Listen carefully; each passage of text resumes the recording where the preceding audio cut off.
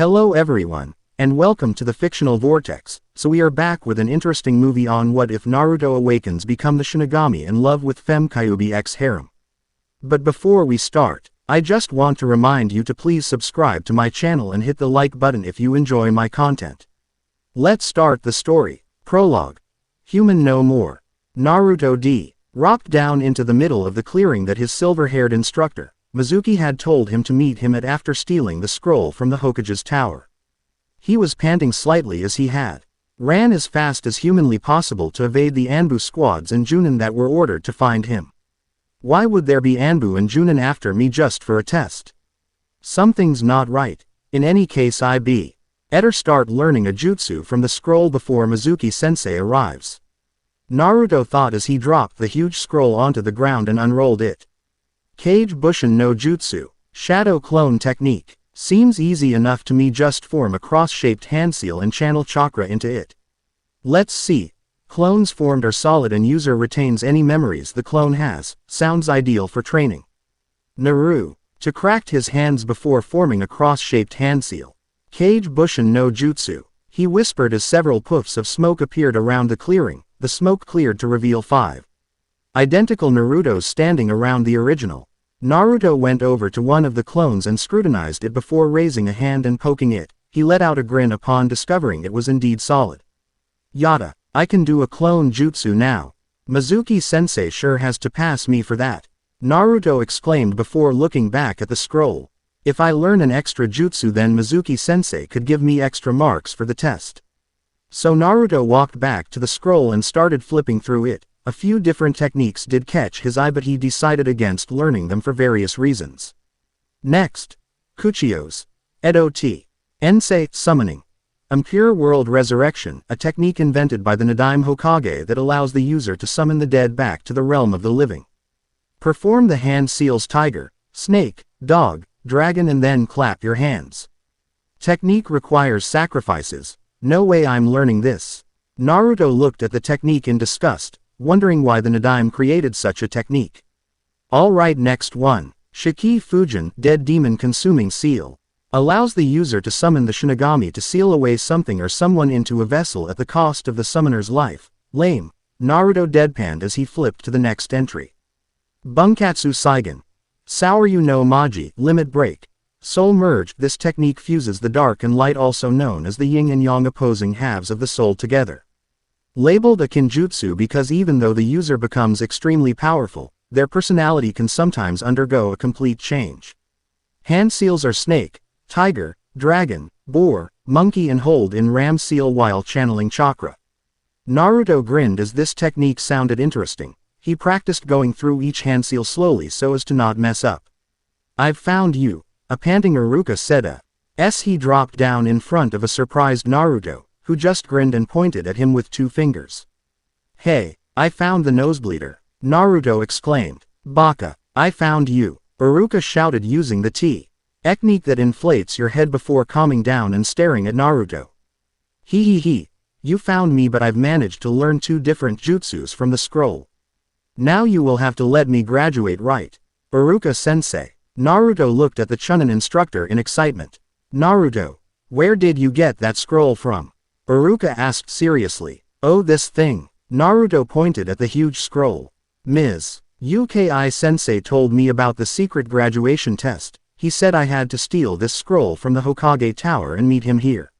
He said that if I learned a jutsu from this scroll and showed you, then I would definitely be able to graduate. Mizuki. Wall, look out. Iruka shoved Naruto out of the way and was hit by the hail of kunai that came their way, the impact sending him skidding into the wooden shack behind him. Nice job finding the moron.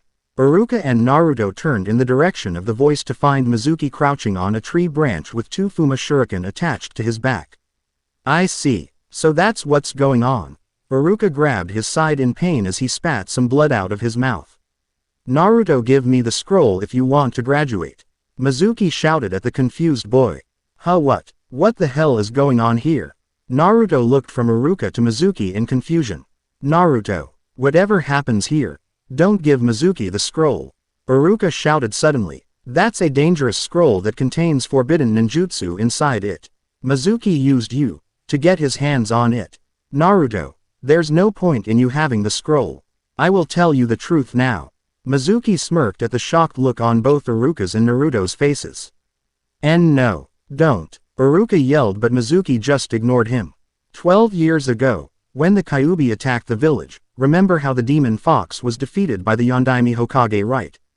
Mizuki asked him. He nodded his head. Well, on that day a special rule was created for this village, but this rule was never meant to be told to you. Mizuki inwardly grinned at the look on Naruto's face.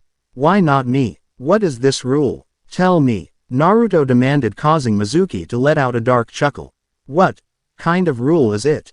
The rule that the Sandaime made was that Nobo Dai is allowed to talk about the fact that you are the Kyuubi no Yoko. Nine-tailed demon fox. Mizuki pointed at him. What? Naruto stammered as his eyes widened in disbelief. What do you mean by that? Stop it, Mizuki, Iruka shouted, but was ignored once again. It means that you are in fact the Kyuubi no Yoko, that killed Iruka's parents and destroyed the village. You were sealed up by the Hokage you admire so much, and Mizuki explained slowly. Stop it. Iruka desperately tried to prevent Mizuki from continuing. You have been lied to by everyone. Mizuki grinned in triumph. Didn't you find it odd that everyone hates you and how you were ignored and denied even the most basic necessities? Naruto clenched his fists as he closed his eyes and tears started flowing out of them. Iruka is the same as the rest of them. He may act friendly towards you, but on the inside, he hates you as well. Mizuki unlatched the gigantic shuriken from his back and started spinning it with his hand. Naruto had his eyes closed so he didn't notice, but Iruka did and reflected on the words the Sandaime had said to him. Naruto has never known a parent's love and all the villagers hate him so too. Get the attention he desires, he causes all sorts of mischief and mayhem.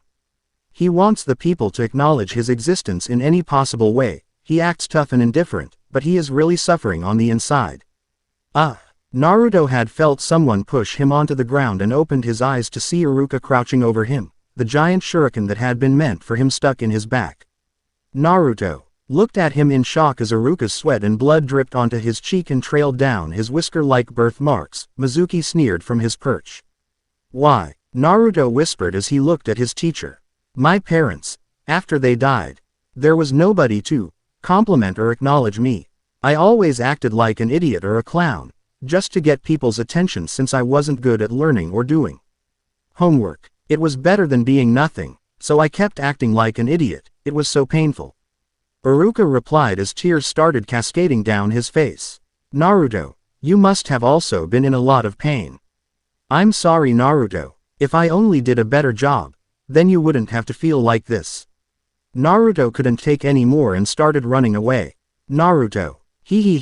Naruto isn't the type of person to have a change of heart, and I think he's planning to use the scroll to get revenge. You saw those eyes earlier, the eyes of a real demon.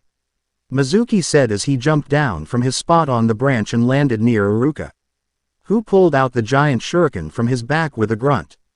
Naruto isn't like that. Iruka panted out. Well, that doesn't really matter. I'll kill Naruto and get the scroll before coming back to deal with you later. Mizuki leapt away from Iruka in the direction that Naruto fled to. Iruka coughed out some blood as he tried to pursue Mizuki. No, damn it, another part of the forest. Naruto, hurry up and give me the scroll. Mizuki is after you, Iruka shouted as he spotted Naruto jumping from tree to tree in front of him. Naruto shifted direction suddenly and slammed his shoulder into Iruka's stomach, causing him to slam into the ground as Naruto collapsed at the base of a tree. Why, Naruto? Iruka gasped out before he vanished in a cloud of smoke, revealing that it was really Mizuki in a henge. How did you know I wasn't Iruka? Naruto chuckled before vanishing in a cloud of smoke, revealing a smirking Iruka. I'm Iruka, I see, Mizuki said with a dark smile. The real Naruto was actually hiding behind a tree trunk near them and could hear them. You'd even transform into what killed your parents to protect him. I won't hand over the scroll to someone like you, Iruka shouted defiantly. You idiot, Naruto and I are the same, Mizuki replied, causing Naruto to frown behind the tree. What are you saying? Iruka glared at him. If you use the skills written in that scroll, you can do whatever you want. Unlike what you're assuming, There's no way that Demon Fox wouldn't try to use that scroll to gain more power. Mizuki exclaimed. Yeah, Iruka whispered, causing Naruto to clench his fists. I knew it. See, even Iruka-sensei deep down, doesn't acknowledge me. Naruto thought before he looked up sharply at what he heard next. The Demon Fox would do that. But Naruto is different. He is one of my excellent students. He may not be the hardest worker and he is clumsy and no one accepts him. He already knows what it is to feel pain inside your heart. He isn't the Demon Fox. He is a member of Konohamaru no Sato. He's Uzumaki Naruto. Iruka glared at Mizuki defiantly. Naruto felt tears run down his face as he heard his teacher acknowledge him. Well, whatever. Mizuki sneered as he took his remaining Fuma shuriken in hand. Iruka grunted as a sudden spike of pain shot through his body. Iruka, I said I would take care of you later but I changed my mind. Quote, hurry up and die. Mizuki screamed out as he spun the giant shuriken in his hand and dashed at the injured Iruka, who just smiled slightly at his impending doom. Before Mizuki could reach Iruka, an orange blur shot out from behind a tree and rammed Mizuki in the chin with his knee, causing the giant shuriken to slam into a random tree. Iruka looked at Naruto in shock as he landed in front of him after sending Mizuki skidding across the forest floor. You shouldn't have done that. Mizuki growled as he spat out some blood and stood back up. Don't took Iruka-sensei, you piece of trash, or I'll kill you. Naruto glared at Mizuki. You idiot. Why did you come out? Iruka shouted but was ignored by the two. Ha ha ha, I'll kill someone like you in one shot. Mizuki exclaimed. Try it. I dare you. I'll show you what I've learnt from the scroll. Naruto ran through the hand seals. Snake, tiger, dragon, boar, monkey and finally ram. Then do it, Demon Fox. Mizuki shouted. Bunkatsu Saigen. Saoryu no Maji. Naruto called out as he channeled his chakra into the ram seal but suddenly doubled over in pain as red, blue and black chakra tendrils suddenly surrounded him. What the hell? Ha ha ha. Trust someone like you to not know what a jutsu does before using it. Now die. Mizuki drew a kunai and charged at Naruto but was suddenly blown away by a shockwave of power. Bunkatsu Saigen. Saoryu no Maji. I've heard of this jutsu. It was created by the Shodime Hokage. Apparently he figured out that everyone's soul is split in two parts, the yin and yang, light and dark. So the jutsu combines both aspects into one. This grants the user double their power and chakra at the risk of losing their original personality. Iruka thought as he witnessed Naruto being swallowed up into a dome of swirling red, blue and black chakra. So what the heck is happening? Naruto's mindscape. Drip, drip, drip. Naruto opened his eyes to find that he wasn't in the forest surrounding Konoha anymore. Instead he was in a strange sewer-like dungeon with a huge metal gate in front of him. He leapt backward in shock as two sinister crimson eyes appeared behind the metal gate, followed by a mouth filled with razor-sharp teeth. Boy, do you know what you have done? The strange figure behind the gate asked in a loud booming voice. You're the Kyuubi, aren't you? Naruto gaped as the Kyuubi moved forward slightly, revealing its blood-red fur and 9 tails fanned out behind it. Yes boy, I am indeed the Kyuubi, or was, Kyuubi growled. What do you mean? Naruto asked with a puzzled expression. That jutsu you used was not meant to be used by people like you, a Jinchuriki, since you have an extra soul inside you. Normally I would be absorbed into you, never to be seen again, but your father's seal saved me from that. Kyuubi explained. Wait a minute, my father. The Yondaime is my father and he stuck me with this burden. Naruto yelled in outrage. Unfortunately yes, now as I was saying. The seal is powered by a soul shard of the Shinigami, and it is that instead of my soul that is being absorbed into you. Kyuubi used a tail to point at the trail of black chakra emanating from the seal tag. That explains the black chakra but not the red one. Naruto mused aloud. The red-colored chakra is mine. Although my soul has been spared, the Tekken IQ still claims something from me, and that is my power. I will eventually regain my power, but that would take a few years at least, so you will become a demon Shinigami hybrid by the time this jutsu is over. I won't be human anymore. Naruto whispered. No, but isn't being a demon with the power of the Shinigami much better than that? Kyuubi asked, causing Naruto to think about it a while. I guess that makes sense, and the only person whose opinion I give a damn about is Iruka-sensei. Hold up, then what happens to you? Naruto looked back at the Kyuubi. I will be released from the S.L. since it will be absorbed into you except without a single tale of power. Kyuubi answered simply. Oh, I see. However, I would like something in compensation for my power, Kyuubi said suddenly. Well, that depends on what you're asking. Naruto trailed off as he waited. Naruto pinched his nose tightly to prevent himself from suffering a major nosebleed at the sight of the beautiful and sexy demoness in front of him. Why would you want me as your mate? Naruto asked once he had gotten himself under control but still blushed as he tried to avert his eyes from the naked body of Kyuubi. Don't be mistaken. I am a demon and we are attracted to power, and you will be the most powerful thing to walk this planet in a few minutes. You will understand once you absorb my power.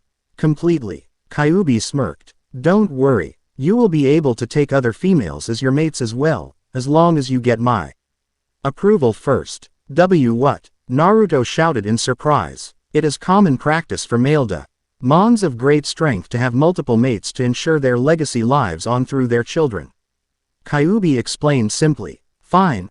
I guess I can do that. Naruto conceded to Kyuubi's request before suddenly collapsing on the sewer floor in pain. Looks like the jutsu is about to be finished. See you on the outside. Naru-kun. Kyuubi cooed as they both faded from the mindscape.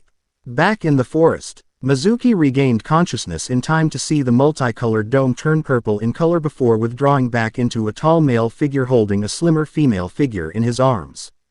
Naruto. Iruka asked in disbelief. What's up, sensei? Just sit there while I deal with the trash. Naruto's voice had deepened, but that was not all that changed.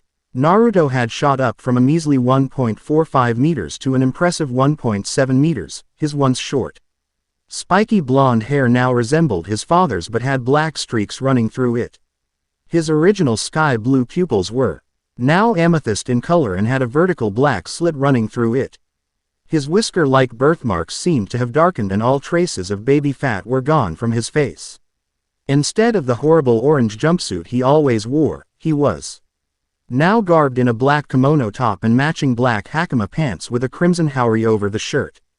He also had a sheathed katana attached to his left hip. I'll be right back, Q-chan. Naruto whispered to the demoness, who was now clothed in a black yukata with crimson sash, as he placed her at the base of a tree. Just call me Akane. Kyuubi, now known as Akane, told him as he nodded in acknowledgement before walking towards Mizuki. I knew it. You are a demon. Mizuki shouted in glee as he threw a barrage of shuriken at the approaching figure of Naruto, who merely drew his katana from its sheath and deflected all of them. No, I'm not a demon. I am more powerful than that.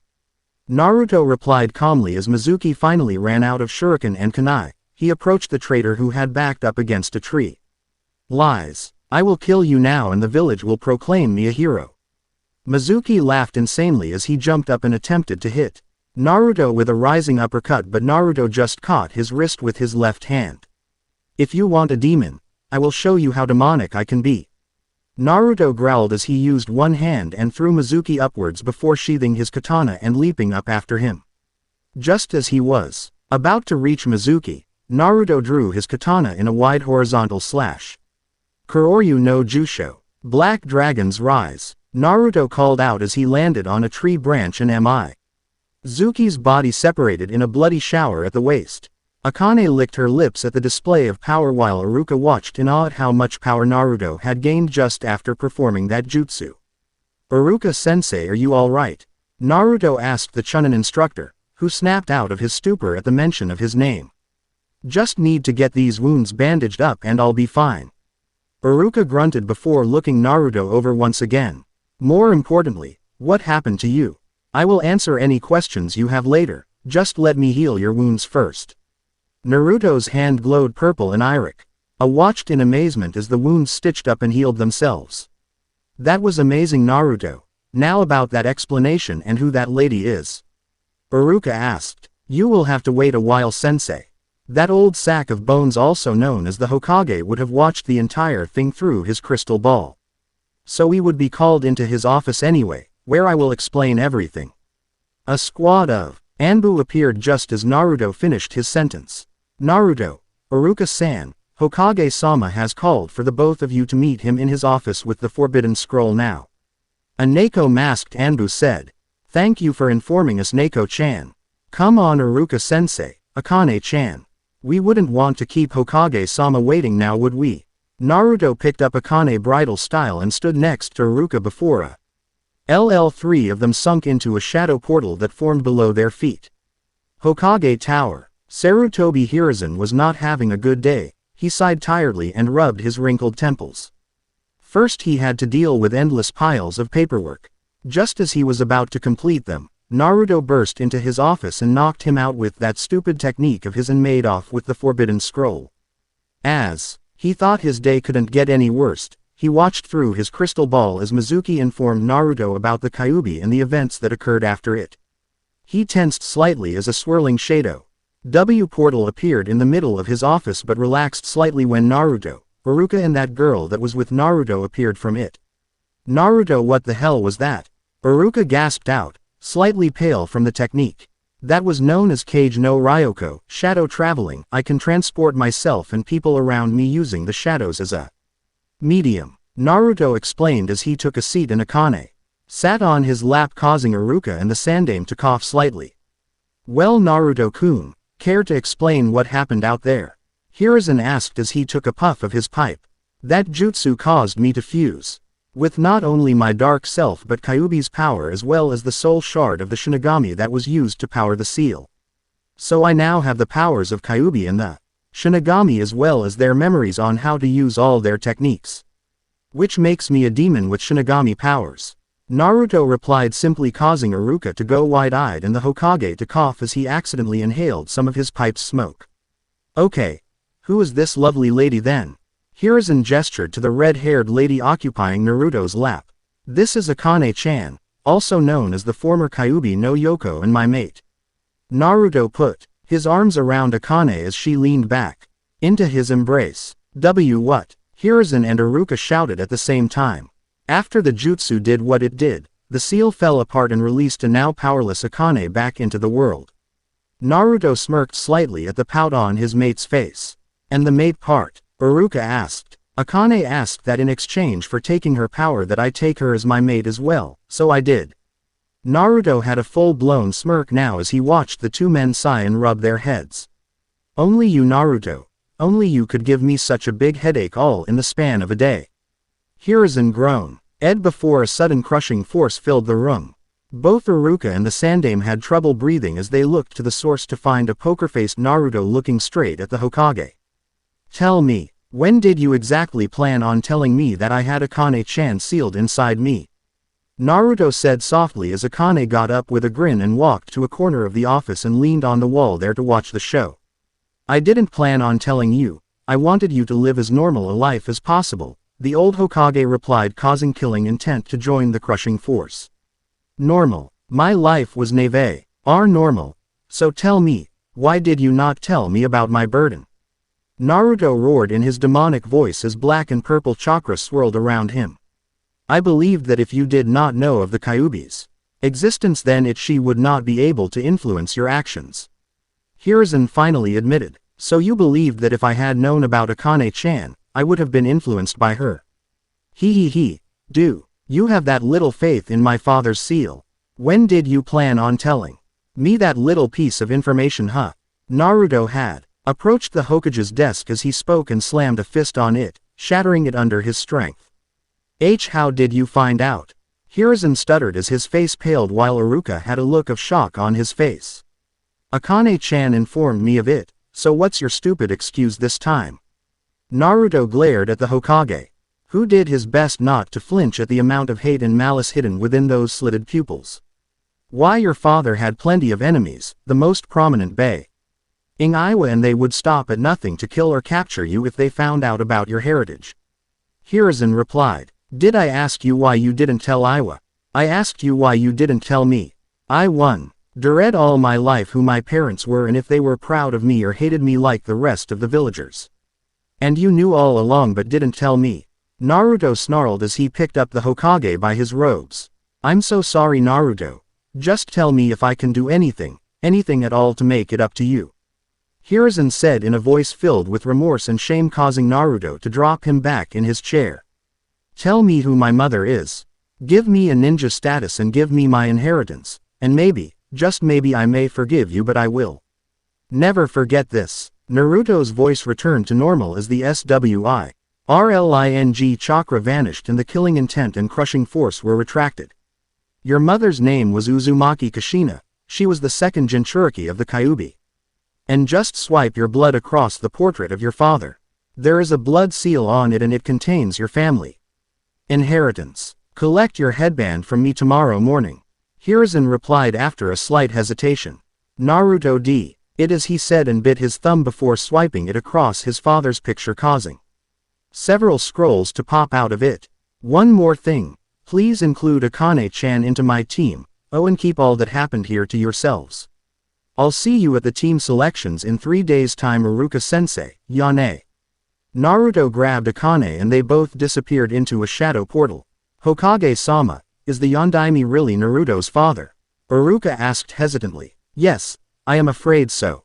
Please keep what has happened here to yourself and you are not to reveal it to anyone on pain of death. You're dismissed, Iruka. Hiruzen sighed as Iruka gave a curt nod and vanished in a shunshunt body flicker. With Naruto and Akane appeared out of a shadow portal directly in front of the Namikaze estate's gates. He turned towards the snickering demoness with a smirk. Hey, I knew it. My little act caused the old sap to feel guilty enough to cave into my demands almost instantly. Naruto said. Who knew that the Hokage was such an emotional old fool? Akane snickered before she was pulled into a kiss by Naruto. She smirked as he pulled away. And I like the new you, so much more spontaneous and demonic. Quote, why don't I show you how much more demonic I can be? Naruto whispered huskily into her ear, sending a pleasant shiver through her spine. He reached out to push the gate open but recoiled in surprise as a jolt shot through his arm. Damn, I forgot about the seal. Naruto bit his thumb again before swiping it on the seal matrix that appeared on the gate. It glowed yellow for a while before lighting up in the green. Naruto scooped up Akane bridal style and kicked open the gate, which automatically closed and locked behind the pair as they entered the estate. Naruto admired the triple-story house as he carried Akane up to the second floor. The house was well maintained despite being empty for the past 12 years. Must have been some kind of seal either dear old dad or mom invented. Naruto thought as he walked past multiple rooms until he found the one he had been looking for, the master bedroom. What do you say we christen our new home Akane Heim? Naruto growled playfully as he deposited the demoness onto the king-sized bed.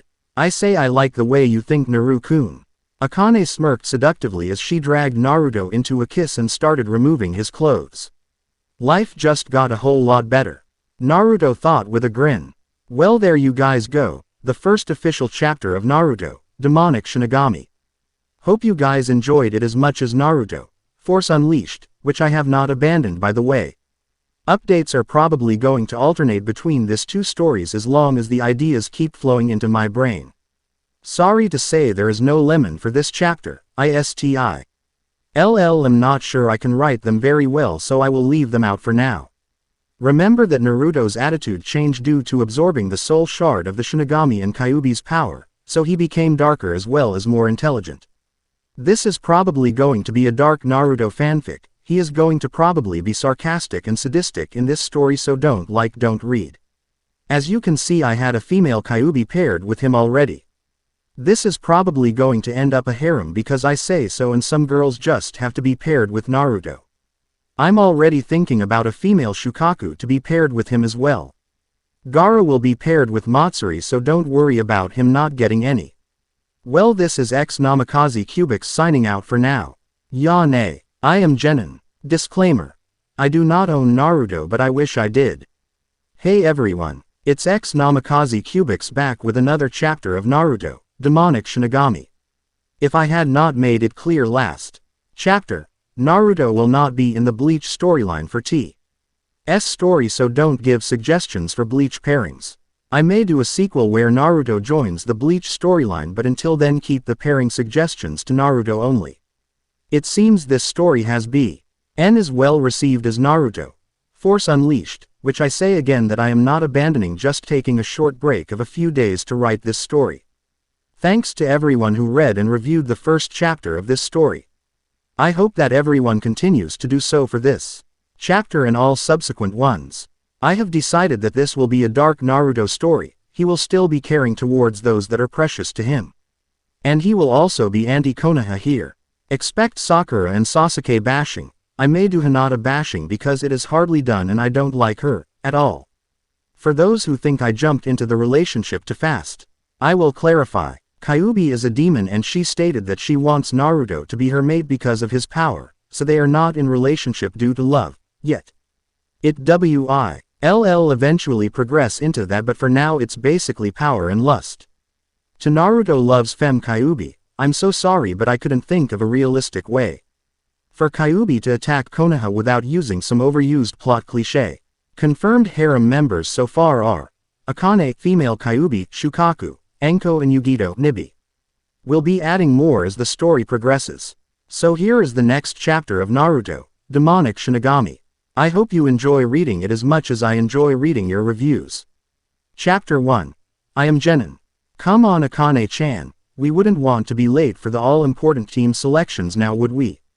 Naruto shouted sarcastically. Of course we wouldn't. Now how do I look? Akane asked as she came down the stairs and did a little twirl.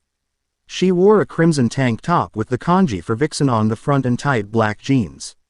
She wore black fingerless gloves with the left one reaching up to her elbow. Her hair fell freely down her back and she chose to tie her forehead protector around her left bicep instead.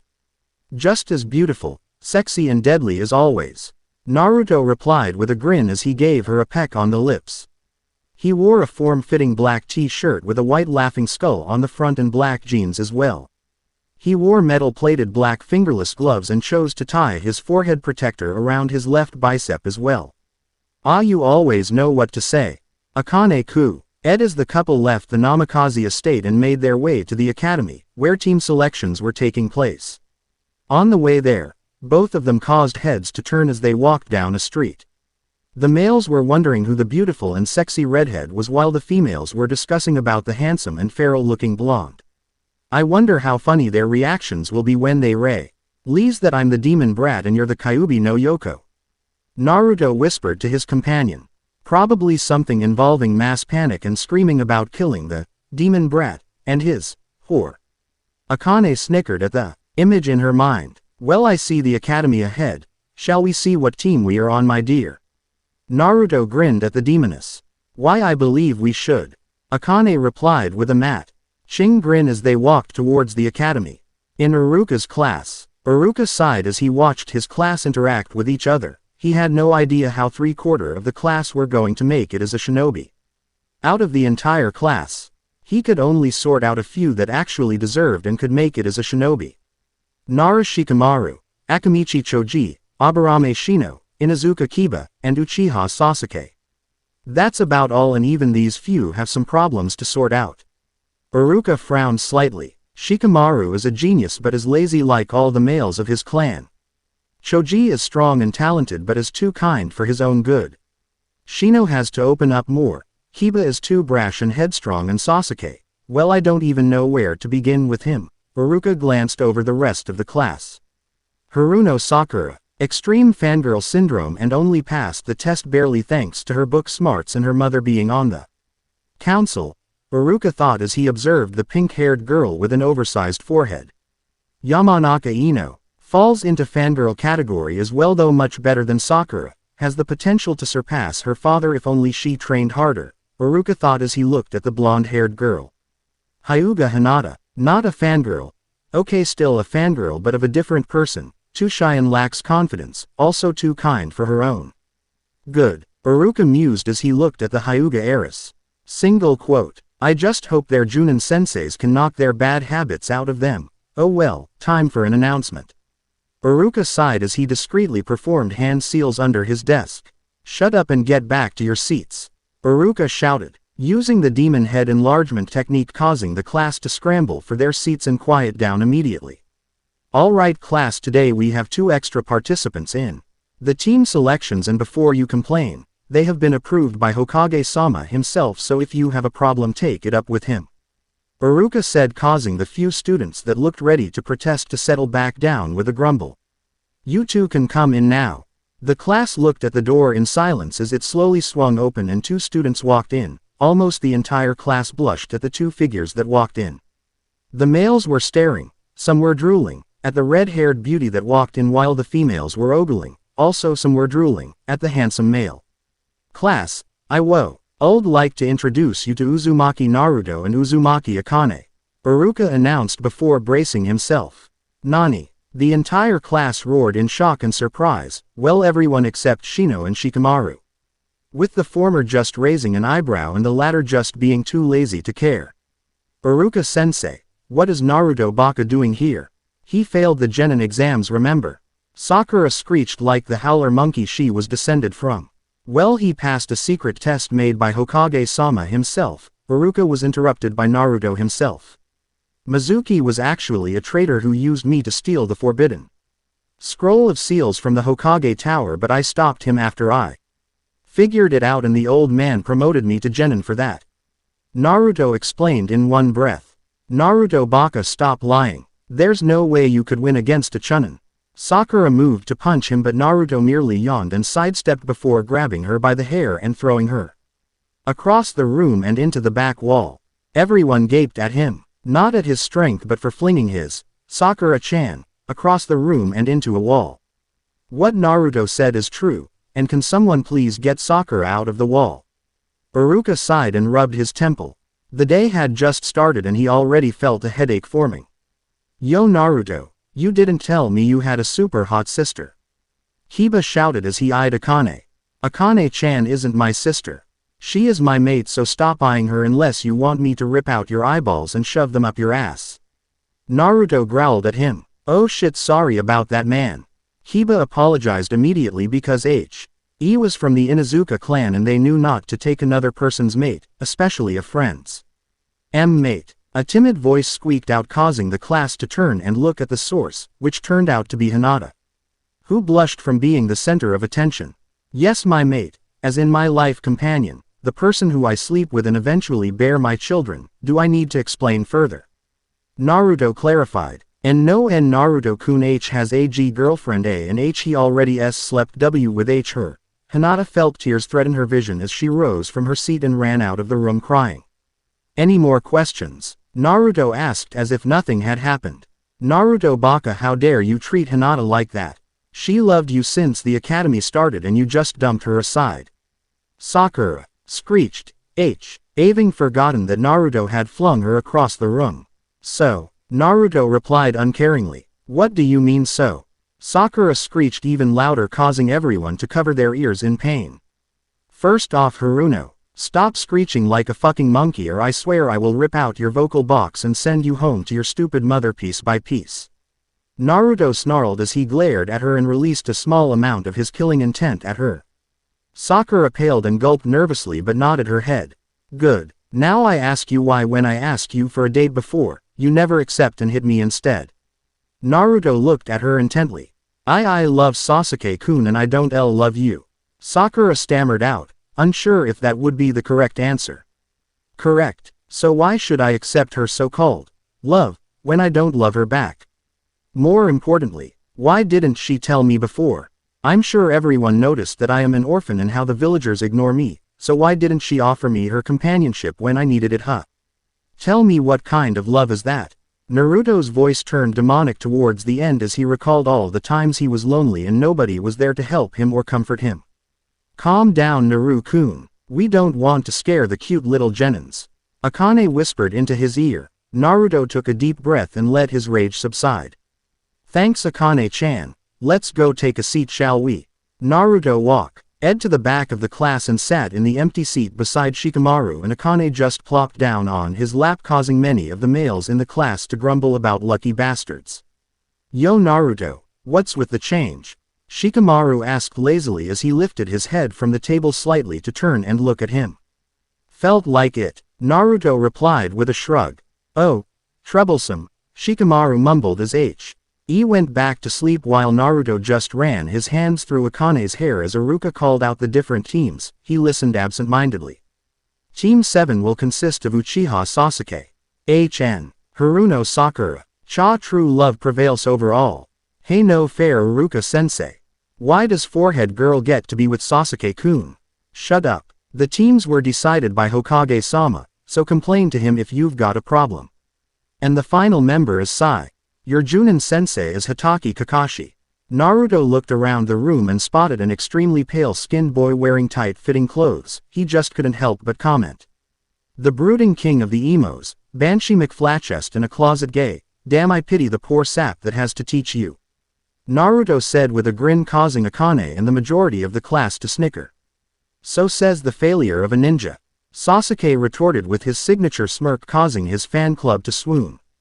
Cha Sasuke-kun is right, Naruto baka. Sakura stared at Sasuke with hearts for eyes.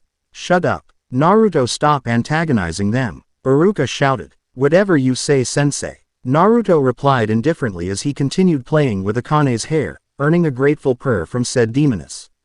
Team 8 will consist of Inuzuka Kiba, Aburame Shino and Hyuga Hinata. Your Junin-sensei is Yuji Kurenai. Will someone find Hinata and tell her?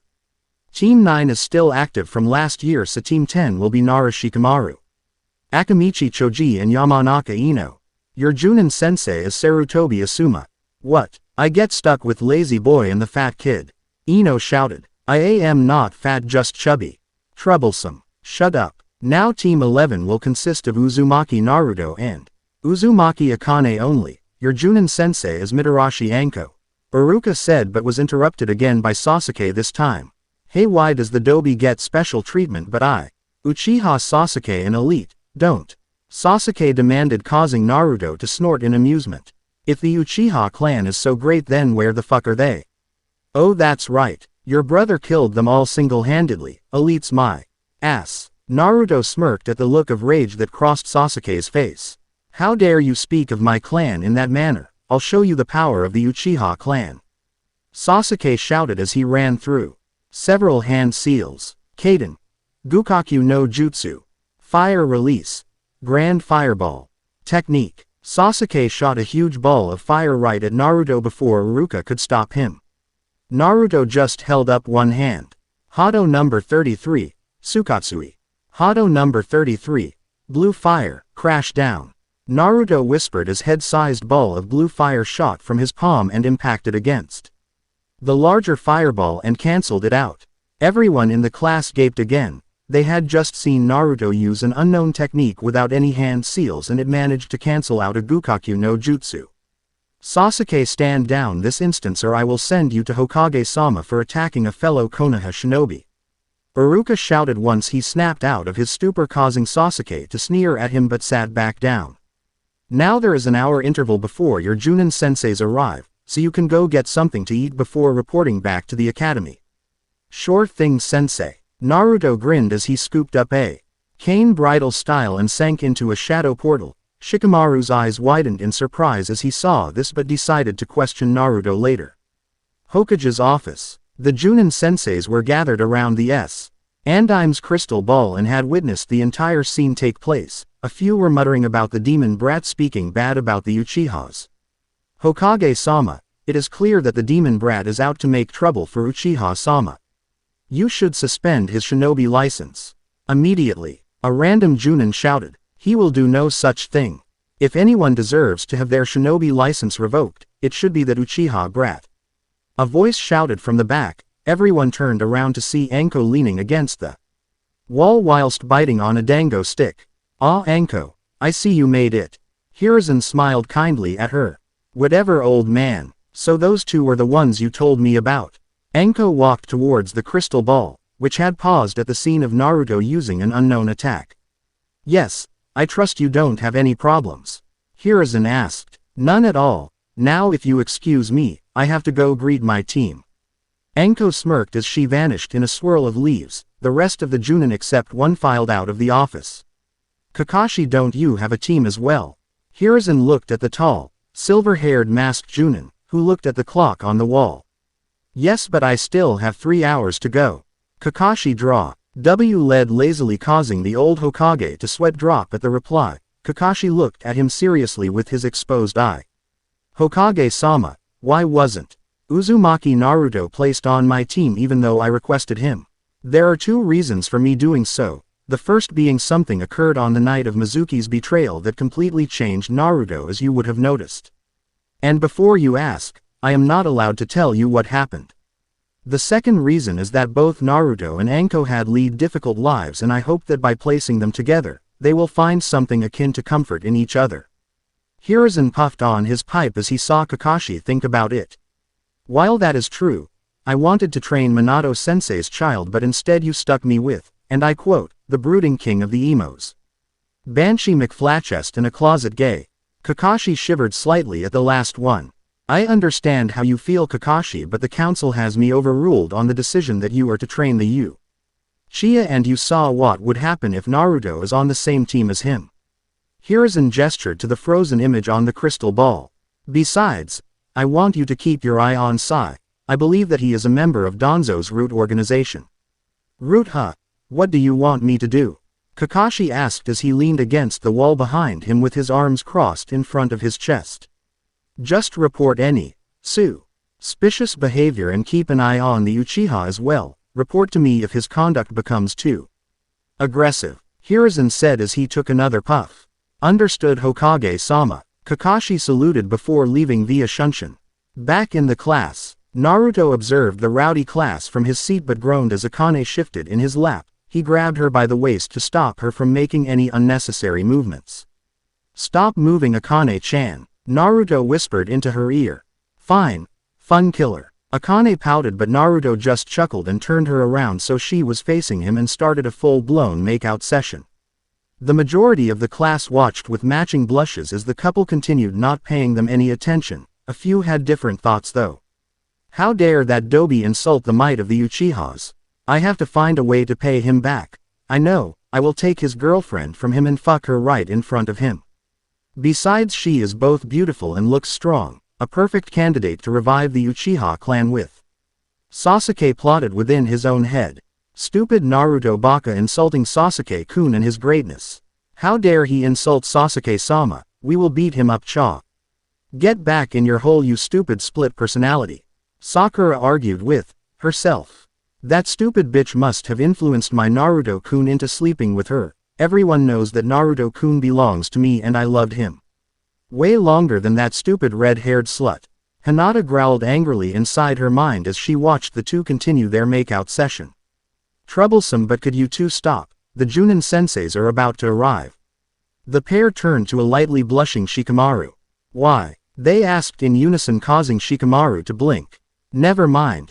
Troublesome people. Shikamaru sighed as he placed his HEAD back down on the desk just as the Junin senseis came in. Team 10, meet me at the barbecue restaurant in 10 minutes. A Junin with a beard and smoking a cigarette said before leaving the room. Team 8, meet me at training ground 16. A raven-haired, red-eyed beauty said, but before she could leave, a tan blur broke in through the window and a black banner unfurled. On the banner was written, "The sexy and single, Mitarashi Anko." And the tan blur revealed itself to be Anko indeed. Kurenai just sighed at her friend's antics before leaving the room. I want my team to meet me at the local Dan. Go shop in 5 minutes, and if you're not there within that time frame, you will have to pay for my meal. Anko laughed as she jumped out through another window and shattering it in the process. She seems like a nice woman. Akane broke the silence, causing everyone except Naruto to look at her as if she were mad. I think so too. Now let's get to that dango shop before I end up paying for her meal. Naruto said as the pair sunk into another shadow portal. Several seconds passed before Sakura realized something. Where the hell is our sensei? Dango shop. Anko appeared at the entrance of her favorite dango shop and walked in. She looked at the clock on the wall and saw that she had arrived in a minute. Should take them about another minute or so to get here, she mused before a familiar voice interrupted her thoughts. Yo, Anko-chan, what took you so long? Anko turned around to see that Naruto and Akane were already seated at a table, happily munching on their food, causing her to blink and stare. How the hell did you two get here before me? Anko asked as she sat down opposite the two. Trade secret. Naruto smirked at the pout on Anko's face before she shrugged and grabbed a stick of dango and bit into it. So the Junin Sensei handbook says that we have to get to know each other better. Tell me your name, likes, dislikes, hobbies and dreams. Anko explained. ND pointed at Akane to suggest that she start first. My name is Uzumaki Akane. My likes include foxes, Naru-kun, the color red and watching my enemies suffer. My dislikes include the Uchihas, their keke genkai and assholes. Hobbies are training and fucking Naru-kun. Dreams for the future are to bear Naru-kun's children and kill a certain Uchiha. Akane growled the last part, causing Anko to grin at her likes, blush at her hobbies and looked confused at her dreams. My name is Uzumaki Naruto. My likes include Akane-chan, Shinigami, foxes, the color black, my sword and watching my enemies suffer. My dislikes are the similar to Akane-chan's plus the majority of the village. Hobbies are training and fucking Akane-chan. Dreams for the future are to help Akane-chan accomplish hers, get a big family and meet the Shinigami. Naruto winked at Anko as he told her that he wanted a big family, causing her to blush slightly. I think we are going to get along just fine. Naruto smirked as Akane nodded her head in agreement. I think so too. Now I want you to meet me at Training Grounds 44 first thing tomorrow morning for a test. Anko told them as they left the shop and went their separate ways. Akane yawned as she walked with Naruto, who turned to her with a look of concern. You must be tired after today since you're still recovering your power. Why don't you head back and rest first since I have some things to do? Naruto told the fox demoness, who gave him a look of gratitude as she vanished in a swirl of flames. Naruto whistled as he walked down the street before suddenly flinging 3 kunai behind him. He turned around to see Konohamaru emerging from behind a large piece of paper painted to look like a fence. He. Very impressive to have seen through my cover, it's Ms. The rumors about you are true, Konohamaru said as he emerged from behind the paper. Great. Him again. Naruto sighed inwardly as he recalled what had happened that caused them to cross paths. Flashback no jutsu. Yo old man, I'm here to submit mine and Akane-chan's shinobi registration forms. Naruto entered the Hokage's office through the window. Oh Naruto-kun, right on time, just hand them over for me to check. Hiruzen chuckled as he took the 2 slips of paper from him and read through them. At least your new attitude works better for your shinobi career. I swear you would have S'd up your picture if you had your old attitude. I would have, but I'm not the old me anymore. Naruto replied seriously as he leaned against the wall beside the Hokage's desk. Right, everything. G seems to be in order, except why does Akane have your surname? Hiruzen asked as he read through the sheet of paper again. Akane-chan doesn't have a surname, so I gave her mine since we are mates. Naruto shrugged. Won't that seem suspicious to your classmates? Hiruzen pointed out, to which Naruto just snorted. Like I give a damn what they think. Just pass me the headbands and I'll be on my way. Naruto walked over to the Hokage's desk and accepted the 2 headbands that the Sandaime took out of a drawer. However, the door busted open before he could leave and a young boy wearing a helm. Ed ran into the room wielding a shuriken. Fight me, old geezer. The boy shouted but ended up tripping over his own scarf and falling on the floor, causing Naruto to burst into laughter and the Sandai me to tilt his hat to cover his embarrassment. Itai. Who set a trap? The boy asked as he rubbed his helmeted head. At that moment a Junin wearing shades ran into the room. Are you alright? And there isn't a trap anywhere. The Junin shouted out before he noticed Naruto. The Kyuubi brat. How I despise him. I know. You were the one who set the trap. The boy exclaimed as he pointed at a laughing Naruto. You tripped over your own scarf, you moron. Naruto hoisted him up by his shirt. Hey, I demand that you let the honorable grandson of Hokage-sama go. The Junin shouted. So T.S. is the Konohamaru you told me about, old man. Naruto glanced between the Hokage and Konohamaru. Now that you know, let me go. Konohamaru struggled to break free but inwardly thought. Now da, he knows who I am, he won't dare to hurt me, he's just like Ebisu and everyone else. You think I care? Naruto slapped Konohamaru upside the head, causing the young boy to clutch the spot in pain.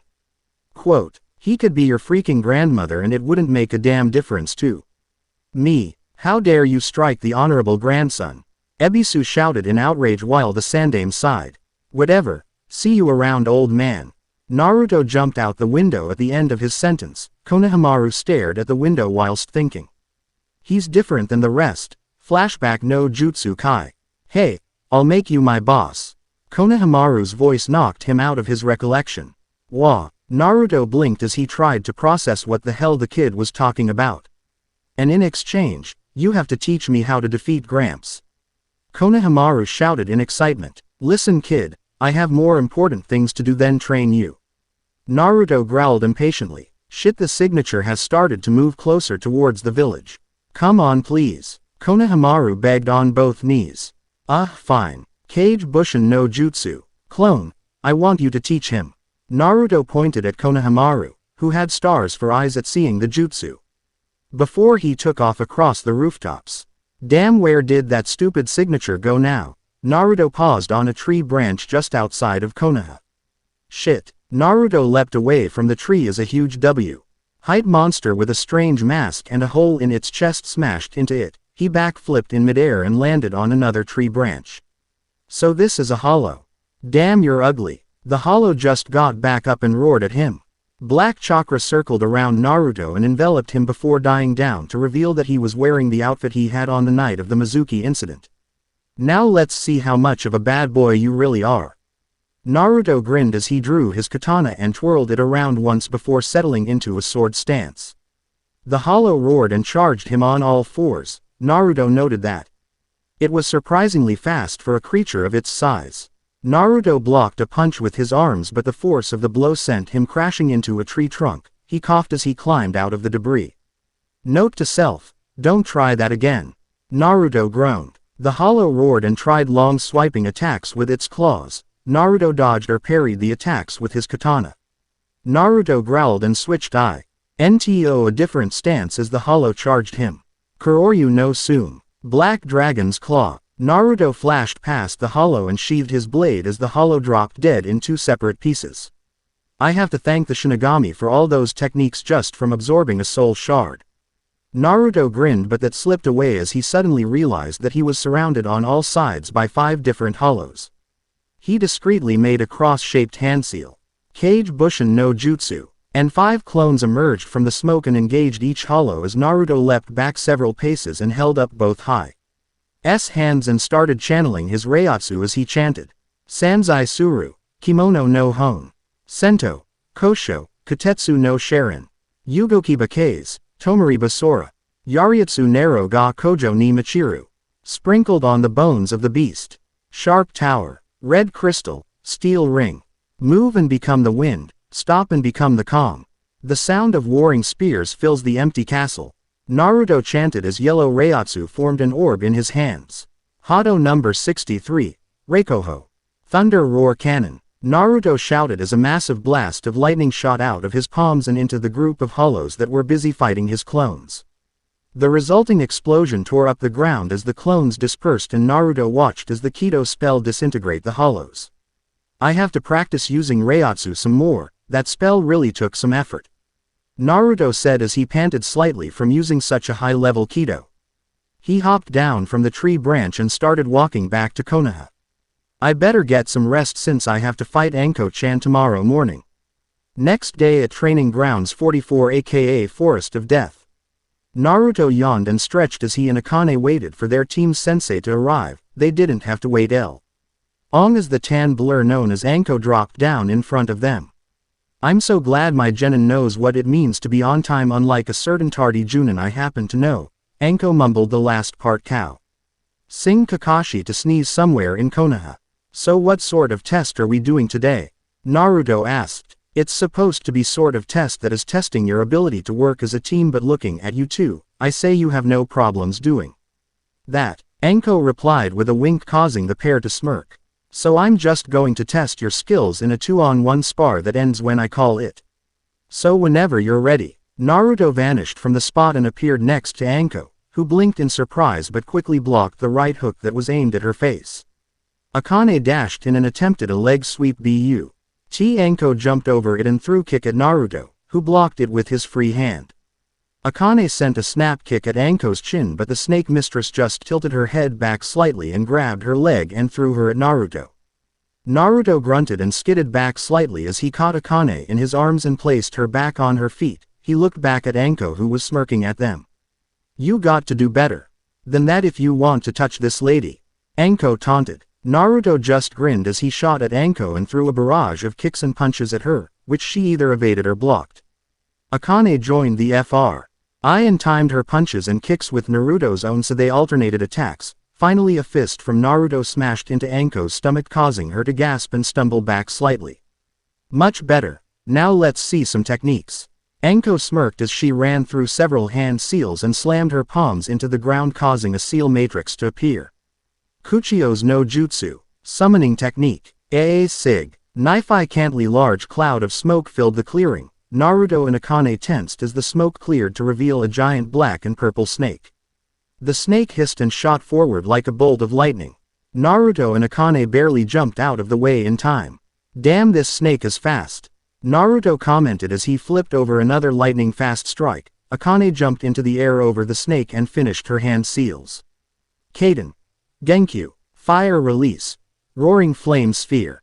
Akane inhaled and shot out a meteor-sized fireball that slammed into the snake. The snake was pushed further into the ground before the sphere exploded in a huge explosion. Naruto whistled at the crater that had formed thanks to Akane's technique, while Anko just gaped. It was a freaking A-rank technique," Anko exclaimed before blocking a mid-air spinning kick from Naruto, who shifted his weight and twisted his body into a dropping axe kick.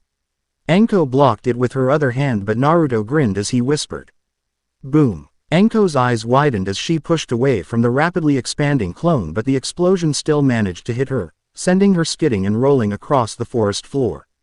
Anko coughed to get the smoke from her lungs and looked up to see Naruto and Akane running through two separate sets of hand seals. She didn't know what they were doing, but it couldn't hurt to be saw.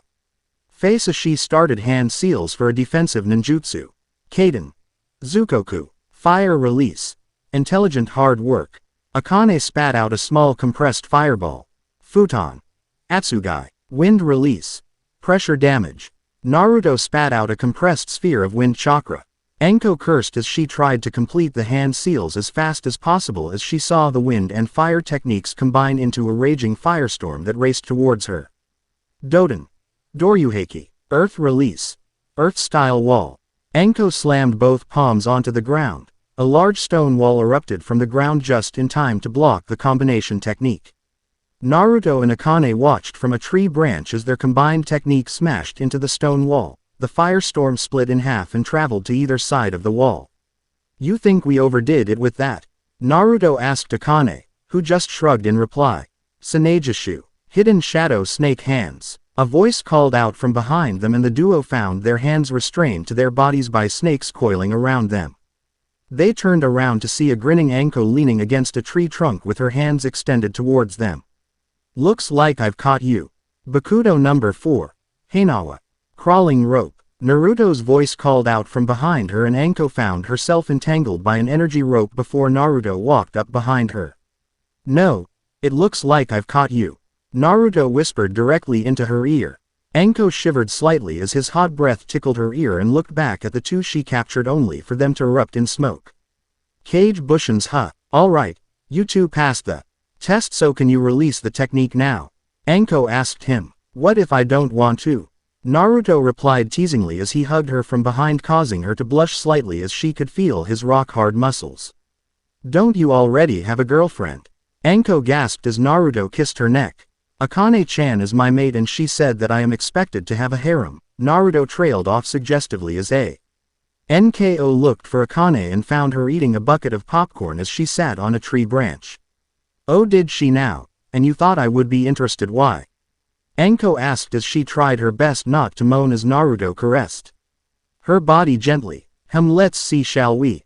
We both are hated for something we can't control. The villagers despise us and call us names. We both had our lives screwed over by a seal, and most importantly, we both know what it feels like to be abandoned and lonely. Need I say more?" Naruto's words caused Anko to tear up as she remembered how Orochimaru had abandoned her and how the villagers called her the snake bitch, and the loneliness she felt as nobody trusted her. "No matter how hard we try, there will always be doubt in their hearts, but I know how it feels like. the stares. The whispers behind your back, the disgust in their eyes. Naruto released the binding spell, but his words had taken effect already as Anko clenched her fists as tears rolled down her face. Why don't they accept me? I tried so hard to prove my loyalty, Anko whispered softly as Naruto gently stroked her hair in a calming motion. It's all right, Anko-chan, who needs their approval? I accept you for who you are. I don't see you as Orochimaru's ex-student or the snake bitch, but as Mitarashi Anko, a beautiful and deadly kunoichi. Naruto said in a loving manner. Wow, Naru-kun could really get a side career in acting. Ooh, he's going in for the kill. Akane thought as she munched on her popcorn. And if that doesn't convince you, I can always remove this little seal from you, Naruto-ru. BBED, the spot where her cursed seal was causing Anko to gasp. Why, you can really do that? Anko asked with hope in her eyes. Of course I can, Naruto replied. Please, remove it. I'll do anything. I'll be your slave. You can fuck me whenever you want, but please, just remove it. Anko pleaded. All I want is for you to accept my offer of being my next mate. Naruto tilted her head up and she looked into his slitted amethyst pupils. I accept, Naruto-kun, Anko whispered, causing Naruto to smile as he leaned down slightly and captured her lips in a kiss. Good, now this might sting a bit, Naruto told her as he channeled his Yuki into his fangs and bit down onto her cursed seal and started draining the soul shard of Orochimaru out of it. Naruto pulled his fangs out and spat into the grass and watched as the cursed seal slowly fade and finally disappeared. It's gone. Arigato, Naruto-kun. Anko embraced him as tears of joy ran down her face. I'm finally free of my burden, thank you so much. Shish. It's all right, Anko-chan. You have to report to the Hokage soon about the test, come on. Naruto smiled as Anko wiped away her tears with her sleeve. That's my girl. Hokage's office 5 minutes later. Sarutobi Hiruzen puffed on his pipe as he looked over the Junin that have once again gathered inside his office. They had just returned from testing their team and Kakashi was surprisingly on time for once. All right, I want your reports on your team. The Sandaime ordered. Team 1 failed. They were practically useless. Genma reported. Team 2 failed. They spent the entire time arguing instead of finding me. Aoba said. Team 3 failed. They have no concept of teamwork at all. Hayate coughed. The Hokage listened as the Junin senseis of teams 4 to 6 all reported failures and final. Why, everyone tensed as Kakashi stepped forward. Team 7 passed, albeit reluctantly. Kakashi sighed. Mind elaborating on that? Hiruzen asked. Well, where to begin? Sasuke is a revenge-driven, egoistic, arrogant genin who expects everyone to bow to the might of the Uchiha clan. Sakura is his useless lapdog that has no skills whatsoever and only fawns over the Uchiha 24/7. They only passed because Isai gave Sakura some of his lunch after she was tied to the training post. Kakashi explained. Very well. Please proceed, Kurenai-san. Hiruzen told the Genjutsu mistress. Team 8 passed. They could use a little work though. Kurenai replied. Team 10 passed. They may not get along outside of combat, but when in battle they work just as well as their fathers. Asuma told his father. Team 11 passed with flying colors. Anko smirked at the curious looks on her friends and the Hokage's faces. What did your team do to warrant such praise? Hiruzen asked. He knew about it, but he couldn't let them know that he knew about Naruto. First off, I rank their taijutsu at about high chunin to low junin rank and their teamwork is superb. Both showed they could perform B-rank ninjutsu while Akane did an A-rank technique. They also combined a wind and fire technique that created a huge firestorm. Naruto was able to capture me with an unknown binding technique that ended the test. Anko recount. D causing several different reactions in the room.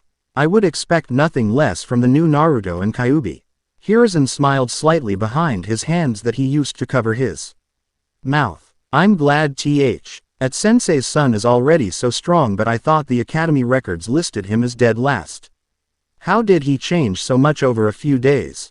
Oh well, that isn't for me to wonder, at least he got himself a hot girlfriend. Kakashi released a perverted giggle inside his head. Ha, the snake bitch must have felt sorry for the demon brats as she made up that story. We all know that the demon brat was dead last in the academy. A random Junin voiced his opinion, causing several killing intents to be aimed at him, and Anko held a kunai that was pointed at his groin. You can insult me, but the moment you insult my genin is when you have crossed the line, so I recommend you think before you open your mouth lest you lose something important next time. Anko hissed with narrowed eyes at the man, who nodded vigorously in fear of his privates. When did Ko-chan get so overprotective over some genin, the resident Jinchuriki no less? Kurenai mused as she saw her friend's strange behavior. I knew placing Naruto and her together would have positive results. The Hokage chuckled to himself. Thank you all for your reports. Please report first thing tomorrow morning with your genin squad to collect your first mission. Hiruzen dismissed the gathered Junin. With Naruto, Akane and Anko. So how did the meeting go, Anko-chan? Naruto asked the snake mistress in the tree beside them, causing her to pout and jump down in front of them. How did you know I was there? Anko asked. Enhanced senses. Naruto tapped his nose with a smirk. So how was it? It was all right. Some punk insulted you, so I threatened him with a kunai to his goods, but everything else was all right. Anko chuckled at the memory, causing Naruto and Akane to sweat drop. So who else passed their tests? Naruto asked. Kakashi's team passed barely. Nai-chan's team and Asuma's team. Anko listed off. I sort of hoped that the Uchiha would fail. Akane sighed. Guess you can't always get what you want. Cheer up, Akane-chan, look at it this way. Now the Uchiha has a higher rate of dying on his missions. Naruto smirked as a grin crept onto Akane's face. Oh, speaking of missions, old man Hokage asked us to report in tomorrow morning for our first mission. Anko informed them. We're not going to do those lame-ass D-rank missions, are we? Naruto's eyebrow twitched at the thought of painting a fence or chasing after some stupid cat. Hey, who do you think I am? Mitarashi. Anko will never do D ranks, and neither will her awesome team. Anko pumped her fist into the air, causing Naruto to chuckle and Akane to giggle. Hey Anko-chan, how is the place you're staying at? Naruto asked seriously, causing Anko to flinch slightly, but that was all Naruto needed to see. Pack your stuff. You're coming to leave with Akane and me at the estate. Estate, Anko echoed. Oh right, I haven't told you yet.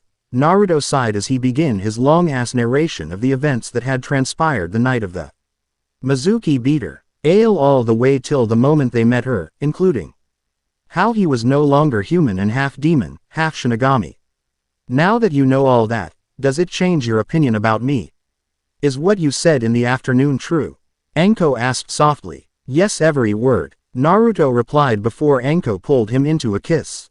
Then nothing has changed between us, my loyalty is now to you, not to this village. Anko spat out the word like it was poison. Thanks Anko-chan. Naruto smiled genuinely at the snake mistress. He may be a demon, but even a demon needs love. Now go pack your bags and meet me outside the Namikaze estate in half an hour's time. Half an hour later, Anko gaped at the interior of the Namikaze house. It looked more like a daimyo's royal palace than a house. Naruto had informed her Akane was asleep already, as he helped her place her bags in the master bedroom as well. Aren't you and Akane already using the room? Anko pointed out. The room is big enough for us to share, and so is the bed. So why should I let you sleep alone? Naruto answered honestly, which caused Anko's already blossoming love for him to increase further. And don't worry about anyone breaking in or anything of that sort, since only people I have keyed into the seal are allowed to enter the premises. Wait, if there was a blood seal and you were no longer human, then how did you activate the CL as well as the one on the Yondaime's picture? Anko asked as she realized it. Very astute of you, Anko-chan. I simply used my Yuki to overload the seal matrix and caused it to reset to my new DNA signature. Something as simple as that is child's play to me. Naruto smirked as Anko shrugged. Naruto let Anko use the shower as he took off his clothes, leaving only his boxers, and plopped down next to Akane. Anko came out in a black nightgown and crawled into bed beside Naruto and snuggled into his right arm as Akane took his left, before they drifted off to sleep. Another chapter done with. I tried to make it as long as possible while keeping it interesting and relevant. I hope this chapter answers some of the questions you guys had after reading the first chapter, and it also shows Anko joining the harem. While Naruto did manipulate Anko into it, He really does want her at his side since he knew she experienced similar treatment from the idiotic villagers. Bashing has commenced on Sasuke, Sakura and Hinata. It pained me greatly to write the part concerning Sasuke's thoughts on how to take revenge on Naruto. I felt like ripping my own heart out and stabbing it, but I managed to go through with it. Sorry to those who wanted to know Naruto's Zanpakuto's name and abilities, but it won't be showcased so early. Hope you guys enjoyed Naruto using Kido to fight, and as you read, he will be using Kenjutsu and Ninjutsu as well. Hollows will be present in this fanfic as you read. Don't worry, he will be facing tougher opponents in future. Please drop me a review, as the saying goes, Revi. Ewing is caring. Okay, I just made that up, but please review anyway. Yane. Missions and Hollows. Disclaimer. I do not own Naruto. If I did, then Naruto would have a kick-ass bloodline and shove it in Uke-chan's face. Hey all my loyal fans and readers out there, it's X Namikaze Cubics here with the next installment of Naruto, Demonic Shinigami. I'm glad that this story is just as well received as Naruto, Force Unleashed. Thanks go out to everyone who reviewed my stories. The reviews were great and I will do my best to answer as many questions regarding the story as possible. Azurakas. He does know. She outright hate the Sandaime because some part of the old Naruto is still in there and is grateful to him for being one of the few people that took care of him. However, Naruto does not outright trust the Sandaime anymore due to him keeping his heritage and Kyuubi a secret from him. No, nothing is preventing Naruto from leaving the village because he is just waiting for a good moment to do so. Yes, Naruto did use Bakudo in the previous chapter and he used Healing Kido on Iruka in the forest. Hollows will be a part of the story, but Madara Tem is still the main antagonist. For other reviews, Naruto's soul form was shown last chapter when he went to fight the Hollows. Black chakra covering him and vanishing, leaving him in a typical Shinigami uniform with a crimson captain's haori. Naruto's Zanpakuto will be of my own creation and not an existing one, and yes, I enjoy bashing Hinata as well. Thanks again for the lovely reviews, and here is the current harem. Akane, female Kyuubi, Shukaku, Anko, Yugito, Nibi and Tayuya. We'll be revealing one extra girl per chapter, he. So here is the next chapter, enjoy. Chapter 2. Missions and Hollows. Damn, I sure look different since the fusing. Naruto mused as his slitted amethyst pupils stared back at him instead of his original sky blue pupils. He threw off his shirt and smiled since his body, which had been skinny and malnourished, had buffed up thanks to absorbing Akane's Yuki. Naruto splashed some water onto his face and stepped into the shower. He sighed contentedly as the hot water splashed against his skin and trailed down his body. I never would have known the comfort of a hot shower if I had stayed in that rundown apartment. Stupid landlord sabotaging the water heater. At least things have been looking up since the fusion. Naruto thought before a small smile crept onto his face as his thoughts drifted to the two women on his bed. To have two beautiful women beside me, I must be the luckiest GU demon alive, or half alive at any rate. Naruto stepped out of the shower and toweled his black streaked blonde hair dry before changing. He walked back into the bedroom to see Anko and Akane smothering the pillow between their cleavages. That has to be the luckiest pillow in the world. Naruto thought with a snicker before creating a cage bushin and kissed both of his mates on the lips until they woke up. Rise and shine, ladies. We have to report into the old man's office in half an hour. With some muted grumbling and cursing, both of them crawled out of bed reluctantly and took turns using the shower while Naruto went down to the kitchen. Hey, what's that smell? Anko asked the demoness walking down the stairs beside her. Oh, that's just Naru-kun fixing breakfast. He picked up cooking surprisingly well. Akane replied as they both entered the kitchen to see Naruto setting 3 plates on the table and a stack of pancakes in the middle. Morning, ladies, eat up quickly since we have an appointment, Naruto said as the trio sat down and ate their breakfast with a few snatches of conversation here and there. Naruto created several clones to deal with the dishes as Naruto grabbed both their shoulders and Shadow walked them into the Hokage's office. Team 11, you're the first to arrive, so you have first pick of the mission. You can walk the Inuzuka's dogs, mow a law, paint a fence, catch Tora. The Sandaime was interrupted before he could go further. Old man, I swear if you give us any of those lame-ass chores you call D ranks that I will kill the person who requested them and use their corpse for my kenjutsu practice. Naruto chucked darkly. which both Akane and Anko thought was a slight turn-on for them. How about AC rank instead? Hiruzen asked since he didn't want to be held accountable for the deaths of civilians and the fact that he knew this team could handle it. Now you're talking. Naruto accepted the mission scroll and left with his two mates via shadow portal, leaving an indifferent Sandame and a confused Iruka. Are you sure it was wise to give a rookie team AC rank Hokage-sama? Iruka asked. Iruka. Anko is a Junin. Akane was the Kyuubi and Naruto is half demon and half Shinigami. Are you seriously telling me they can't handle AC rank? Hiruzen replied, causing Iruka to chuckle nervously and scratch the back of his head in embarrassment. With Naruto and company. So what does the mission scroll say, Naru-kun? Akane asked as they gathered around the dining table since Naruto had shadow walked them back to the estate. It says to eliminate a bandit camp that had been spotted along a popular merchant's trading route and have been harassing the traders. Naruto read aloud from the scroll. Bandit elimination, the most common C-rank mission, also known as misplaced aggression mission. Anko snickered at the curious looks on her team's faces. Misplaced aggression mission. Naruto lifted an eyebrow. Yup, if a Junin had a bad day or is in a foul mood, they would take this mission to release their anger upon the unsuspecting bandits. Anko explained with a grin. Oh, sounds fun. Akane smirked as they went their separate ways to prepare the items needed for the mission. Konoha's gate. Naruto stopped at the gate and looked around before realizing that he was the first one to arrive. He shrugged and just settled for waiting.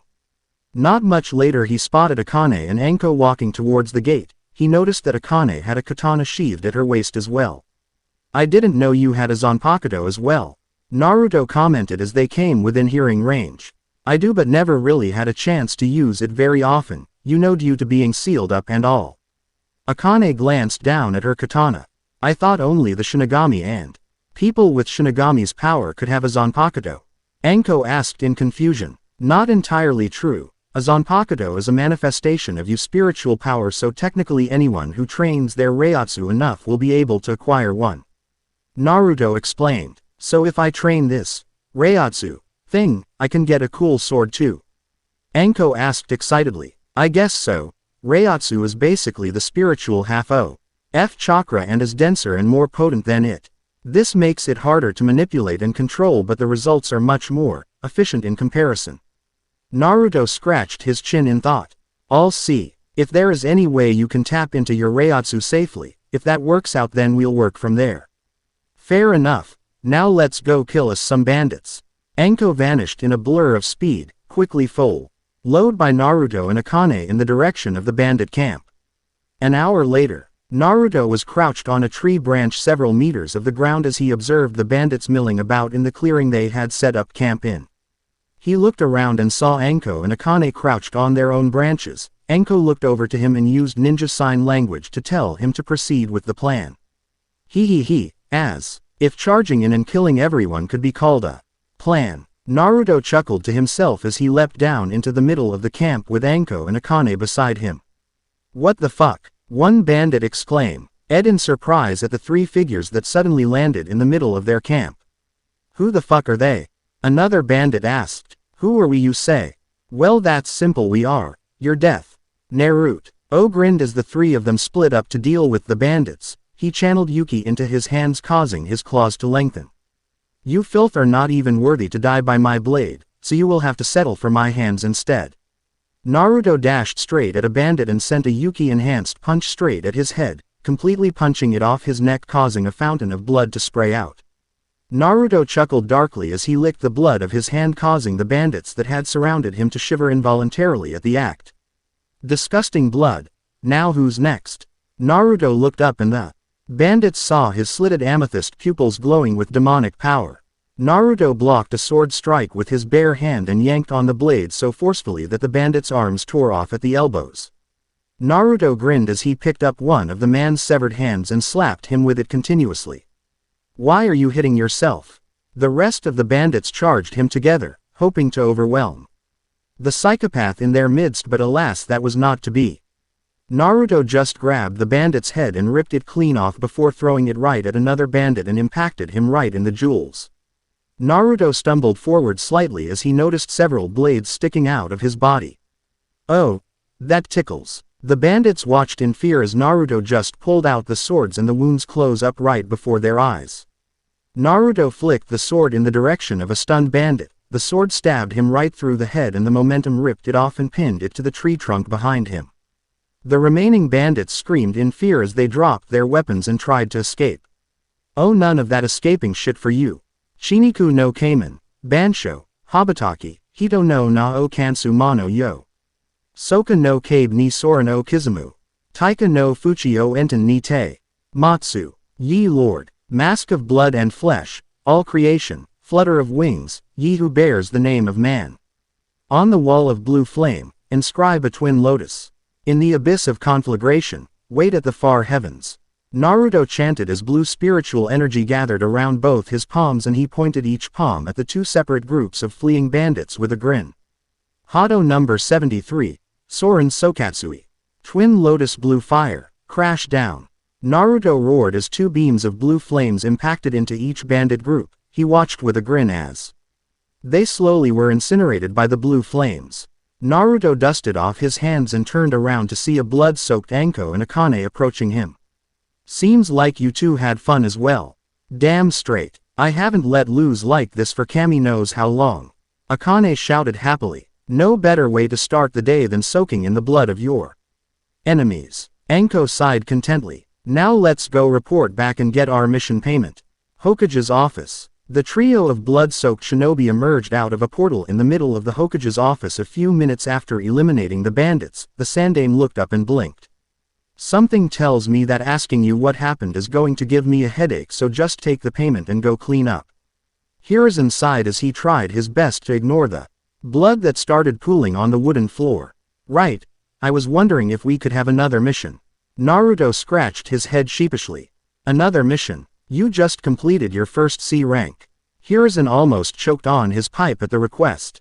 It was kind of easy and we don't have anything to do for the remainder of the day. Naruto trailed off in thought. I could just fuck Akane. I like the sound of that.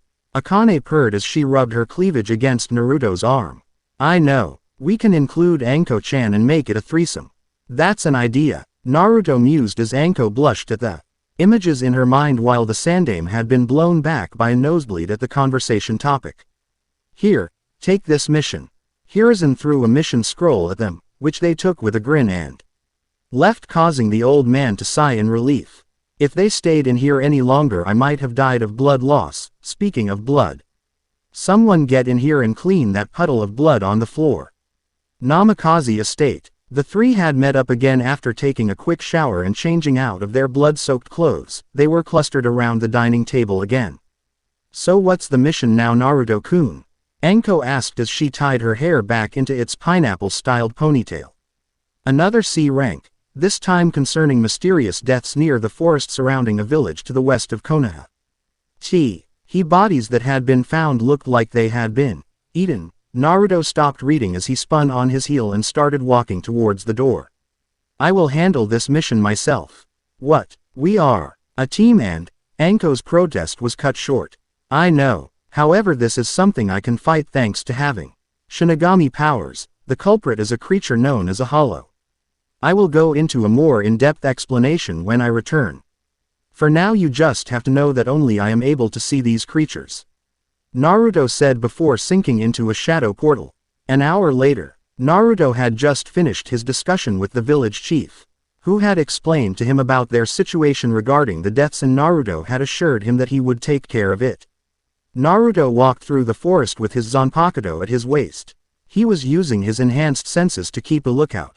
Eating human souls directly. This hollow must either be really brave or extremely foolish, Naruto thought before a deep rumbling laughter filled the forest. Ha ha ha, what's this now? A human with Shinigami powers, now that is a strange sight indeed. The voice boomed. Only half right, I am a demon with Shinigami powers. Naruto growled as his voice took a demonic edge again. Oh ho, a demon you say? Well, little demon, let me introduce myself. My name is Tigero. A large humanoid-shaped figure dropped down from a tree. Br. Anshin landed gracefully despite being 1 story tall. Naruto noticed that its mask had tiger-like markings on it and the jaw section could unlatch and was filled with sharp teeth. So you're the one responsible for the deaths of the people in the village? Naruto asked. I might be. What's it to you?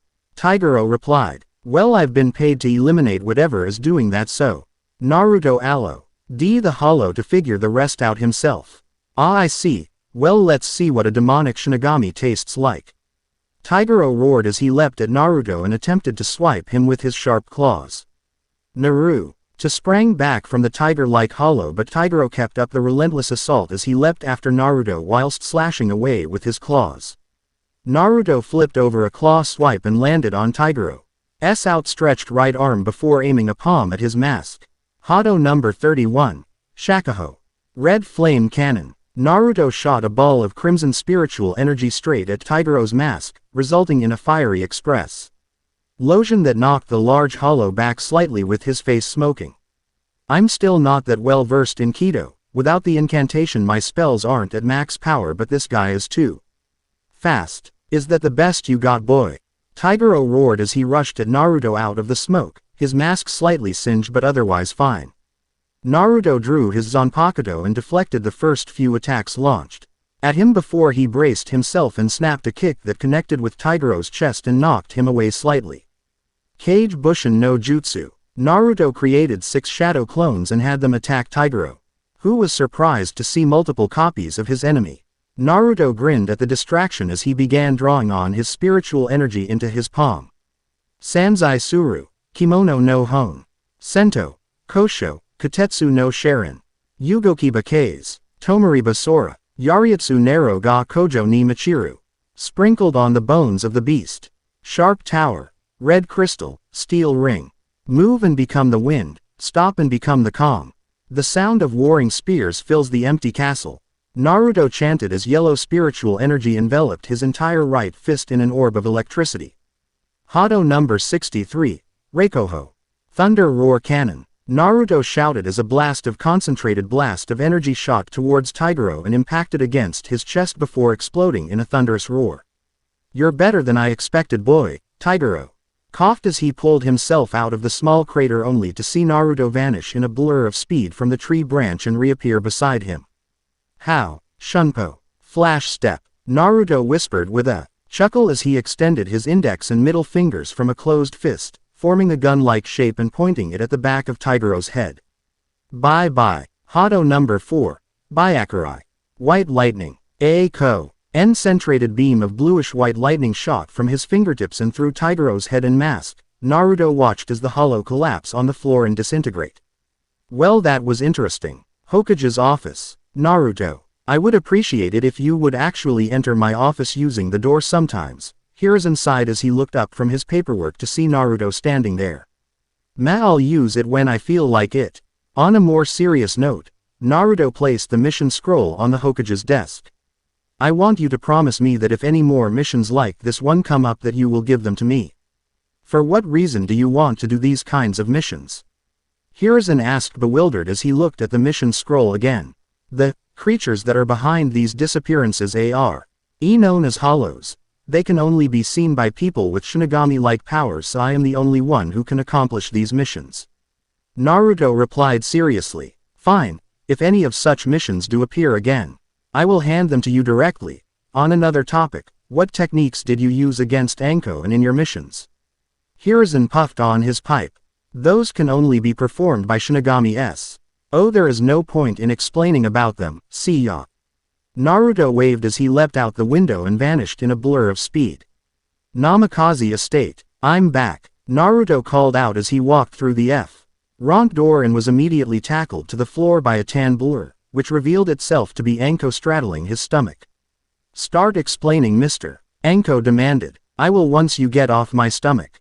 Naruto deadpanned as Anko pouted but jumped off and helped Naruto to get up. Please get Akane-chan and meet me in the living room. Naruto watched as Anko nodded and went off to find Akane. He sigged head as he mentally prepared himself for a long explanation about hollows. Okay, now that we're all here, hollows are a race of creatures which are born from human souls who, for various reasons, do no cross over to the afterlife after their death and stay in the human world for too long. They are corrupt spirits with supernatural powers that devour the souls of both living and deceased humans. Naruto explained slowly to make sure the two women understood. Hollows are former pluses, deceased human souls that lose their hearts to despair or remain in the real world for too long. The majority of ghosts peacefully move on to the afterlife after their deaths. Some, however, stay in the living world to fulfill certain goals, such as looking after a loved one, protecting a particular location, or pursuing a grudge from beyond the grave. However, with only limited abilities to interact with the living, and by definition tied to their goals, many ghosts find they are unable to cope when either loved ones move on or old enemies forget them. At this point, some will become dangerously obsessed with fulfilling those goals, even if the means to fulfill them renders the soul empty, for example, killing anyone who comes near a loved one, in order to keep them from hurting that person. In doing so, the ghost warps into a hollow and, ironically, often makes the focus of their obsession into their first victim. Naruto repeated word for word from the memories he gained from the Shinigami's soul shard. That's a lot to take in, so technically anyone can become a hollow, Anko asked, to which Naruto nodded solemnly. Damn, that sucks. They are dangerous and can only be seen by people with high spiritual powers, such as myself. That's why I don't want you two to accompany me on missions regarding hollows. Naruto told them. I guess you're right. It's just that I'm the Kyuubi no Yoko yet. Akane clenched her fists but Naruto just drew her into a hug.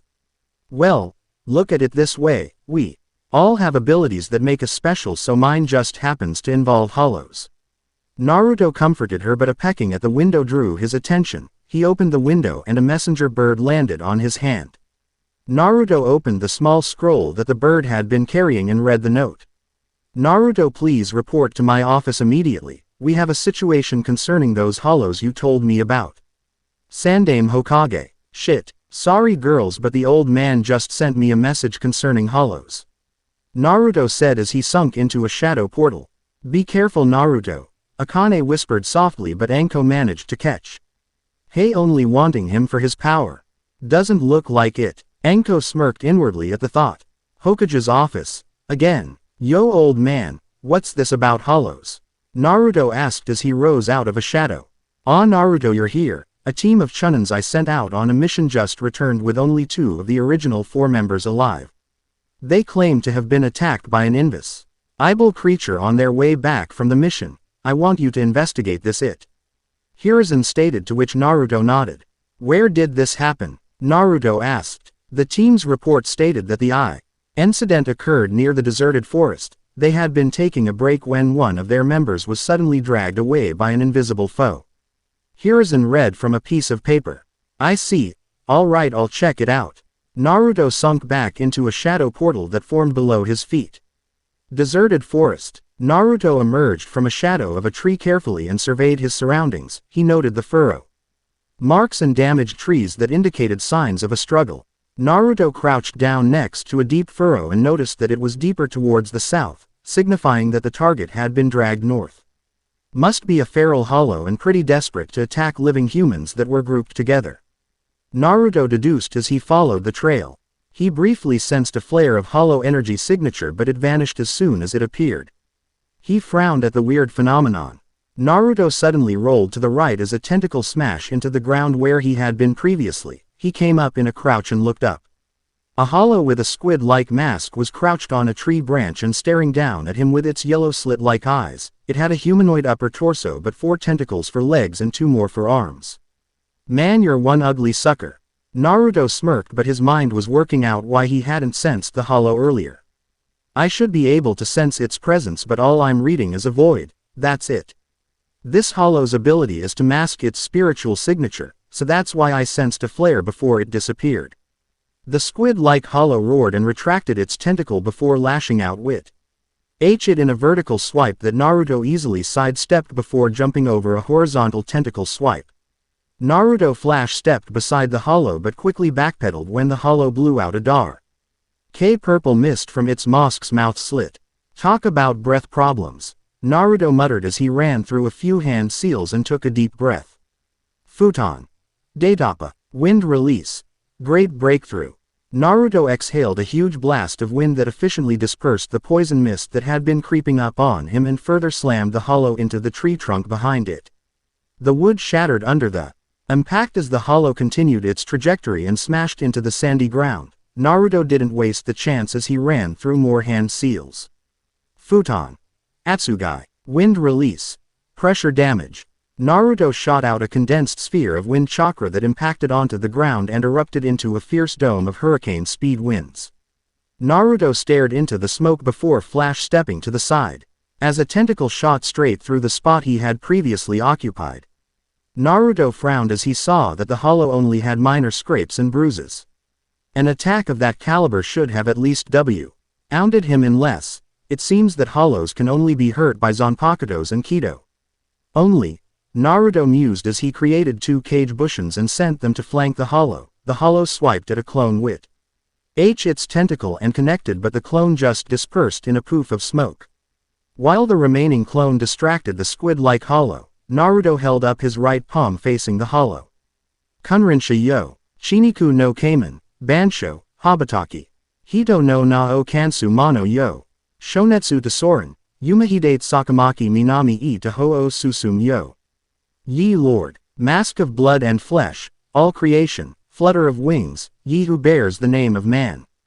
Inferno and pandemonium, the sea barrier surges, march on to the south.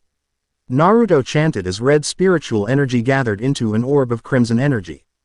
Hado number 31, Shakuho. Red fire cannon. Naruto released the spell in a wide beam of crimson energy that smashed directly into the hollow. It screamed out in pain as its body started burning and eventually only a pile of ash remained.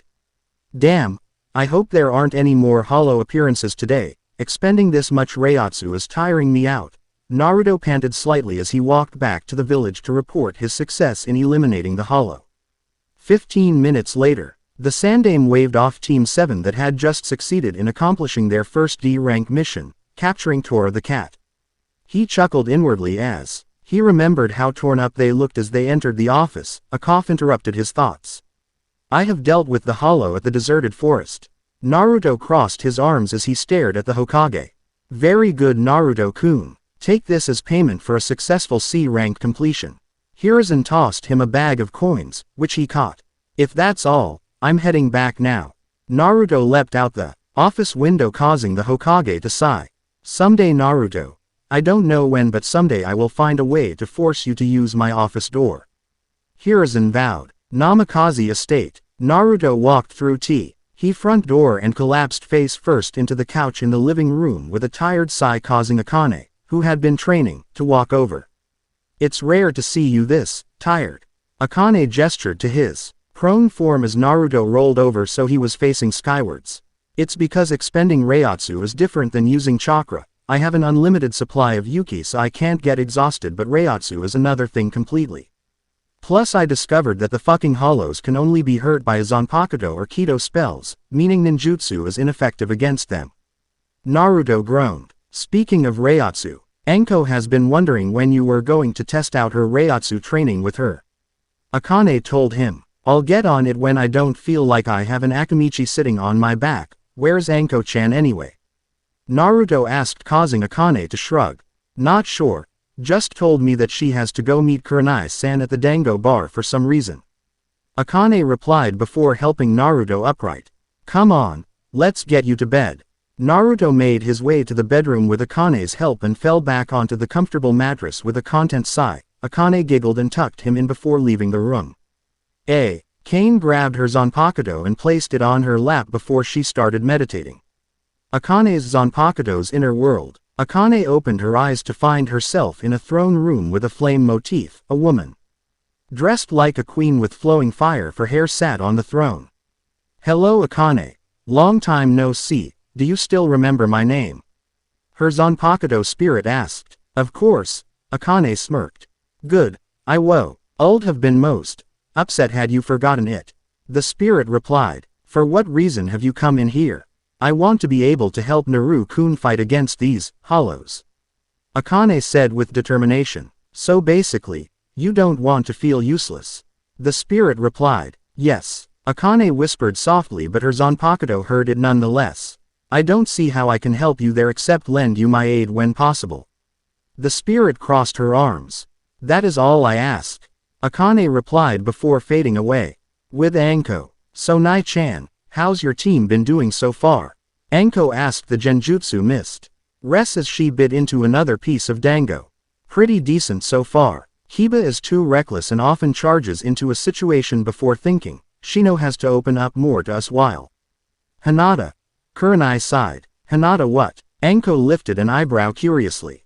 Well, she is still as shy as always and stutters a lot but has been showing strange behavior, especially when Kiba mentions that new girl on your team. Kurenai replied worriedly. Uzumaki Akane. Anko offered, to which Kurenai nodded. Hinata seems to often mumble to herself when Akane is mentioned. I once heard the word, bitch, and also, ste.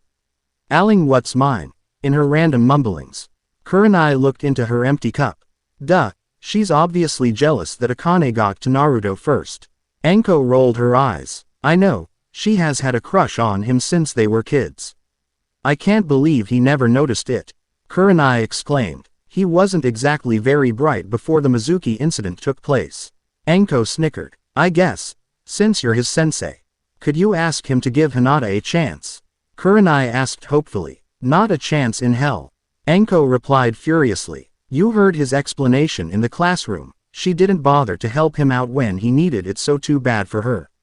Kurenai stared after her friend in mild shock as she stormed out of the bar, all the while wondering why her friend had reacted in such a manner. How dare she telephone me to ask Naruto-kun to give that creepy pale-eyed stalk a chance. Anko ranted inside her head as she walked down the street.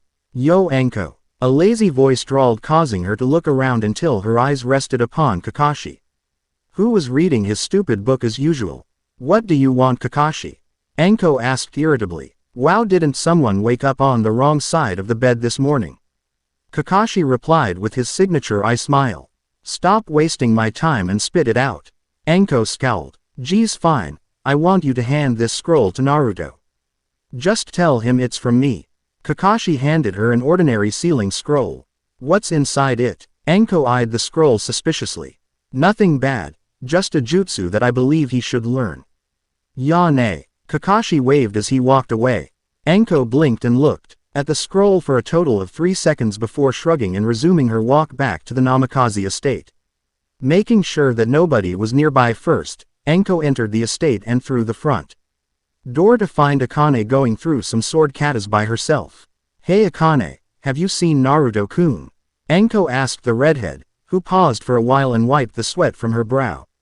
He just returned around 15 minutes ago, but he was dead tired, so I told him to get some sleep. He's currently sleeping in our bedroom. Akane replied. Oh, I see, Anko said.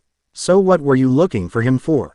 If it's for your Reiatsu training, he already told me he would get right on it the moment he isn't so tired. Akane informed Anko of what Naruto had told her. No, that's not it.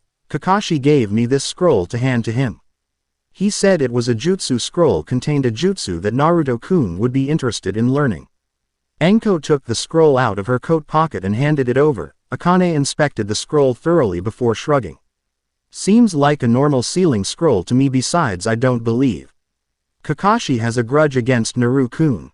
Akane returned the scroll to her. So what do I do with it? Anko asked. You can either hold on to it until Naruto-kun awakes or just leave it at the bedside table. Akane suggested. I think I'll just leave it on the table.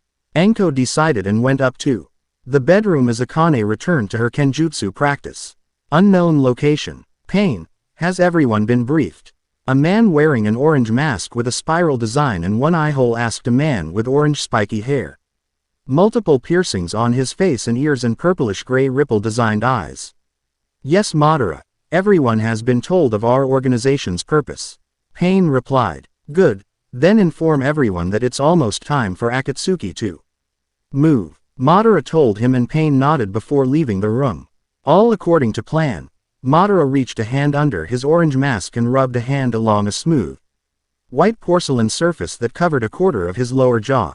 Soon I will be complete. Well, that's another chapter done with. Sorry for the relatively short length, as this is more of a filler chapter to show that while Naruto can perform Shinigami related skills, he still doesn't have full control over them like the Shinigami King.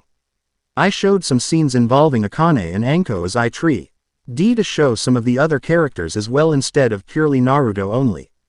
Akane has a Zanpakuto of her own and it will be of my own creation as well, so look out for it. A little hint at the last part concerning Madara. You get a virtual cookie if you figured out what Madara is, though it isn't very hard to guess if you are a Bleach fan as well. I promise the next chapter is going to be longer because it will contain the wave arc. I'm so glad I can finally introduce one of my favorite Naruto characters, Momochi Zabuza. Please review or I will send Orochimaru to kidnap you while you're asleep. Yane. Demons of Mist and Shadow. Disclaimer. I do not own Naruto or the elements from Bleach, I do own this story. Hey each and every one of my adoring fans out there, it's X Namikaze Cubics back with another chapter of Naruto, Demonic Shinigami. I'm glad to see people reviewing this story as well as Naruto, Force Unleashed. Everyone who guessed that Madara is an Arrancar is right. However, he is not an Espada. The Espada have yet to be formed since this is before the Bleach storyline even started. I won't say any more lest I risk spoiling the rest of the story for you guys.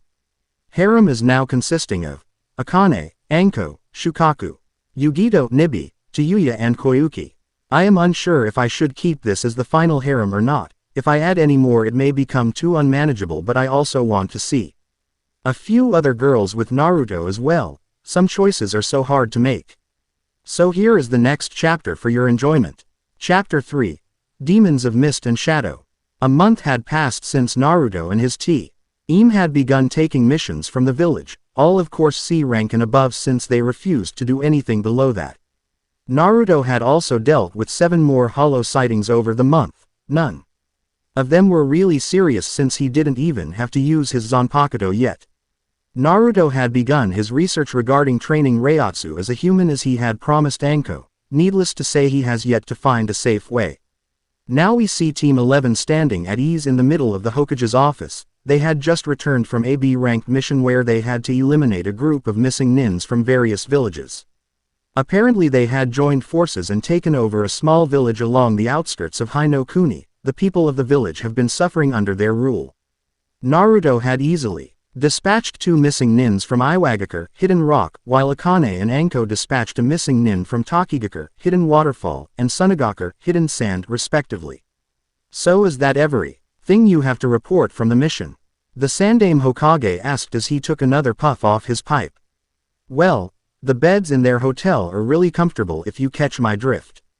Naruto smirked, along with Akane and Anko, causing Hiruzen to let out a perverted giggle as he discreetly wiped away the trail of blood from his nose. Very well, Naruto-kun, so here is the pay for a successful B-ranked mission completed.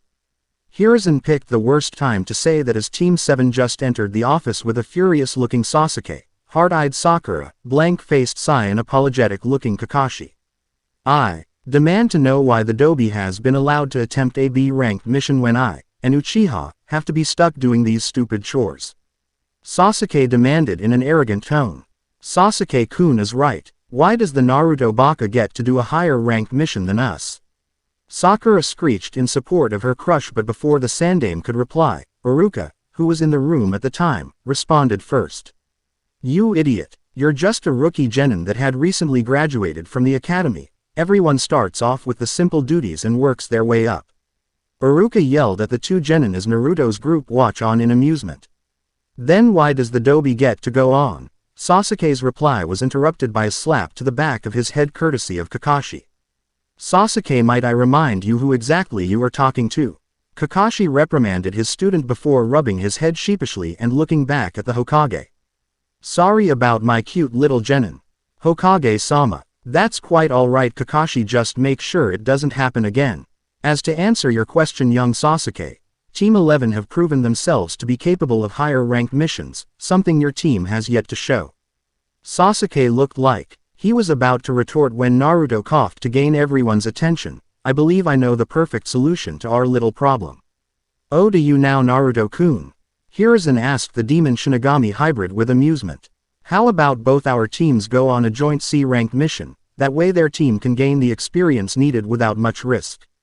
Naruto suggested, causing the Hokage to look thoughtful and Iruka to smile slightly. It seems that your transformation really helped you to mature, Naruto, Iruka thought with happiness. That's an excellent suggestion, Naruto-kun. I approve of your proposal for a joint C-ranked mission between Team 7 and Team 11. Hiruzen finally announced, causing Kakashi and his team, except Sai, to look surprised. Naruto Baka actually helped us out. Don't listen to him. He is obviously using this to make us love him. That's right. No way am I falling for that trick. Sasuke-kun is the only one for me. Sakura looked back at Sasuke with an adoring face. The Dobi actually backed me up. Sasuke thought in surprise. Naruto actually helping Sasuke. He must have something planned. I can't be bothered. Kakashi shrugged lazily as the Hokage rummaged through the available C ranks before finding an acceptable one. Your C rank mission is a protection mission of a certain individual. Tazuna-san, you may come in now. The Sandame called out as the door to the office swung open and the occupants were immediately hit by a strong stench of alcohol. What's this? A voice slurred. Standing in the doorway was a man with gray hair, mustache and beard, and despite his relatively old age, they could see that he had a muscular frame. There was a sake bottle in his hand, which explained where the alcohol smell was coming from. This is my protection, Tazuna said in a clearer tone this time. They look like a bunch of brats, especially the pink one with the large forehead and the brooder with the duck-ass hairstyle. What's the point of killing the person we are trying to protect, nay? Kakashi I smiled as he held back both genins as they tried to struggle free to attack the man. I am the super expert bridge builder, Tazuna. I expect you to provide me super protection until I get back to my country and complete my bridge, Tazuna stated. Despite their age, Tazuna-san, I'm sure my genin can handle this mission. And even if something they can't handle comes along, the rest of us are more than enough to handle it, Kakashi told the bridge builder as the two insulted genins calmed down and settled for glaring at the man. I guess you're right. So when are we able to set out for my country? Tazuna asked. Meet us back at the gate in an hour's time, Kakashi replied before leaving the room with his team and Tazuna, leaving Team 11 in the room along with the Sandame and Iruka. Aren't you and your team going to prepare for the mission, Naruto-kun? Hiruzen looked curiously at the former Jinchuriki of the Kyuubi. Nah, we're already prepared for it. Naruto produced a storage scroll from a storage seal on his arm. This scroll contains the necessary materials and rations needed for a typical week-long C-rank mission, and so money to buy more if the mission duration extends beyond that time frame.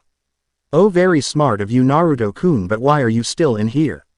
Hiruzen asked. Just wanted to tell you that we may run into hollows on this mission, so I was wondering. Naruto trailed off. Fine. You have tactical command of the mission once a hollow shows up. Hiruzen sighed as the demonic Shinigami smirked as he left with his team via shadow portal. An hour later at Konoha's gate, Tazuna was standing at the gate along with Team 11 and were waiting for Team 7 to arrive. They didn't have to wait long as the genins of the team arrived a minute later. Yo! A lazy voice greeted as the group turned to the right simultaneously to see Kakashi leaning against a tree trunk, his face buried in his porn as usual. You aren't late, Sakura finished off in a softer voice in confusion before she pointed accusingly at him. Who are you, imposter, and what have you done with Kakashi-sensei? I'm not that bad, am I? Kaka. She rubbed the back of his head sheepishly as everyone looked at him with a deadpan expression, which he promptly ignored. Right, let's get moving. The first few minutes of the trip was serenely calm. With Naruto walking slightly ahead with Anko and Akane attached to his arms, Tazuna wondering how the brat scored 2 hot chicks, Kakashi giggling perversely either from the book or Naruto, Sasuke brooding and Sai being his emotionless self. That is until their resident pink-haired harpy, who had been hounding the self-proclaimed emo king, decided to ruin it with her voice. Tazuna-san, Sakura began hesitantly, prompting the bridge builder to turn and look at her over his shoulder. What is it, girl? Tazuna replied but was inwardly thinking. I think it's a girl, maybe. You're from Nami no Kuni, Land of Waves, right? Sakura asked. That's right, what about it? Tazuna answered, but the pink-haired girl had already turned to face her teacher. Kakashi-sensei, do they have shinobi in that country too? Sakura asked. No, not in Nami no Kuni but in most other countries. The culture and customs may be different but hidden villages exist and so do ninjas. Kakashi looked at her lazily with his eye but was mentally sighing as his student was taking time away from reading his precious. To the many countries of the continent, the existence of a shinobi village means military power. This is how they hold and maintain advantages over each other, but it's not that the villages rule the countries, they merely stand equally with the country's government. A small island sea, country like Nami no Kuni doesn't receive much interference from the larger countries and does not need a shinobi village. Within the many shinobi villages, Konoha, Hiri, Kumo, Suna and Iwa are the largest and most powerful. Commonly referred to as the 5 great shinobi villages. And these are the only villages whose leader receives the name, Kage, Shadow. Kakashi had launched into an explanation that everyone was listening to. The 5 Kages are the Hokage, Fire Shadow, Mizuki, Water Shadow, Raikage, Lightning Shadow, Kazekage, Wind Shadow, and Tsuchikage, Stone Shadow. They are ain't over the thousands of ninja in the world. Wow, Hokage-sama is the best. Sakura squealed but her inner self disagreed. That lame geezer is that incredible. Sounds fishy. I bet Sasuke-kun could kick his ass. However, you guys don't have to worry. There won't be any ninja combat on a C-ranked mission. Kakashi ruffled Sakura's hair reassuringly. Then, we won't come into contact with any foreign ninjas? Sakura asked with a mental sigh of relief. Ha ha ha, of course not. Kakashi chuckled in reply but missed the slight flinch and nervous look Tazuna had, but Naruto spotted it and frowned slightly. The group walked on in relative silence with a few whispers of conversation until they approached a puddle in the middle of the road. Naruto, Kakashi, Anko and Akane instantly recognized it as a genjutsu. Anko and Akane smirked when they saw that a devious grin had stretched itself across the whiskered blonde's face, while Kakashi lifted an eyebrow but decided to just watch the show. Naru slowly began to gather Reiatsu into his left palm and it formed a small blue orb that was barely visible. Hado number 33, Sokatsui. Blue fire, crash down. Naruto whispered as a blue beam of fire blossomed into the puddle as he walked past, causing 2 figures to emerge from it screaming as they rolled on the ground trying to extinguish the flames. You bastard! One of them shouted after the pair had righted themselves after successfully extinguishing the blue flames that had burned their clothes. Gozu and Maizu, the Oni Kyodai, demon brothers, missing nins from Kurigakure no Sato. Anko said as she recognized the pair. Our reputation seems to precede us, Maizu. Gozu chuckled. That is has Gozu, but if you know of us then you must know of our combat speciality. Maizu smirked under high-s mask as he jingled the shuriken chain linked to each of their gauntlets. Before anyone could move, Naruto had disappeared from the spot and emerged behind the duo and sheathed his katana. Kuroryu no Sume. Black Dragon's Claw, Naruto whispered as a resounding click sounded through the area and the chain was sliced in 2. Sasuke fumed that the Dobi had been able to spot the genjutsu when he didn't. Sakura fumed because Sasuke was upset. Kakashi had a smile under his mask at his sensei's son's abilities and Tazuna had a gobsmacked expression. Akane had quickly taken the opportunity to deliver lightning fast blows to 2 missing nins' necks, which knocked both of them out. Well done, team. Anko declared proudly with a smirk as Naruto helped Akane tie the demon brothers to a tree. I wish I could say the same for you guys. Only Sai managed to figure out that the puddle was a genjutsu. You just had to use some common sense. There shouldn't be a puddle when the weather has been sunny. Kakashi berated his team, causing Sasuke to sneer and turn away, and Sakura went to try and comfort the emo king. Good job in taking their advantage out, Naruto, but I had hoped to figure out who their target was. Kakashi. Naruto shook his head sadly and pointed at a grinning Anko, who was licking a kunai as she approached the 2 still unconscious and tied up shinobi. Oh right, Kakashi adpanned as he remembered that Anko was part of the torture and interrogation department. Anko grinned as she cut one of them free and dragged him off into the forest. Kakashi pitied the poor Chunin, as he heard cries of pain coming from their direction. All done, they were working with Momochi Zabuza to kill the old drunk. Anko jerked her thumb in the direction of a nervously sweating Tazuna. Quote, interesting. Do you have anything to add to that, Tazuna-san? Kakashi asked the bridge builder. Alright, the truth is that I lied about the mission, but I had no choice. Wave had been taken over by a corporate tyrant known as Getu. He controls all the shipping lanes around Nami no Kuni now. His thugs run rampant over our entire country, doing whatever they please, and our economy has suffered greatly. The bridge I am building is our only way to break free from his tyranny, and the only protection mission we could afford was AC rank. Tazuna explained. Well, that's sad and all, but if it was known that there would be ninjas after you, this would have been AB rank and a proper squad of ninjas would have been sent. As of now, we are operating outside our duties. Kakashi told him. We're not ready for this kind of mission. Let's quit so Hokage-sama can send a proper team to accomplish the mission. Sakura added, since she was terrified at the prospect of fighting enemy ninjas. Are you stupid or just a moron? Naruto's voice interrupted their small chat. What did you say, Baka? Sakura screeched with a tick mark on her abnormally large forehead, causing everyone to cover their ears in pain. Our team had just returned from a B-rank mission when your team entered the office, or have you forgotten? Naruto replied once the ringing had left his ears. But you can go back if you want, but our team is going to continue the mission regardless of how much they paid, because Getu is a scum that deserves to die. Naruto growled slightly, causing Tazuna to look at him gratefully. I agree with the Dobi. An Uchiha such as myself will not back down from a mission. Sasuke grunted with a voice filled with arrogance, causing everyone except Sakura to roll their eyes. Whatever you say, bastard. We should get going while the coward can stay with the two prisoners until Leaf Shinobi come to get them. Naruto directed his gaze at Sakura. And no, I'm not a coward. I will show Sasuke-kun my strength. Sakura thought to herself before shaking her head and informing the group that she will continue with the mission as well. So isn't this Getu one of the world's wealthiest people and owns Getu Company?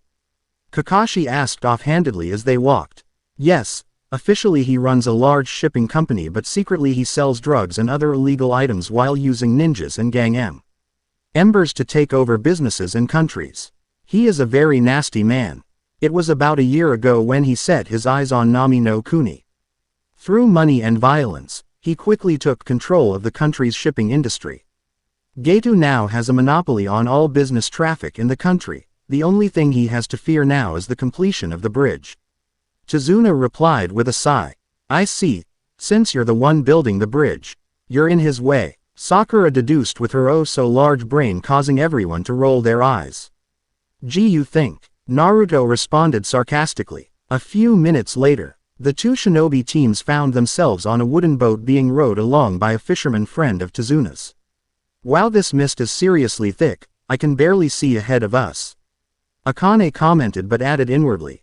Unless I channel Yuki to my pupils to enhance my eyesight, we should be able to see the bridge soon. Nami no Kuni is at the base of the bridge. The fisherman stated as the group was just able to make out a blurred image past the mist. That's a big bridge. Naruto whistled in awe at the sheer magnitude of the stone bridge that had just came into view. Wow, it's huge. Sakura screamed. Hey, be quiet. Why do you think we're hiding in the mist and not using the engine? We'll be in deep trouble if Getu's thugs find us. The fisherman whispered harshly, causing Sakura to slap her hands over her mouth in embarrassment. Hey, this is the end of the line for me. I wish you good luck in your efforts, Tazuna and Shinobi Sans. The fisherman said as they alighted before rowing back the way they came. Hey, you guys actually got me back to my country safely. Tazuna sighed in relief as they continued walking, though Kakashi and Naruto were thinking about something. If we get attacked again, it will surely be a Junin ranked ninja and not a Chunin ranked one, Kakashi thought gloomily, since that meant he wouldn't be able to read his Ika. My enhanced sense of smell can pick up two distinct scents. One smells like iron and blood while the other smells like ice and snow. Naruto thought as he took discreet sniffs of the air that was only noticed by Akane and Anko. Naruto suddenly flung a kunai straight into some bushes off to the side of the road. Everyone tensed as he walked over slowly and revealed that it was just a white-colored rabbit. Naruto, Baka, stop scaring us. And look what you did to the poor rabbit. Sakura screeched as she held the shocked rabbit to her underdeveloped chest. That was a snow rabbit. Its fur changes color depending on the amount of sunlight. White is for during the winter, so that means this is a rabbit that had been bred indoors for the purpose of Kawarimi no Jutsu, body switch technique. So the enemy is already here. Kakashi glanced around wearily as Naruto.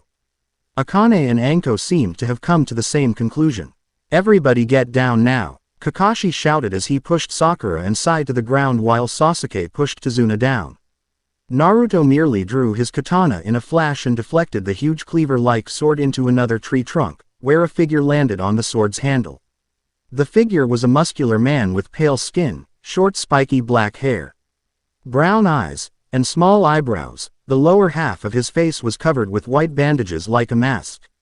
He was bare-chested except for a simple sword holster over his chest. He wore pinstriped pants and matching mimetic wrist warmers and leg warmers. Momochi Zabuza, the Kurigakure no Kijin, demon of the hidden mist. Naruto felt a grin stretch across his face at the prospect of fighting such a well-known master of Kenjutsu to test himself. I'm flattered that you know me, but I'm afraid the only people I know from your little group would be Sharingan no Kakashi, Kakashi of the Sharingan. Zabuza chuckled, but he was thinking differently. This kid was able to deflect my blade with just a katana. He must either be freakishly strong or an expert swordsman, or both. Where are my manners? Uzumaki Naruto at your service. Naruto bowed dramatically before turning to Akane. Sorry Akane-chan, but I call dibs on this guy. I've been itching to fight a swordsman of Zabuza's caliber for a while now. Fine. Akane pouted before smirking at him. You owe me for this. Sure, I'll make it up to you tonight. Naruto kissed her on the lips before drawing his katana again and pointing the tip at Zabuza. Yo, Mr. Demon of the Mist, let's find out right now who's the better demonic swordsman. I wanted to fight Kakashi, but my gut instincts tell me that you will be much more interesting to fight, but your flimsy katana won't be able to defeat my Kubikiribocho, decapitating carving knife. Zabuza smirked under his bandages. I wouldn't go and underestimate the strength of my sword if I were you. Naruto smirked as well. Good point. Zabuza admitted before kicking off the tree trunk and grabbing his sword free of it at the same time before landing on the lake's surface. Are you sure it's wise to let Naruto fight Zabuza on his own? Kakashi asked Anko, who was chewing on a dango skewer uncaringly. Naruto-kun can handle himself in a fight with that chump. Anko replied with a shrug and grin. What did he mean by Sharingan no Kakashi? Sasuke thought as he glanced at his sensei in confusion, but his unasked question was answered the next second. Would you or your student mind if I use this to observe the fight? Kakashi lifted his slanted headband slightly. Go ahead, it's not like you will be able to copy any of my students' moves. Anko grinned at the surprised look on Kakashi's face, but he just shook it off and lifted his headband up, revealing a scar running over the skin around his eye along with a Sharingan eye. And he has a Sharingan and he's not even an Uchiha like me. Sasuke clenched his fists in anger that he had yet to activate his clan's famous eye bloodline. Ninpu. Kurigakure no Jutsu. Ninja art. Den mist technique, Zabuza whispered as he began emitting a large amount of chakra from his body, which started to create a dense mist around the entire area, effectively cutting off everyone's eyesight. So it begins. Naruto grinned as he shifted into a sword stance as the mist steadily grew thicker and thicker before the air became thick with Zabuza's killing intent. 8 choices: liver, lungs, spine, clavicle vein, neck vein, brain, kidneys and heart. Which one should I go after? Zabuza used a technique to amplify his voice, which coupled with his impressive killing intent caused Sasuke, Sakura and Tazuna to start sweating in fear. What an incredibly dangerous key. It feels like I'll be killed if I make a single move, that's how heavy the air is right now. Experiencing this for a while is enough to drive a person crazy. The intensity of an opponent like him, it feels like my life is being squeezed. I can't take it. I'd almost rather die now and get it over with. Sasuke led as he slowly lifted his kunai to his neck.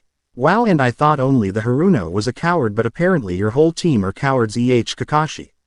Naruto chuckled as he pointed his katana at Sasuke. Looks like you really are an emo ne. Don't worry Uchiha, while I may not like you in the least, I won't let you die. Yet. Naruto's words seemed to have shaken Sasuke out of his suicidal vow. GHTS and Kakashi shot him a grateful look, but Naruto had already returned to finding Zabuza. We'll see about that. Zabuza shouted as he suddenly appeared in the middle of the genins of Team 7 and Ta. Zuna and was about to swing his Zanbeitu when Naruto's form appeared in front of him and slashed through his body. Mizu Bushin, water clone, Naruto whispered as the body in front of him burst into water before he switched his katana to his left hand and blocked a side swing of Zabuza's blade. Not bad Gaki, brat. Zabuza grunted as he shifted his weight and kicked out with his left leg, but Naruto caught it with his free hand before it could connect. Not so bad yourself. No brows. Naruto chuckled as Zabuza grew a tick mark on his head while everyone else snickered at the nickname that Naruto gave the missing nin. What did you call me? Zabuza roared as he pulled his leg back and jumped back a few paces. You heard me, no brows. Naruto switched the katana back to his right hand and echoed for Zabuza to attack him with his left. That's it Gaki, you're dead.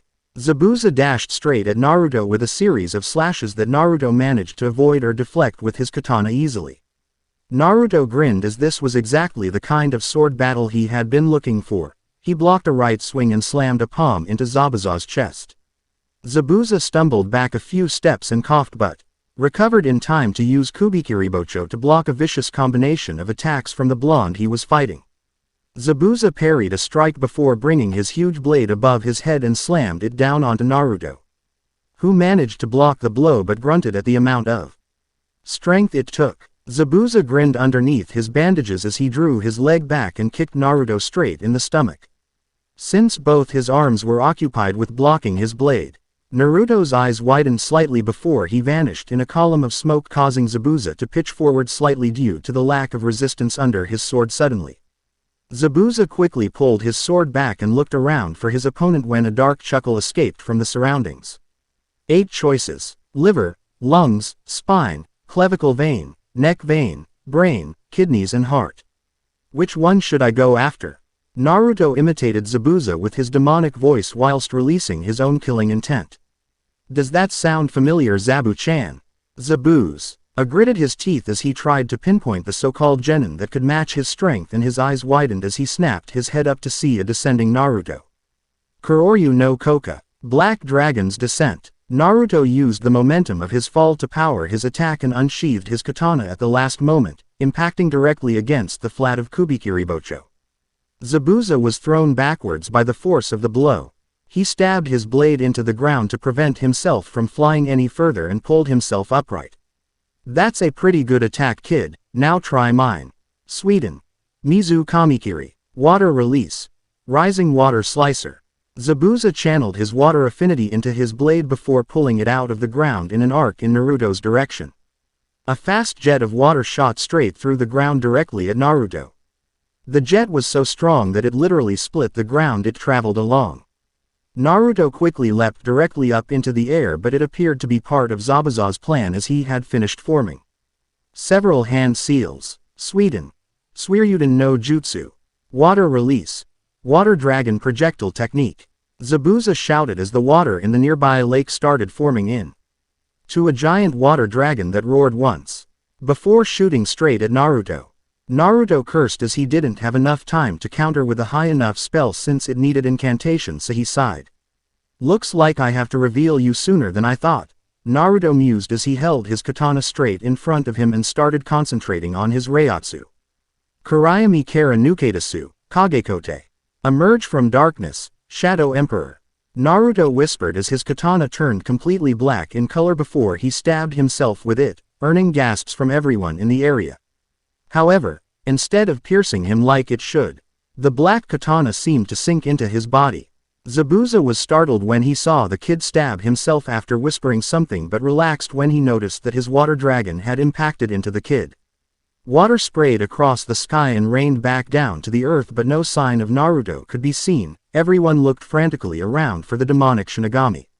What's the matter? Did you lose something? A demonic voice asked with amusement as everyone's head snapped over to the voice and gasped when they saw a Naruto, who looked much more different than normal. Naruto was now completely shrouded in shadows so that only his outline remained, along with a pair of glowing amethyst eyes. What the fuck? Zabuza eloquently expressed what was on everyone's mind. I see you noticed my new look.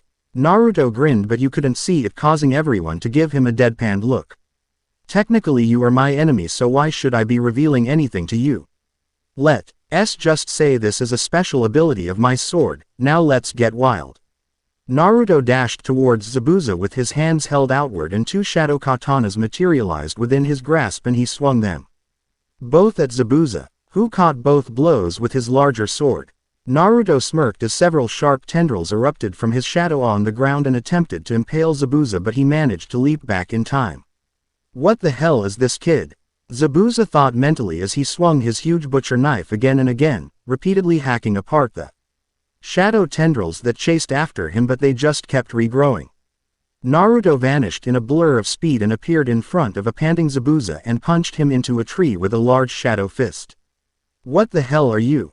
Zabuza coughed out blood that in his facial bandages red as he lay injured against the base of the tree. Me, I'm your death. Naruto formed a shadow spear in his hand and was about to plunge it into Zabuza's heart when Bon came flying out of the tree and piercing Zabuza in the neck. He stiffened for a moment before slumping down. Sorry, that would be me. A surprisingly soft voice said as a hunter nin with a Kuriga symbol on his mask emerged from the forest. I thank you for your assistance, Shinobi-san. I have been tracking him down for quite a while. You are a Kuriga hunter nin. Naruto stated simply, as he released his Shikai initial release and bent down to check Zabuza for a pulse. No pulse. Must mean he's dead. Most impressive. You are correct. The masked ninja nodded in Naruto's direction. Hunter nin. Sakura voiced aloud, having found her voice again. Yes, my duty is to hunt down missing nins. I'm a member of the Kuriga hunter nin forces. The masked ninja replied before Vanis hung in a swirl of leaves and landed beside Naruto next to Zabuza's dead body. In this world, there exists people younger than you but stronger than me. Kakashi said wisely to Sakura, who looked confused at the young hunter nin. Your battle is now over. And now, if you will excuse me, I have to dispose of this body since it has many secrets that I cannot let fall into enemy hands. Farewell. Hunter nin placed Zabuza's arm over his shoulder and vanished in a swirl of leaves. There was something fishy about that hunter nin. She was the one that smelled like ice and snow, but why only come out after the battle is almost done? Naruto mused to himself before realizing everyone was looking at him. What do you mean what? How come you never told me your sword could pull some cool ass shit like that? Anko poked his chest repeatedly. It slipped my mind. Naruto offered lamely, causing Kakashi to give him a thumbs up and Anko and Akane to facefo at the lame excuse. Dobi, I demand you give me your sword. A weapon like that belongs in the hands of an Uchiha. Sasuke arrogantly demanded as he held his hand out to Naruto. Sasu. Kakashi was about to reprimand his student. When Naruto held a hand out to stop him. You want my sword? Well, come and get it then. Naruto said with an emotionless face, causing Sasuke to smirk as he stepped forward and tried to take the katana sheathed at Naruto's waist. Before he could even touch the handle, a spike of shadow shot out of the handle and impaled Sasuke's palm, causing him to let loose a girly scream.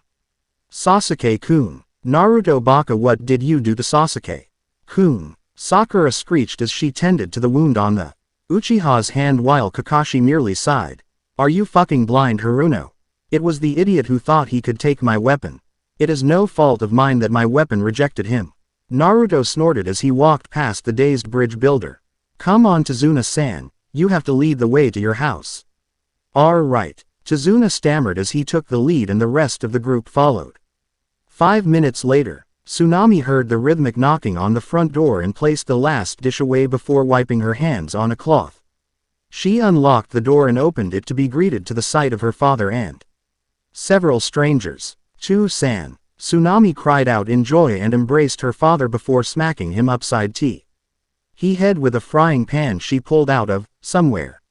How many times have I told you to inform me before you leave? Hey. Sorry, but look. I managed to hire some ninjas and they continued the mission despite me lying to them. Tazuna announced, only to get smacked with the frying pan again. That's not something to be proud of. Tsunami lectured her father before turning towards the group of ninjas, who had sweat dropped at the scene. Sorry about my dad. My name is Tsunami and please do come in. Everyone had settled down in the living room soon after. Tsunami was busy in the kitchen cooking dinner, so they were free to converse. Kakashi-sensei, who was that masked kid? Sakura asked. That's the mask worn by the Kurigakure Special Hunter Nin Forces. They are also known as body erasers. Their duty is to completely dispose of the body without a trace. Ninja bodies have many of their village's secrets hidden within them, information on different chakra types, herbs and other different things. For example, if I died, the secrets of the Sharingan could be revealed, and if you don't be careful, then there is always the chance that the enemy could gain something. Kakashi explained. A ninja's body can reveal important information, so by killing and disposing of missing nins who have abandoned their village, the hunter nins protect the information from getting out. They are the specialists that guard the village secrets. Naruto added, but looked like he was thinking about something else. That's right. No sound. No smell. That is a ninja's end. Kakashi finished solemnly. So, that Zabuza guy has been chopped up and disposed of. Scary. Sakura shivered as the image of a pile of body parts appeared in her mind. Elsewhere. Somewhere else in the forest, the masked hunter Nin W. As kneeling beside the still body of Zabuza, Kubikiribocho was stabbed into the ground beside his head. First I'll cut the bandages around his face, drain some blood, and the masked ninja reached for a pair of scissors and was about to snip the bandages of when Zabuza jerked upright and caught her hand. That's all right, I'll do it myself. Zabuza gasped out. Oh, you've come back to life already. The masked ninja seemed surprised. Damn, you sure are rough. Zabuza commented as he pulled the senbon out of his neck forcefully, each tug accompanied by a squirt of blood. You shouldn't be so rough in pulling them out like that. You could actually die in that case. The masked ninja told him. How long are you going to keep wearing that ridiculous mask? Zabuza grunted as he seemingly ignored the advice. It reminds me of the old days, plus it was useful for this act. The masked ninja slowly removed the porcelain mask to reveal a beautiful female face behind it. If I had left you there, then you would have definitely died. Quote, no kidding. That kid was really something else. Zabuza bandaged his neck to prevent any more blood from seeping from the 2 puncture wounds. Hi, what show LD we do the next time we encounter them? She asked. You won't be back to full mobility for a week at least, but you should be recovered sufficiently in a few days to move about. Efficient as always, Haku. Zabuza eyed the girl beside him. That's how you trained me, Zabuza-sama. Haku giggled in response as she helped him back to the hideout. Back in Tezuna's home. Hey Anko-chan. Naruto called out the snake mistress, name. What is it, Naruto-kun? Anko turned to face her. Student. Don't hunter nin normally dispose of the target's body directly on the spot? Naruto asked. Yes they do. You don't mean. Anko exclaimed suddenly with her eyes wide as Akane caught on to their train of thought as well. I see you came to the same conclusion as me, Naruto. Kakashi I smiled, causing the remaining genin, except Sai, to look back and forth between Kakashi and Naruto. What do you mean? Sakura asked after her patience, the little amount she had worn out. What Naruto meant was, Zabuza is still alive. Kakashi replied as Sasuke looked surprised while Sakura and Tezuna were completely shocked. What do you mean, Kakashi-sensei? Naruto checked the body for a pulse and confirmed it was dead. Sakura stammered. That hunter nin used senbon, a weapon that unless it hits a vital organ, it has a low possibility of killing your opponent. It's even an item used by doctors in acupuncture therapy. Hunter nins are required to know all about the human body, so putting a person into a momentary state of death is probably easy for them. First, the hunter nin carried away the body of the much heavier Zabuza rather than destroy it on the spot. Second, he used a weapon that has a low probability of killing. These 2 facts indicate that his motive was not to kill Zabuza but to save him. Kakashi listed out his reasoning. Aren't you putting a little too much thought into this?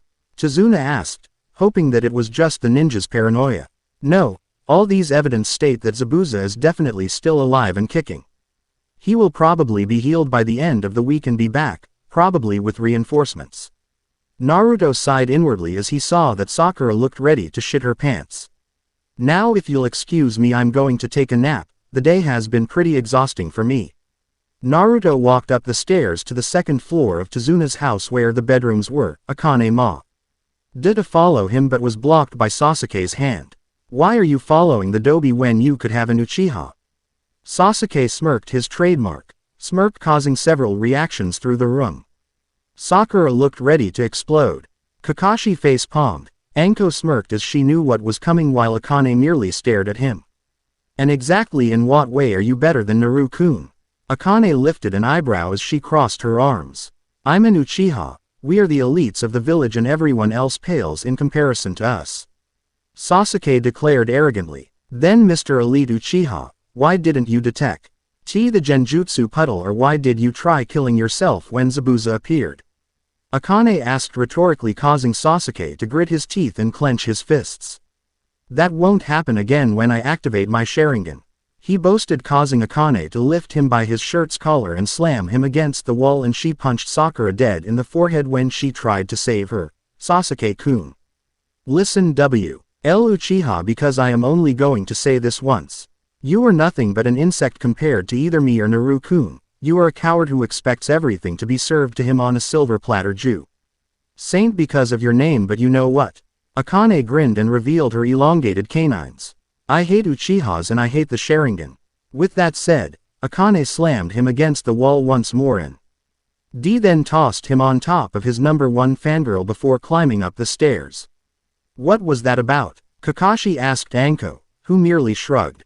Something about her past. Ask her if you want to know. I think I will be heading upstairs as well. Anko replied as she stood up and made her way up the stairs as well, leaving Kakashi with a blank-faced sigh, fuming Sasuke and unconscious Sakura. You guys are going to need some serious training. Kakashi sighed as he inwardly cried anime tears as he looked up at the ceiling.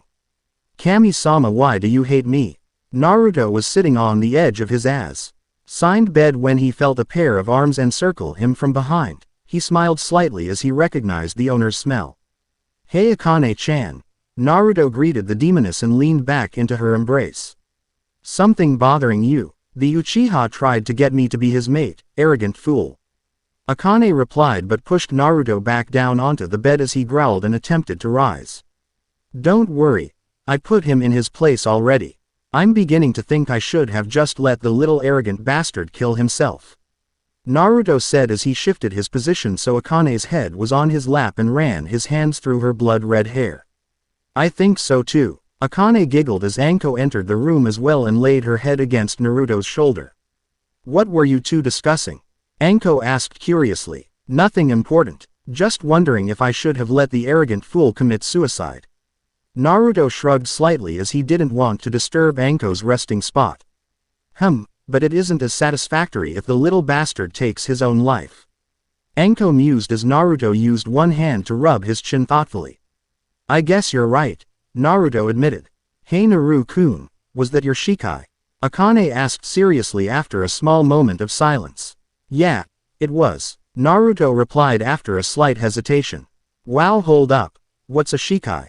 Anko asked in confusion. You know that this is my Zanpakuto, right? Naruto lifted up his sheathed katana and getting a nod from Anko.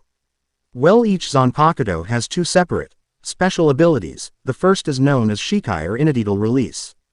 Shikai differs for every ne and no two people can have the same Zanpakuto. It effectively increases your combat ability by at least double or triple depending on how strong your Shikai is.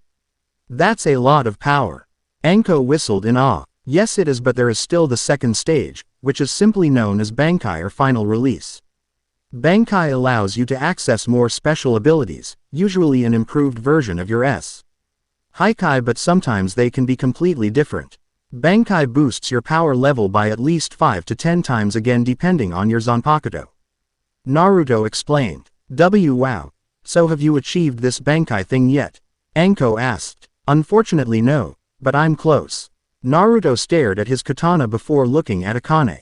I know you have a Zanpakuto as well, so do you have Bankai, Akane-chan? I do, but I haven't used it in several centuries already. Akane's hand strayed to her own Zanpakuto which hung at her waist.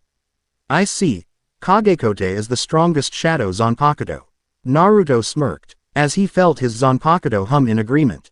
Well, we should probably go down for dinner. Naruto and his team walked down just as a small boy walked up past them, Naruto gave Kakashi a curious look as there was a fuming Sakura in the room. That's Tazuna's grandson Inari. He apparently lost someone important to Geto and thinks that we are going to die as well, so he told Sakura that and she blew up at him. Kakashi recounted what happened, causing Naruto to nod in understanding. The shinobi teams sat down at the dinner table as Tsunami began setting the dishes on the table. They quietly dug in to their meal with murmurs of gratitude. "Tsunami-chan, let me help you with the dishes," Naruto offered as everyone left the table after they had finished. "That's quite alright, Naruto-san, there's no need for you to help." Tsunami blushed a little at the handsome young man calling her name with the affectionate suffix. "Nonsense, think of it as my way of saying thanks for the lovely meal." Naruto gave her his foxy grin, which just caused her to blush further, but conceded to his help in the end. So Naruto chatted with her about Inari as he helped her wash the dishes. He learned all about Kaiza and how he was killed by Geto. "I see, so that's what happened." "Yes, unfortunately Inari has never been the same since Kaiza's death." Tsunami sighed as she wiped the last plate clean and gave Naruto a small smile. "Well, Naruto-kun, thank you for your help. It is my pleasure to offer my services to such a beautiful young lady such as yourself, Tsunami-chan." Naruto grinned as he kissed her hand before leaving the kitchen, leaving a blushing Tsunami behind. "Gaki, isn't two girls enough for you?" Naruto turned around to see a grinning Tazuna leaning against the wall. Let me think. Nope." Naruto smirked at his reply as Tazuna chuckled. "Kid, I would like to thank you for protecting me and still continuing the mission even though you didn't have to," Tazuna said seriously. But Naruto just waved it off. "Think nothing of it," Naruto replied before heading back to his room. Naruto opened the door to see a naked Akane sitting on their bed and blinked. "Didn't you say you would repay me tonight, Naru-kun?" Akane cooed as she sauntered up to him and pressed her bare body against his clothed one. "That I did." Naruto smirked as he kissed her passionately on the lips as he began removing all of his clothing. He was so engrossed that he forgot to apply a silencing seal to the room. As a result, not many people managed to get much sleep that night, especially one mother whose room was right beside the couple's. Zabuza's hideout. Haku sat on a chair overlooking Zabuza's condition when she heard the door creak open. She turned around to see Geto and two of his lackeys with him. Quote, "So even the mighty Zabuza has come back defeated. It looks like the Kiri ninjas are really pathetic."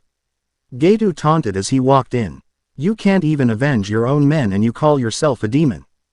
Don't make me laugh." Zabuza chose not to reply to the midget tyrant. "Hey you, reply when I'm talking to you." Geto reached out to grab Zabuza's bandages but yelped when he felt someone grab his arm forcefully. "Don't you dare touch Zabuza-sama with your filthy hands." Haku glared at him, causing both of Geto's samurai guards to draw their blades, but they found their swords at their own necks in an instant. Haku had instantly moved from sitting in the chair to snatching both their weapons and positioned them at their owners' throats. "You shouldn't do that when I'm angry. One more chance. If you fail one more time then you won't be getting paid," Geto shouted before leaving with both his bodyguards. "Haku, you didn't have to do that," Zabuza murmured as he revealed that he had a kunai in his hand the entire time. "I know, but it's too early to kill Geto because they will be after us again if we cause a commotion here. We must be patient." Haku smiled at him, causing Zabuza to feel the strange urge to ruffle her hair like a proud father would, but he quickly shook off the thought. "Yeah, you're right." Zabuza drifted back to sleep. "Okay guys, that's it for this chapter. Now I stated that this would be the entire wave arc, but I changed my mind seeing how long this was already. As you have read, Naruto's Shikai has finally made an appearance in this chapter and it is the strongest shadow Zanpakuto. I am stuck on whether to have Tsunami join his harem and what to do with Haku, so please review to let me know what you think about the chapter, his Zanpakuto and the pairings. Stick around for more awesome chapters and mind-blowing epicness. This is X Namikaze Cubics signing out. Yane. Requiem of Shadows. Disclaimer. I do not own Naruto or the elements of Bleach that I have used in the story. Man, I wish I did though. Hey everyone, it's X Namikaze Cubics here with the next chapter of Naruto, Demonic Shinigami, and I hope you guys are psyched up about it. Before anything else, May I please have a moment of your time to dedicate a prayer for the people living in Japan as they have just suffered several major disasters. And I urge that if you are able to donate any money that you do so. Not for me but for the people that had been affected by the earthquake. Also, what's been going on with the website? When I pressed the edit button for my stories, it just came up with an error report. It's been like that since a Saturday night and it's Sunday afternoon here now and I still can't update. So don't blame me for the slow updates. Now that the depressing part is over, let us move on to more optimistic news.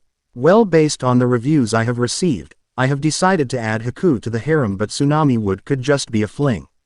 Now before you fly off the hook or whatever, hear me out. The reviews make a good point that Tsunami isn't able to fight and would probably just be a liability to Naruto, plus Naruto is a demon and isn't likely to take a mate without power.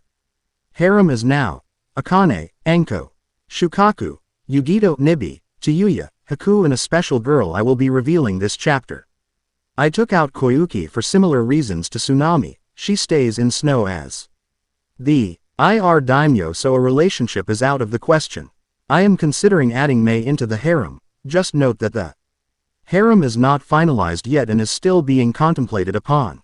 Thank you for all our lovely comments regarding my Zanpakuto for Naruto, and also read many reviews concerning Zanpakutos for other characters in my story.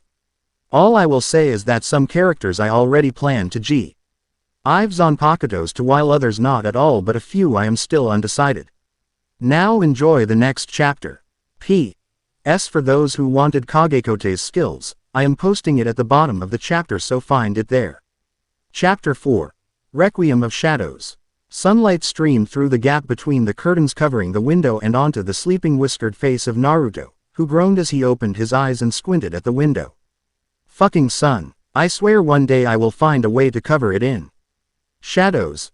Naruto swore in his thoughts and tried to get up but felt a weight on his chest. He looked down and saw Akane on his chest before remembering the night's events. Oh right, Akane-chan, wake up. Naruto shook the slumbering demoness slightly by the shoulder but just received a mumbled response that he couldn't make out. Time to wake up, Akane-chan. 5 more minutes. Akane muttered and snuggled closer to Naruto, causing him to chuckle slightly. As much as I love doing nothing but lying in bed with you, we have to get down to the table for breakfast.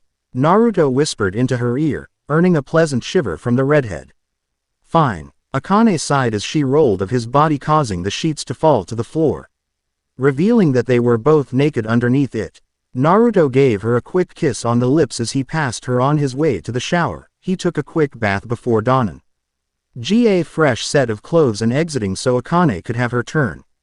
Naruto and Akane came down the stairs and entered the kitchen to find that everyone was seated at the table already. Everyone turned to look at them and went through different reactions.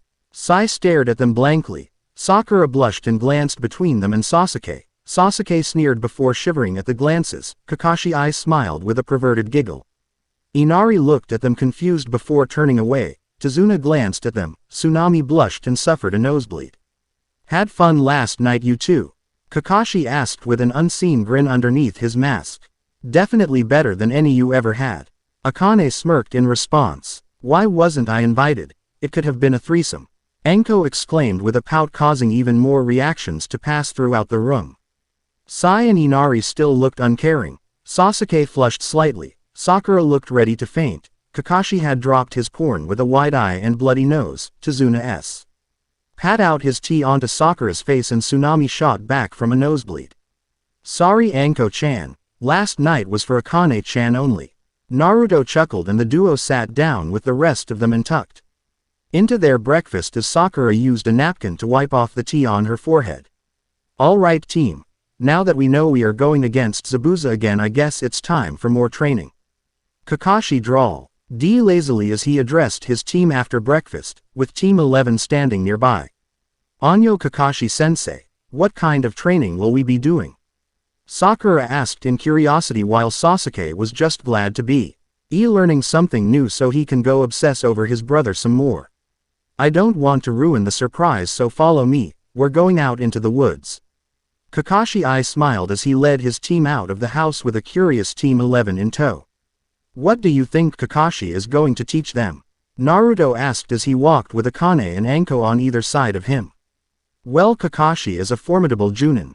Anko mused as they finally stopped in a small clearing where Kakashi turned around and looked at his team.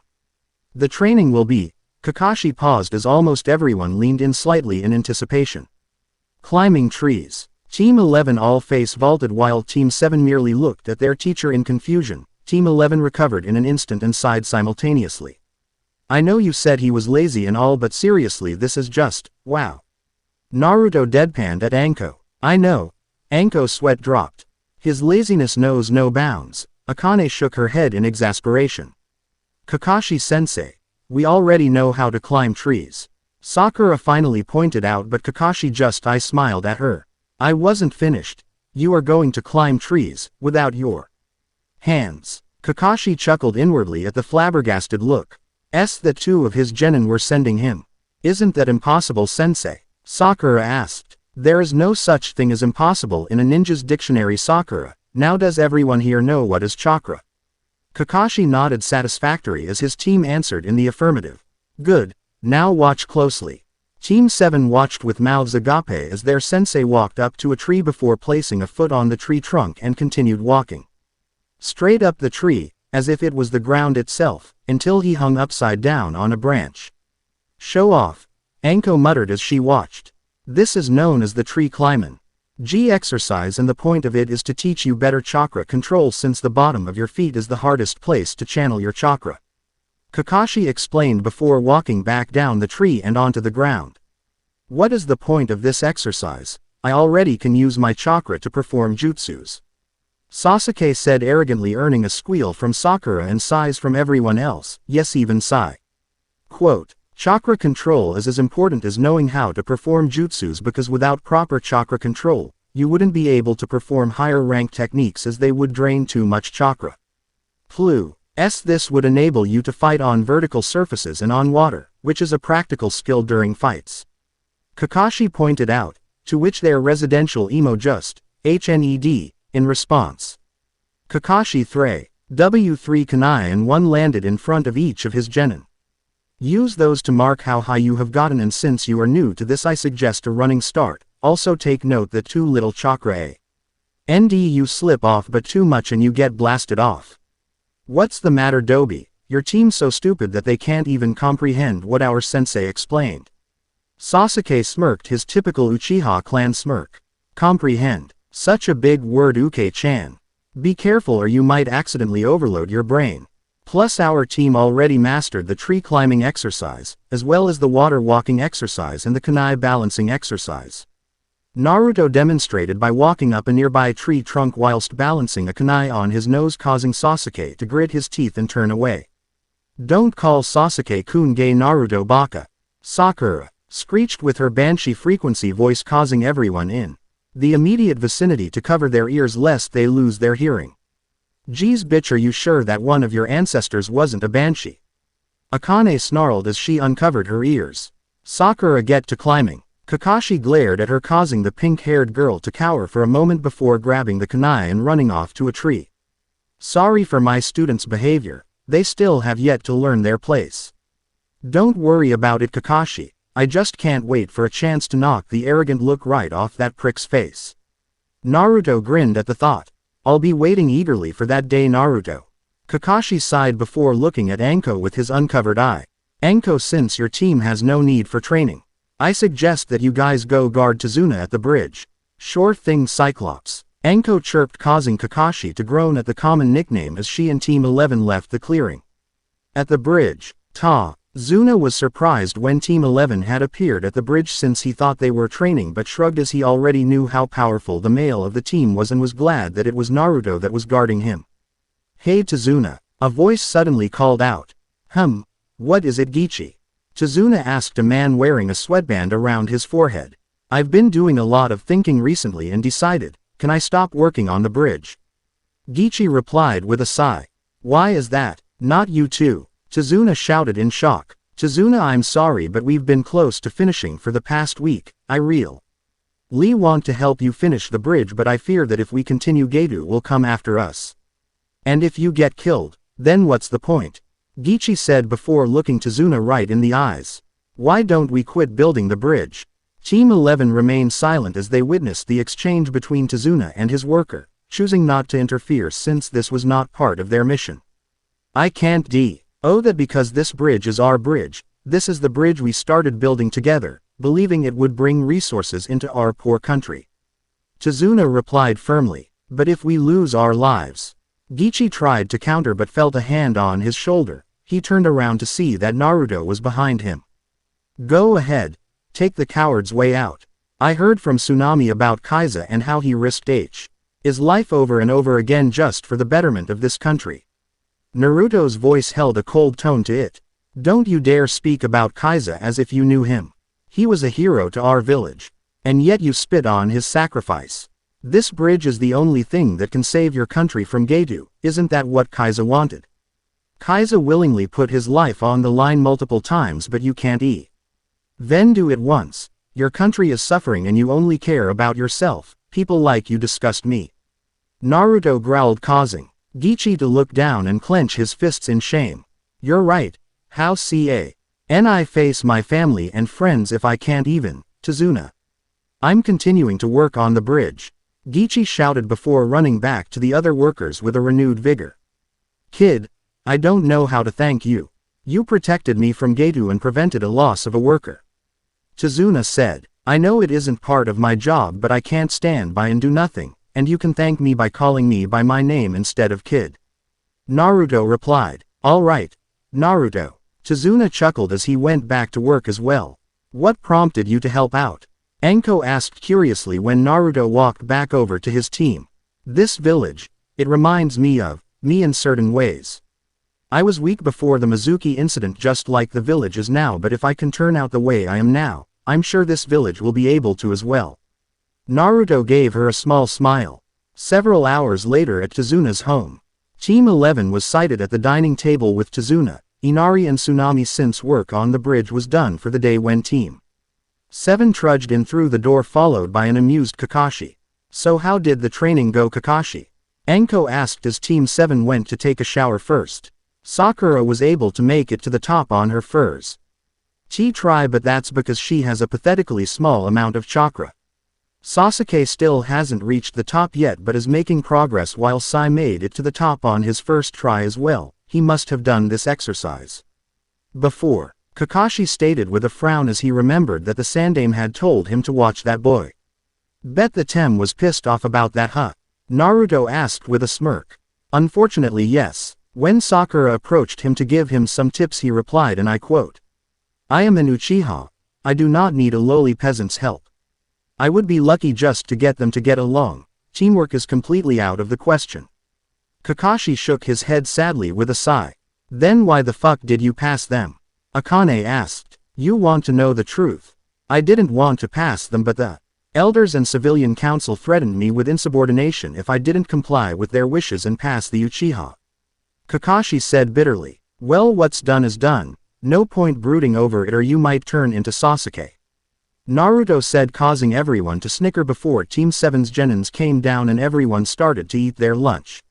Sasuke finished his bowl of rice in record time but instantly felt sick and threw up afterwards. Sakura shrieked and went to help him but he knocked her hand aside.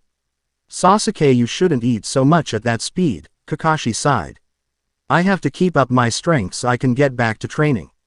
Sasuke replied simply. Why do you even try so hard?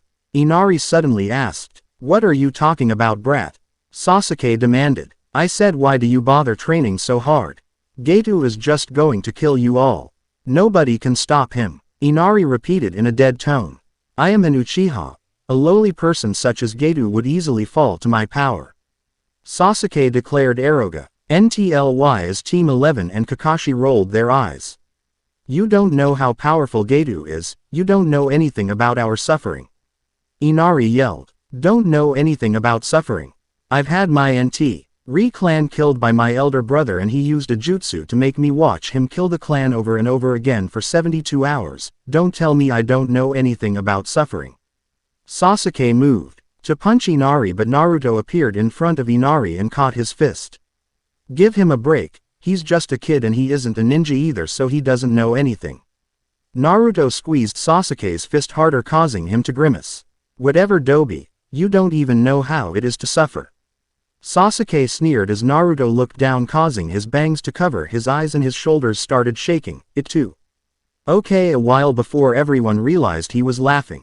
That's a good one, Tem. Let me tell you a little story, nay. There was a little orphan boy in Konoha. Everywhere he went the villagers glared at him and called him names behind his back.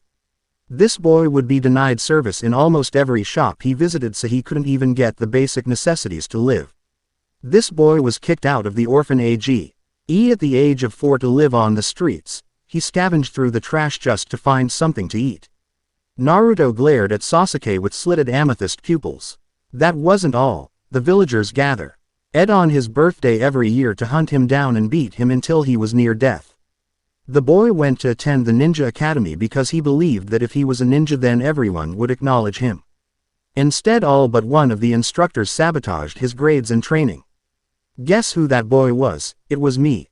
Naruto snarled at Sasuke, who had started shaking under the killing intent being released by Naruto. At least you knew what it was like to have a loving family. I would have killed just to spend a day knowing what it was like. So don't you dare claim that I don't know suffering, Uch. Because I bet you wouldn't even survive a week in my childhood. Naruto spat in his face before dumping him on the ground unceremoniously and heading out the door. Oh dear, Kami, was everything he said true? Tsunami whispered with tears in her eyes. Unfortunately it isn't. Naruto's childhood was even worse than that. He just sugar-coated it for you guys. Kakashi replied sadly. How could our villagers do such things to a mere child? Chizuna asked with a hint of anger in his voice. Don't ask me, for I have no idea. Anko, is he going to be alright? Kakashi asked the snake mistress. Yeah, he's just going to blow off some steam. Anko told him as Sasuke finally picked himself up from the floor and made his way to his room silently with his loyal lapdog Sakura in tow. Akane remained silent, but if you looked into her eyes, you would be able to see the worry inside them. He had it way harder than I did. But he continues on. How does he do it? Inari thought to himself as he stared at the door. With Naruto in the forest. Naruto had spent half an hour simply destroying the trees and landscape of the area around him with various Hado spells and his Zanpakuto, but didn't activate his Shikai. He finally stopped and slumped against a tree trunk with Kagekote in his lap. Fuck, I almost lost myself to a demonic rage back there, Naruto cursed mentally. Relax, Naruto-kun. It was perfectly reasonable that you reacted in that fashion. Kagekote's voice drifted through their mental link. Hold on, it's easier to communicate when we're face to face. Naruto closed his eyes in meditation and found himself being pulled into his soulscape.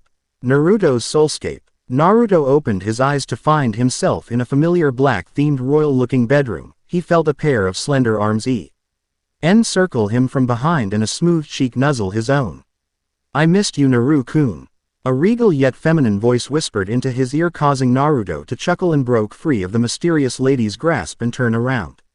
The woman in front of him looked to be in her 20s with flowing black hair that fell down her back and over her face in 2 bangs. She wore a midnight blue kimono that did nothing to hide her curvaceous figure, and she looked at him with onyx pupils that sparkled with mirth. I missed you too, Kage-chan. Naruto smiled genuinely as he pulled his Zanpakuto spirit into Yuji as he discreetly felt her up, earning a playful slap on his shoulder. Hey, no touching unless I say so. Kage scowled playfully. With a body like this, can you blame me? Naruto smirked, causing Kage to giggle and kiss him passionately on the lips. Always the charmer, Naru-kun. Kage smiled as she pulled him down beside her onto the bed. You know, I still find it ironic that your name means Shadow Emperor, and you are female. Shouldn't it have been Shadow Empress? Naruto chuckled as Kage looked away with a pout. It isn't my fault that your soul named me that. Now that I think about it, it's your fault that I got this name. Kage poked him in the chest. In my defense, I only had a split second to realize what was going on when I used that jutsu, so my soul probably was caught by surprise as well. Naruto pointed out with a grin. I guess that's true. Kage sighed as she looked at the wall of her room. What's the matter? Naruto asked the obviously depressed spirit. Nothing. Kage answered quickly but still refused to look Naruto in the eyes. I know it isn't nothing. Come on, you can tell me. Technically I'm the only one you can tell, but that's beside the point. Naruto grabbed her chin gently with one hand and turned her head to face him and was shocked to see tears in her eyes.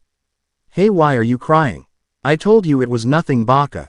Kage sniffed as she used the sleeve of her kimono to wipe her tears, but Naruto's hand stopped hers. And I told you that I don't believe you. Naruto replied as he used his free hand to wipe away her tears and planted a kiss on her nose. It's just that you get to spend so much time with your other mates on the outside, but you hardly come in here to visit. I guess I just want to be able to feel what the other girls can instead of being stuck in here. Kage finally admitted. Oh, I'm so sorry, Kage Haim. I didn't know that you felt left out. I promise that I will redouble my efforts in my Bankai training so that I can materialize you in the real world. Naruto hugged her tightly against his body. You promise? Kage looked up at Haim hopefully. Hi. I promise, and I don't break my promises. Naruto whispered and just held her until they eventually fell asleep in each other's arms. Next morning, Haku made sure that Zabuza was comfortable before she placed her mask on a nearby dresser and untied her hair, allowing the KY raven locks to fall all the down to her mid-back. She changed out of her hunter nin outfit and into a sleeveless pink kimono and grabbed a basket before leaving the house. The sun was already shining in the sky when Haku walked through the forest. She smiled as a small bird landed on her shoulder and raised a hand to stroke it. If I'm not mistaken, then the field of herbs should be around here. Haku's train of thought died as she openly gaped at the scene of destruction that greeted her. What the fuck happened here? Haku exclaimed in shock before seeing Naruto sleeping at the base of a tree with his Zanpakuto in his lap. Isn't that the person responsible for Zabuza-sama's defeat? Haku moved closer to the sleeping form of Naruto before noticing the leaf headband tied around his shoulder. He's the ninja, so that means this is the sword he used to gain those strange shadow powers. I just have to reach out and snap his neck before taking his katana back to Zabuza-sama. Just snap his neck. Haku's hand inched closer to Naruto's neck before she sighed and shook him awake instead. Huh. Naruto yawned and rubbed the sleep from his eyes, causing Haku to have to hold in the cry of kawaii that almost burst out of her mouth. Hey, if you sleep out here, you might catch a cold. Haku told him with a gentle smile.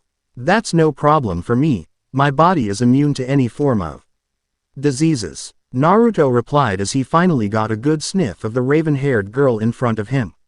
So it's you. Oh, is that so? Tell me, are you a shinobi? Haku asked. As a matter of fact, I am. How did you know? Naruto decided to see where her conversation was going. You were wearing the headband of a shinobi village on your left shoulder. Haku pointed out, to which Naruto felt the urge to face palm at his own stupidity. Oh right, so what are you doing out here? Haku. So what are you doing out here, Haku? Naruto asked the ice user. I came out into the forest to collect some herbs for my friend who is currently ill. Haku lied with a smile before pointing at the destroyed field and did an admirable feat of holding in her twitching eyebrow, which was over there until it was destroyed. Oops, my bad. Naruto's sweat dropped when he realized that he might have gone a tad bit overboard with the mindless destruction, if the blackened craters and diced up tree trunks were anything to go by. So it was you who did all this? Haku gestured to the area surrounding them. Yeah, Naruto replied hesitantly. So you must be pretty strong.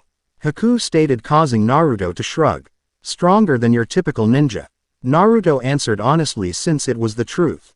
Tell me, ninja-san. Naruto.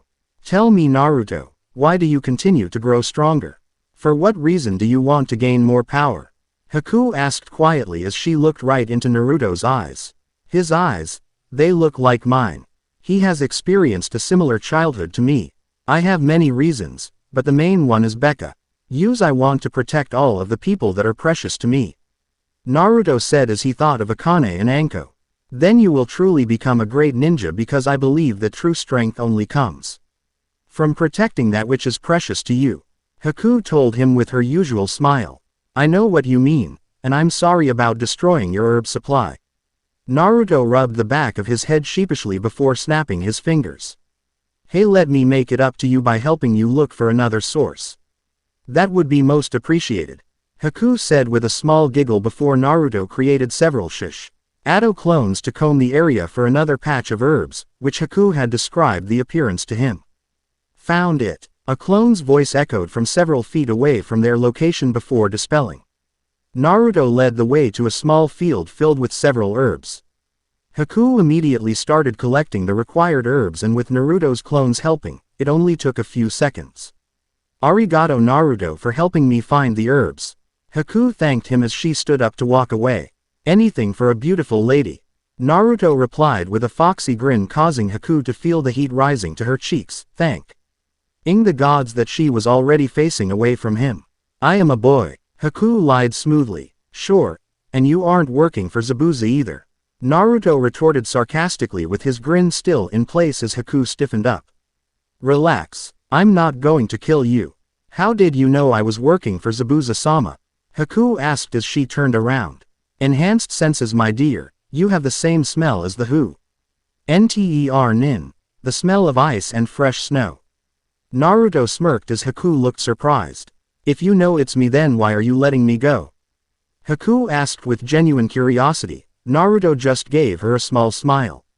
Your eyes, they tell a similar story to mine. Naruto whispered loud enough for Haku to catch. She found herself walking back to the shadow wielder. I was just a few years old when it all happened. I was playing near a puddle of water when I suddenly started manipulating the wall into a sphere with just hand gestures. I was surprised by this and hurried to show my Ka-san, thinking that she would be happy. Instead she just slapped me and told me to never do that again. However, my father had already seen it, and Haku paused as tears started falling down her face at the memory. He didn't even know why she was telling this to her enemy. Since you were with Zabuza means you were from Kurigakure, where the bloodline purges are happening. Naruto could already guess what had happened and pulled Haku into a comforting hug. He called together the villagers and came to our house. They wanted to kill me and my Ka-san just because we had bloodlines. Ka-san tried to protect me, but she was killed. I covered my head and screamed. The next thing I saw was the entire mob impaled on gigantic ice spikes. Haku had unconsciously snuggled deeper into Naruto's embrace as she retold her childhood. Her tears finally stopped. I quickly ran out of the house as fast and as far away as possible, but I eventually collapsed due to exhaustion. I didn't know what to do. My life had no purpose, but Zabuza-sama found me. He took me in and trained me. From then on my purpose was to serve Zabuza-sama as his loyal tool. I see. I guess it's only fair that I tell you about me. Naruto sighed as he scratched his chin. Let's see, where to begin. Okay, 12 years ago the Kyuubi no Yoko attacked Konohamaru and the Yondaime Hokage went out to confront her. Yes, the mighty Kyuubi is female. But he couldn't defeat her, so he did the next best thing. He used a seal powered by Shinigami-sama to seal the Kyuubi into his newborn child. Yes, that child was me. The retard wished that the village would see me as a hero for holding back the Kyuubi, but instead they treated me like I was the Kyuubi incarnate. Naruto growled as he began to leak killing intent, but Haku's gentle hug calmed him down. I was placed in an orphanage with no knowledge of who my parents were. The matrons there refused to let the other children near me, so I was alone in there until I was kicked out at the age of 4. That's terrible. Haku gasped in horror. That's not the end of it, I'm afraid. I lived in a cardboard box for 2 years before the Sandaime realized it and gave me an apartment to stay in. I was denied service in almost every store I entered. As a result, I couldn't even get basic living necessities such as food and clothes. I saw how the populace respected ninjas, so I thought if I became one then they would accept me, but almost all the instructors at the academy kept sabotaging me. Mobs always gather on my birthday, which happens to be the anniversary of the Kyuubi's attack, and who me down before beating me mercilessly. Naruto had to use all his willpower to keep his rage in check. Didn't anyone bother to save you? Haku asked. Her tone clearly showed that she was disgusted with the village. A few Anbu members and ninjas as well as the Sandaime. They are probably the reason I'm still here talking to you. Well, this year was the 3rd time I failed the genin exam, but one of my instructors, Mizuki, told me that if I stole the Forbidden Scroll and learned a jutsu from it then I will pass. I was an idiot back then and believed it. Basically I ended up learning and using a jutsu that caused me to merge with Kyuubi's power as well as a piece of Shinigami-sama's soul. Naruto finally finished retelling his tale. You suffered through all that and you remain loyal to your village, why? Haku asked. Who said that I was loyal? I only remained in the village because of several people, but I'm planning to leave the village when an opportunity arises. Naruto replied before a thought occurred to him. Wasn't Zabuza banished due to a failed assassination attempt on the Yondaime Mizuki? That's what he told me, why do you ask? Haku asked.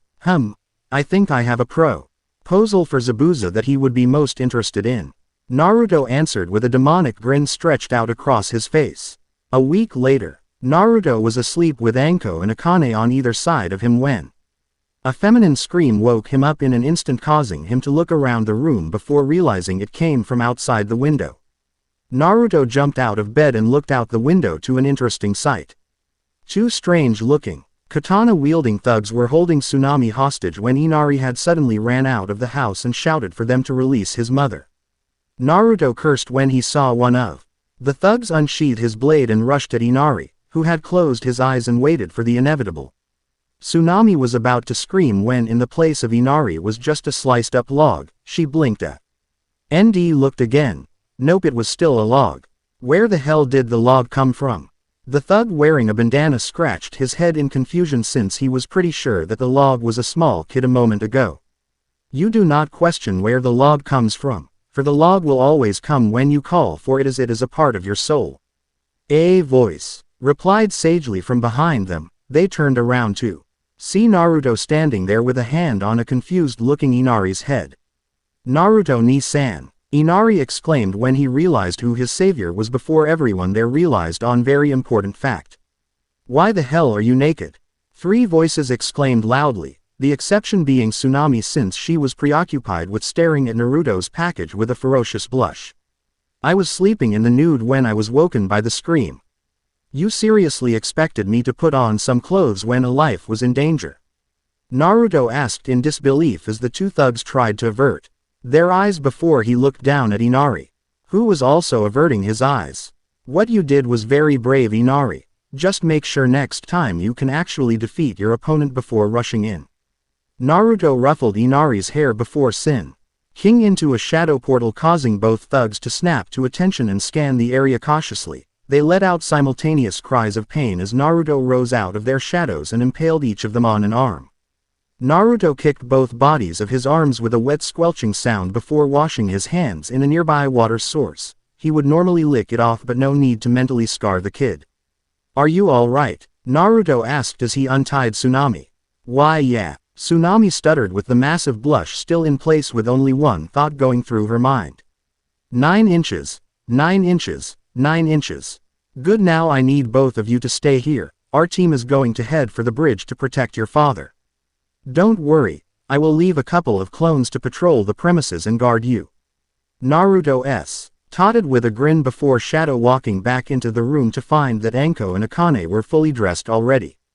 And here I thought I was the only one who liked to show off my body. Anko grinned and licked her lips as Naruto started pulling on his clothes. Didn't take you to be a nudist, Naru-kun. Akane commented with an equally mischievous grin, causing Naruto's eyebrow to start twitching uncontrollably. I am not a nudist. I didn't have enough time to put on my clothes since Inari's life was in immediate danger. Naruto yelled with a tick mark on his head. Sure. I bet you just wanted to flash the MILF, nay. Anko grinned perversely as Naruto flushed slightly. Shut up. Naruto retorted as he finished changing and grabbed both his mates and disappeared into a shadow portal. At the bridge, Team 11 rose out a shadow and immediately heard the sounds of battle. Naruto saw that Kakashi was fighting against Zabuza while Haku had Sasuke trapped inside a dome constructed out of ice mirrors. Haku hopped from mirror to mirror as she showered the onyx-eyed genin with a barrage of senbons. Initially he had been unable to even keep up with her speed, but he had activated his Sharingan mid-fight GHT and suddenly started predicting her movements. Unfortunately for Sasuke, the wounds that were inflicted prior to his Sharingan's activation were weighing him down, which gave Haku plenty of opportunities to attack. As a result, the Uchiha now looked like a porcupine with senbon sticking out of his body in random places. Haku was growing bored before noticing that Naruto had finally arrived. He gave her a nod and she sighed in relief before knocking out Sasuke with a well-placed senbon to the neck. Ouch, that's going to hurt in the morning, Naruto commented as he looked at Sasuke's prone, senbon-covered form before turning to face Haku, who had removed her mask. So what did no brows say? Zabuza-sama agreed to your proposition, Haku said with a small giggle at Naruto's name for the Zanbetu-wielding missing nin. I knew he would. Naruto paused when the sound of chirping birds filled the air and both of them turned around to see Zabuza pinned by several large dogs with Kakashi holding a lightning-covered fist in front of him. Ah shit, looks like I got to save his ass first.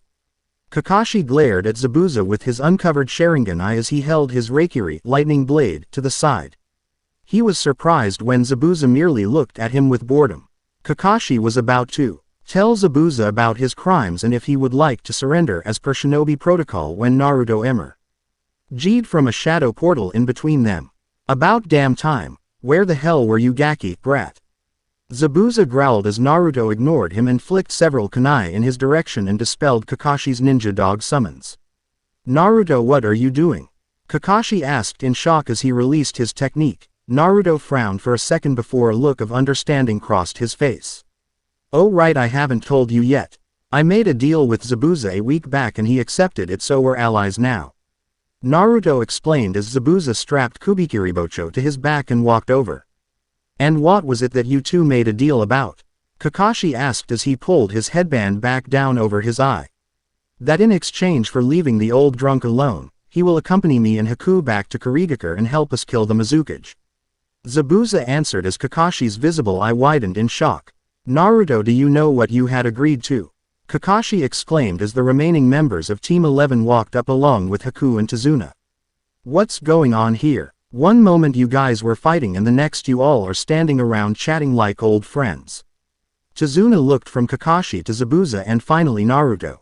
I struck a deal with Zabuza that I go with him and Haku-chan to kick the Yondaime Mizukage's ass. In return they promised to leave your drunken ass alone. Naruto replied simply. I take it that both you knew what he was planning by the lack of any form of surprise or shock. Kakashi drawled as he looked at Anko and Akane. They nodded their heads in unison. Naru-kun informed us immediately after he planned it, Akane said before Naruto suddenly perked up as a tapping sound was heard by everyone. Well, as much as I enjoy standing around here chatting, it looks our conversation has to be put on hold. Naruto turned to look at the source and found Gedo standing in front of a huge group of thugs tapping his cane against the bridge. What's this? I knew that I shouldn't have trusted you, go. OD thing, I wasn't even planning on paying you in the first place. Gedo sneered. You little piece of shit. Zabuza grabbed the handle of Kubikiribocho but Naruto grabbed his arm and prevented him from charging ahead. Calm down. He's just riling you up. Naruto whispered in a serious tone. Zabuza took a deep breath and released his grip on the Zanbetu. Apparently your friend is smarter than you. He knows that there is no point in standing against the might of Gedo. Kill all of them but leave the females, they can be our entertainment for tonight, right boys? Gedo asked with a lecherous smirk as the gathered thugs roared in approval before everyone suddenly felt a huge weight crushing them onto the bridge. The source of the force was none other than Naruto, who was glaring at Gedo ith slitted amethyst pupils that glowed with rage and power. You made two mistakes right here, Gedo. First, you never mention raping females in front of me. Second, you never, ever mention raping my mates in front of me. Now you shall pay the ultimate price. Naruto let a maniacal grin creep across his face as he drew his Zanpakuto and held it in front of him. Kurayami Kara Nukedasu, Kagekote. Emerge from darkness, Shadow Emperor. Naruto's blade turned black and he plunged it into himself once again, but this time there was no jutsu to prevent everyone from seeing what happened. Shinob. And hired thugs watched in awe as the blade of shadow sunk into his chest before starting to spread across his entire body. His entire body was encased in shadows in a matter of seconds.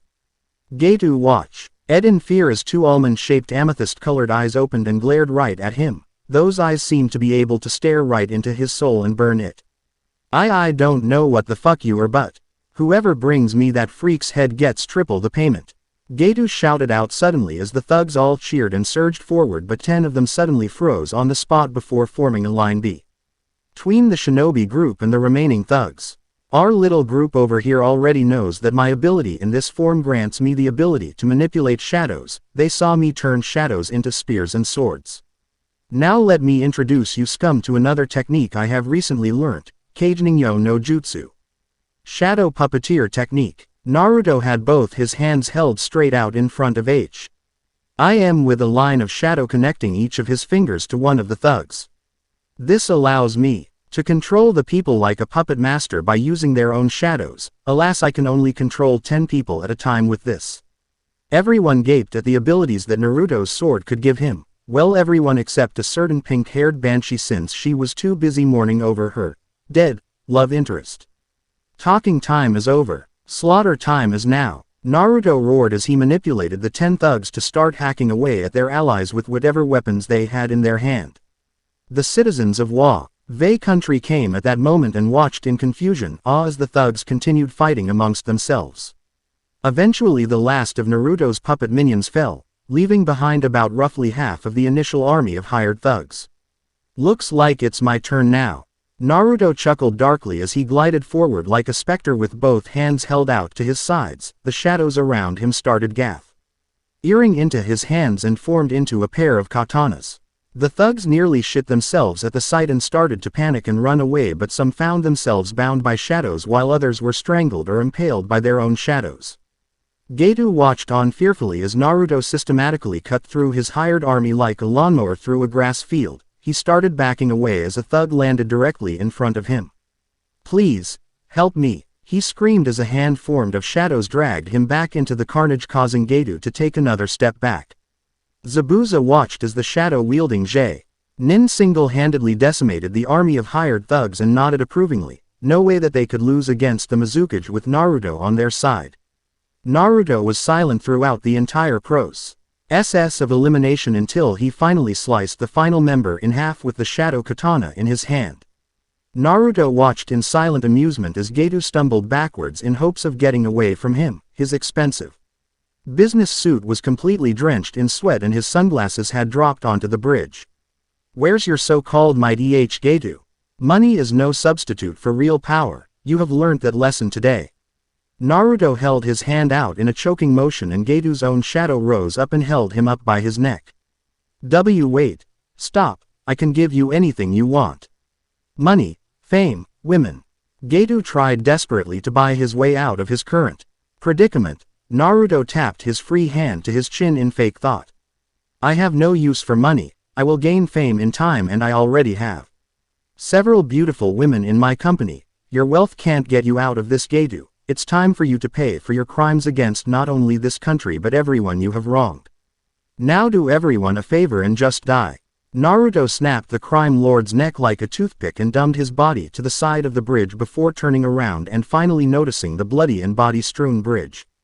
"This won't do at all. How are the workers supposed to build the bridge in this condition?"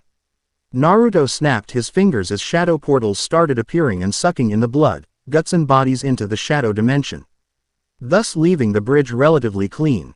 Naruto sighed as the shadows covering his entire body receded back into the familiar shape of his Zanpakuto. He sheathed his before walking back to a stunned audience. "What?" Naruto asked. "That was awesome, Naruto ni. You totally kicked all of their asses," Inari shouted, causing the rest of the villagers to erupt into cheering and laughter now that the tyranny of Geto was gone. "Of course I did. Just who the hell do you think I am?" Naruto smirked as he ruffled Inari's hair playfully. "No fair, Naru-kun. Me and Anko wanted to get in on the fun as well." Akane pouted at not being able to spill any blood. "Hey, I didn't say you couldn't join in. You two just stood at the side watching when you could have jumped in at any moment," Naruto pointed out, causing Akane and Anko to look at each other sheepishly. "Hey Gaki, now that Geto is dead," Zabuza paused as Naruto turned to look at him. "I know, we'll rest up for a day and restock on our supplies before leaving for Mizu no Kuni, Land of Water," Naruto told the Kiri missing Nin. "All right. You do know who the Yondaime Mizuki is, right?"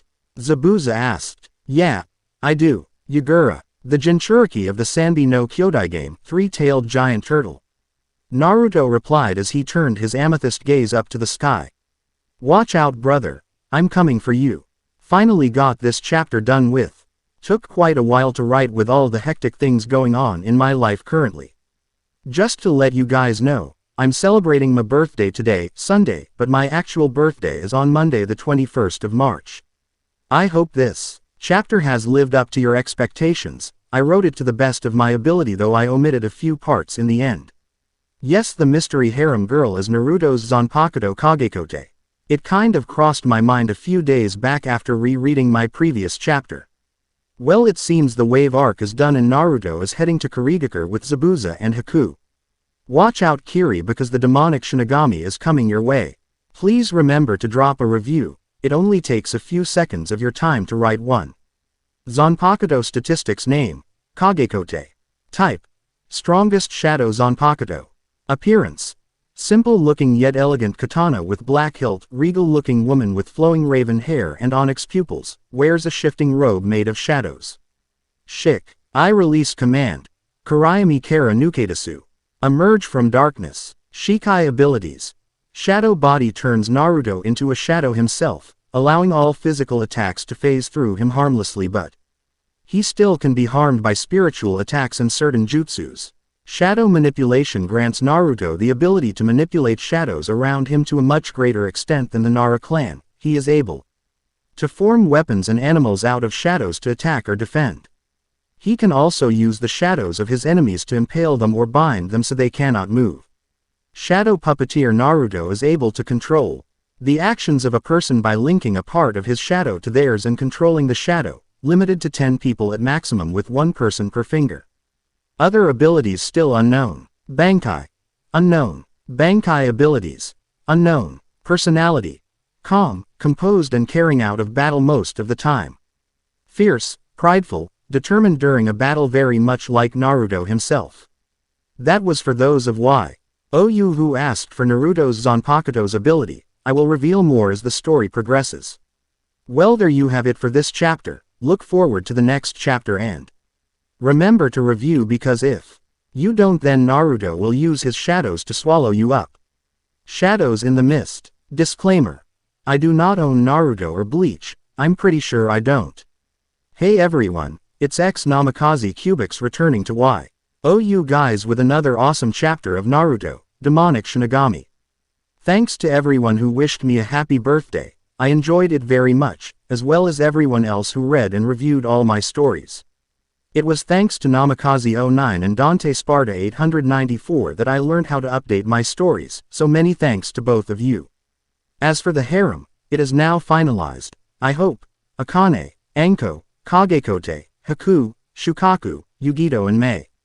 As you can see, I replaced Tayuya with Mei, redhead with redhead, so I hope there aren't any complaints. Another thing, as I stated at the end of Naruto, Downfall of Humanity, I have recently finished reading Elfen Lied, and while it is a great manga overall, the ending was totally shitty in my opinion.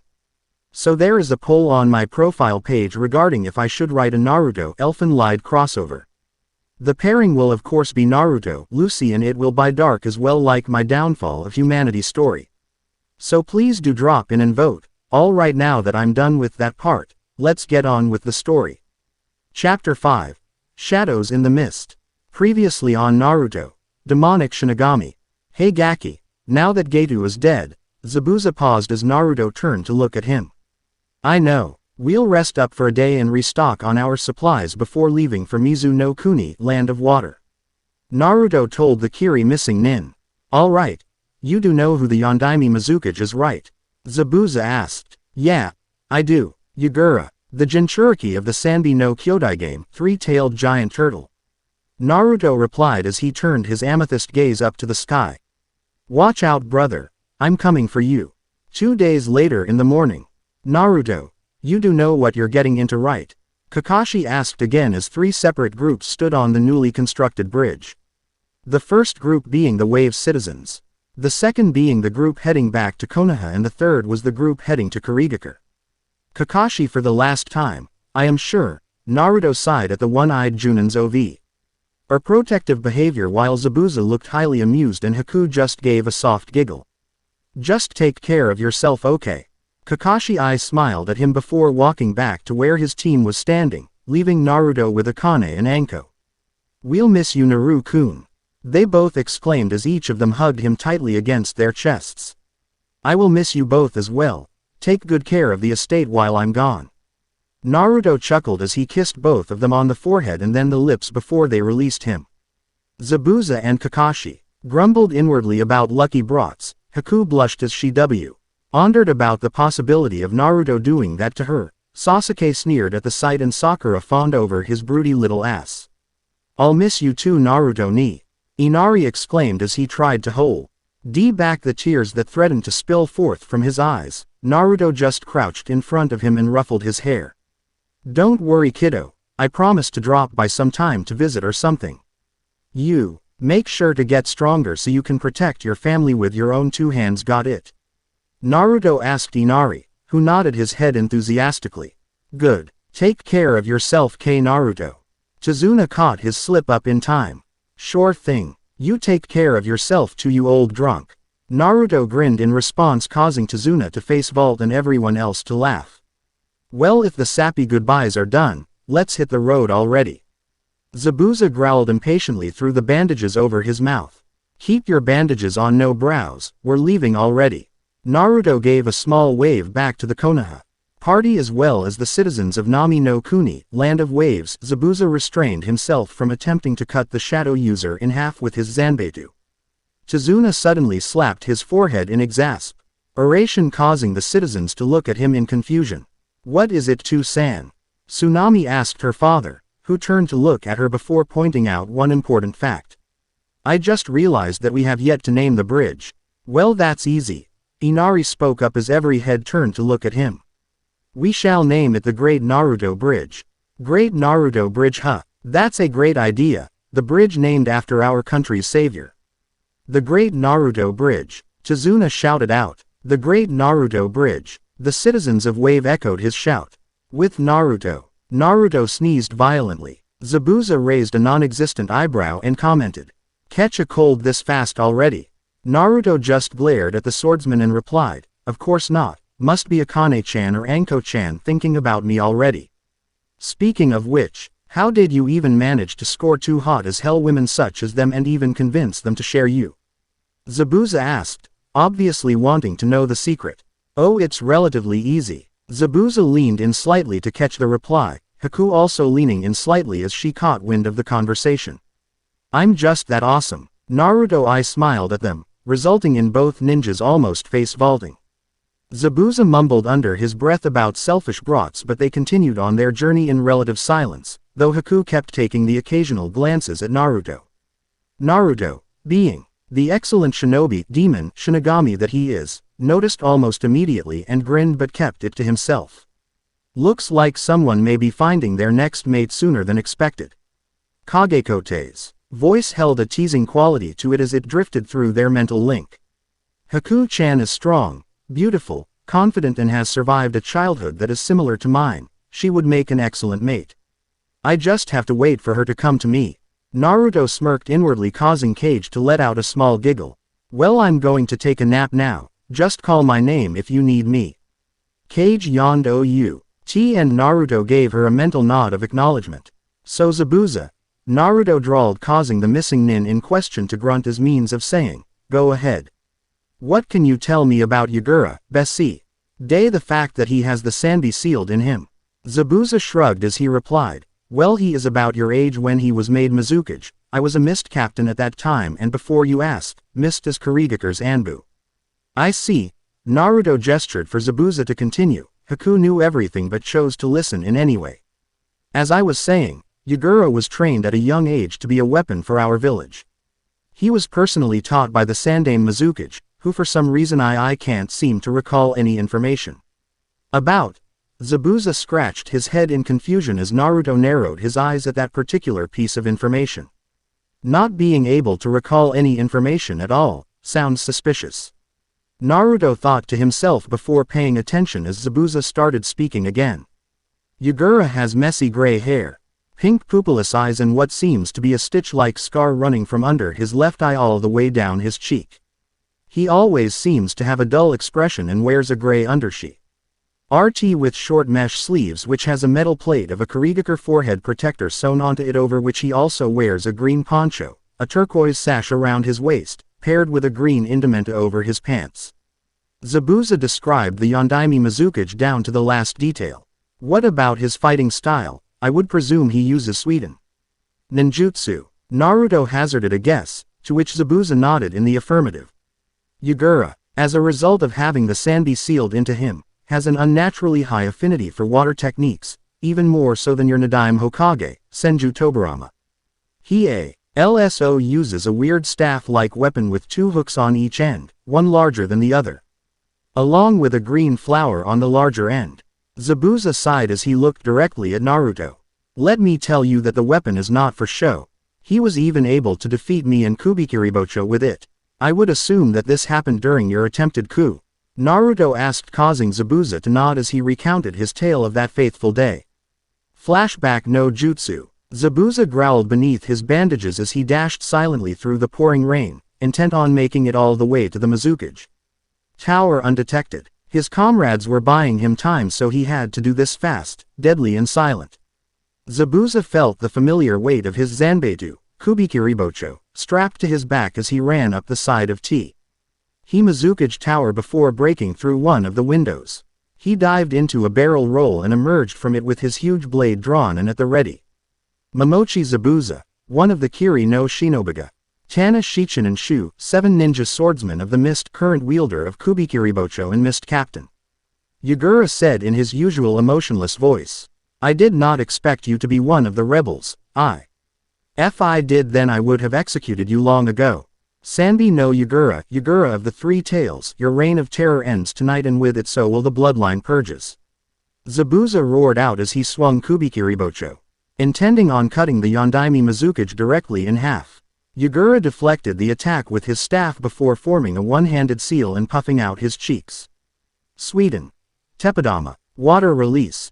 Gunshot. Yugura spat out 3 human-sized spheres of water at a rapid pace, forcing Zabuza to disengage and evade the liquid projectiles that were heading towards him. Not wasting any time, Yugura used the opportunity to create several Mizu Bushin water clones and dashed towards Zabuza and engaged him in a duel of weapons. Damn, this is the strength of a Jinchuriki, huh? Zabuza grunted in thought as he blocked another blow from his smaller opponent. That didn't mean that the blows weren't as strong as his own though. Zabuza managed to create several of his own Mizu Bushins to occupy Yugura's while the originals clashed again, sparks flying from the contact point between their weapons. I am reminded again why you were a Mist Captain, Yugura complimented his OPP opponent after several minutes of furious fighting. You're not bad yourself, Squirt. Zabuza panted out as sweat slithered down his forehead and face. What is this guy made of? I'm already running ON reserves and this guy doesn't even look winded. Yugura didn't show any visible reaction to the insult, he just brandished his weapon and charged against Zabuza once more. Zabuza cursed as he caught the attack with the flat of his blade before kicking Yugura in the chest, causing the cage-level ninja to stumble backwards with a cough. Zabuza started running through hand seals and narrowed his eyes at Yugura, who had recovered from the kick. Suiden no Jutsu. Water release. Water dragon projectile technique.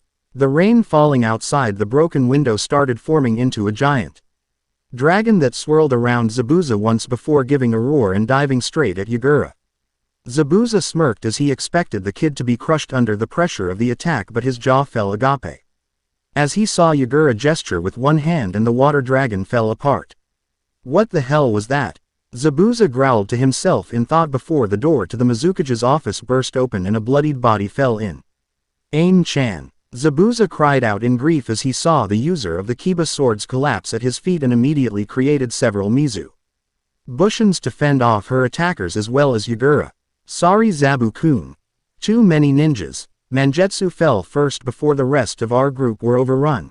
I tried to get here to warn you. Ringo Amayuri coughed out as blood flowed freely from her wounds.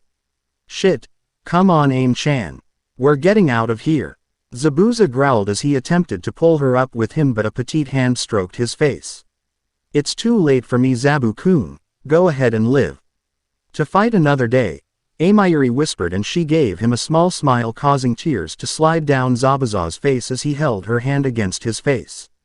"No, I can't. I'm not leaving you behind. Zabu," Za declared stubbornly as he helped her stand up and limped towards the window. The sounds of fighting could still be heard in the background as his clones prevented anyone from attacking them. "Yes, you can. Kuridaker still needs you. Goodbye, Zabu-kun." Amayuri used as much strength as possible and pushed him out the window. "Amayuri-chan," Zabuza shouted out as he fell from the window. Light Ing illuminated the sky at that moment, allowing the swordsman to see Amayuri mouthing several words at him. "I love you." The last Zabuza saw of Amayuri was her drawing Kiba and turning back to stall the enemy forces inside the tower. Zabuza backflipped in midair and on both feet before sprinting away from the tower. The pouring rain hid the tears that slid down his face as he ran, tears that he swore he would never shed again.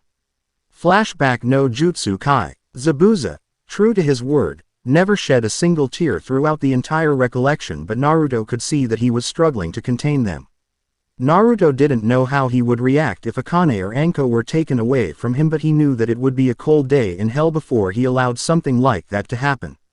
Zabuza-sama. Ha. Who looked on in concern at her mentor, master, father, who quickly shook his head free of depressing thoughts and settled back into his tough guy image. "I'm fine, Haku," he grunted in reply. Naruto looked up at the sky before speaking loud enough for Zabuza to catch. "I promise to defeat Yagura and avenge her." "Thanks, Naruto," Zabuza thought as his expression softened slightly. Next day. "Come on, Naruto, rise and shine." Zabuza kicked Naruto's sleeping form roughly. Naruto cracked open his eyes and groaned. "Fuck, be gentler would you?" Zabuza rolled his eyes as Haku giggled. "Time to get moving. We should be reaching the rebel headquarters in a matter of minutes if we travel at full speed. If I traveled at full speed, we would be there in a matter of seconds." Naruto smirked as Zabuza's almost non-existent eyebrows started twitching. "You don't even know where the base is, so shut the fuck up and follow me, Junior." Zabuza grinned under his bandages when Naruto started grumbling before pausing.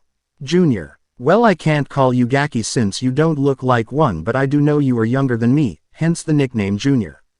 Zabuza explained simply. "Fine, whatever you say, no brows." Naruto countered with a smirk. Haku merely watched on in amusement as the two traded insults back and forth for the remainder of the trip. Naruto stopped talking when they walked into a dense mist cloud that seemed to occupy the entire section of the forest. "Something tells me that we're near the base." "No shit, genius, just follow me," Zabuza said as he led them to a cave. Naruto could immediately sense something off about the cave, as could Haku. "Genjutsu," Naruto whispered quietly. He could feel the chakra used to weave the illusion and formed the ram hand seal. "Kai." All three of them shouted together as the image of the cave faded away to reveal a metal bunker of sorts with two guards standing at the ready with kunai drawn.